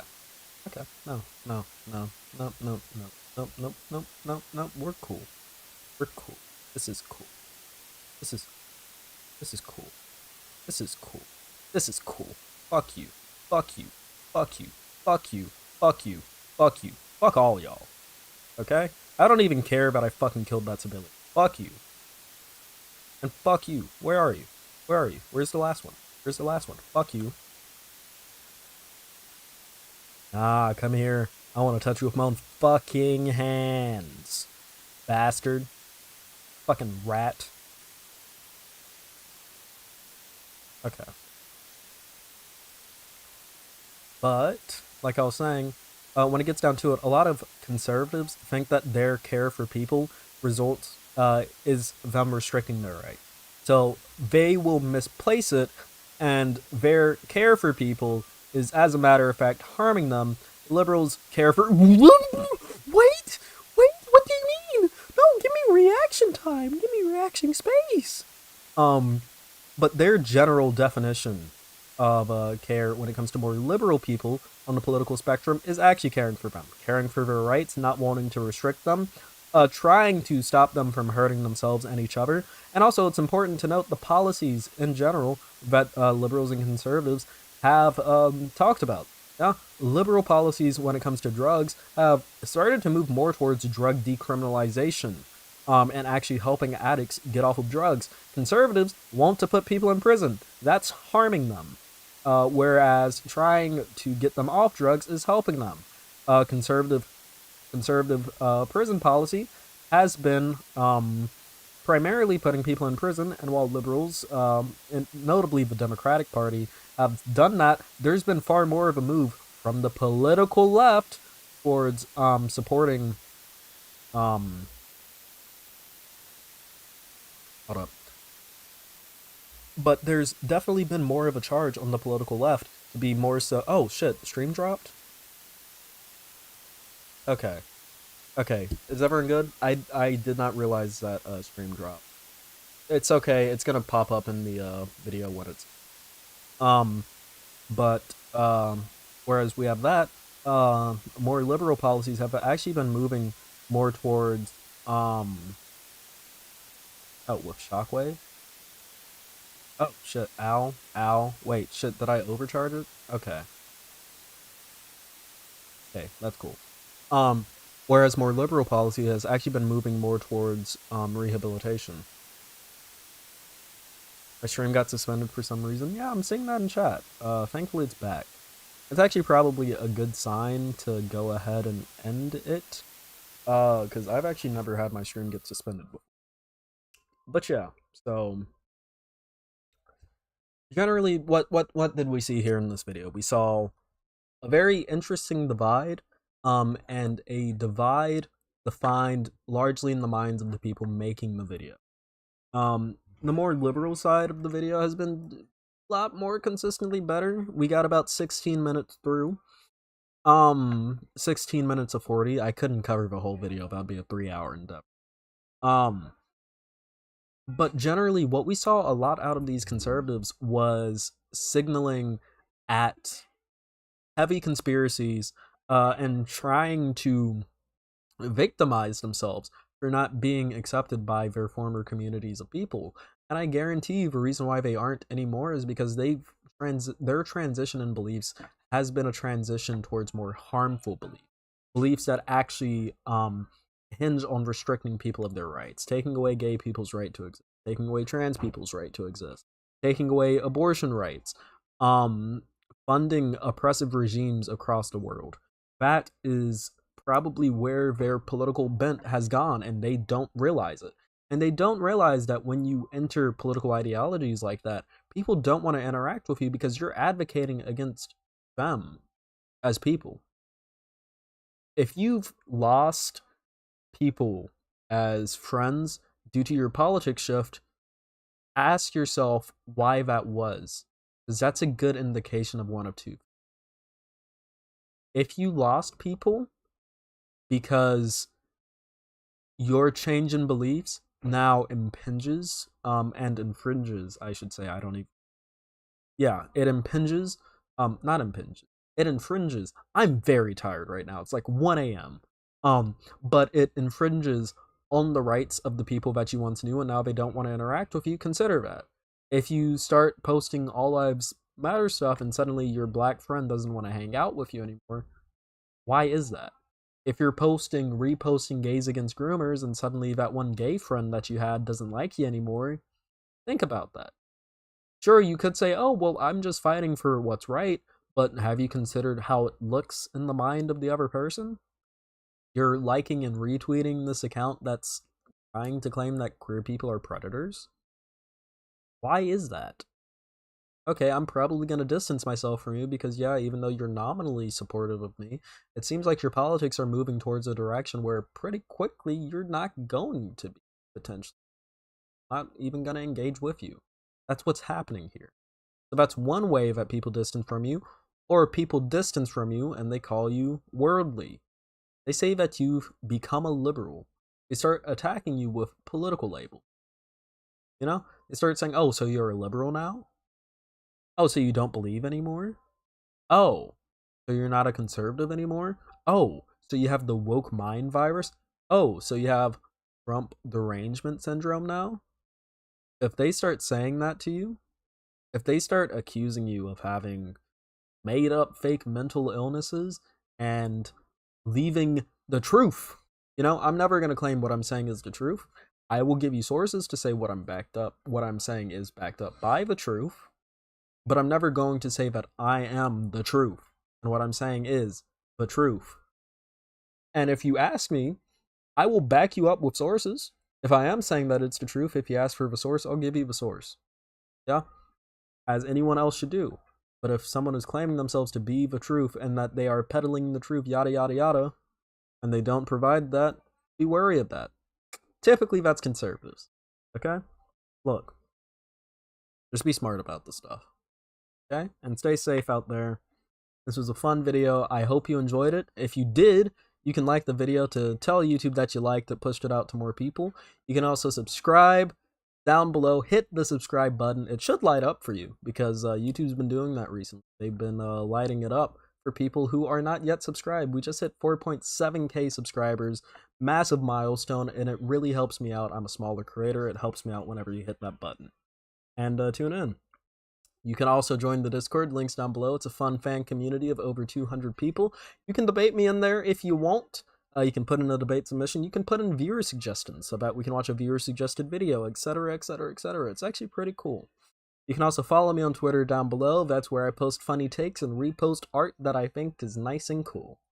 With that being said, I love you all, and I'll see you on the next video. Have a good one. Peace. Gotta hit the stop recording button. Okay. That. How did we feel about that? I would offer, at this point, since we no longer have segments, all of our segments are over. If it were any other time, I would offer for viewer suggestions. But you see, the issue is, it's actually quite late. And I'm actually quite tired. So, due to that fact, I am going to try to see if there's someone I can raid into. It doesn't look like there's someone I can raid into, because it is 1 o'clock in the morning.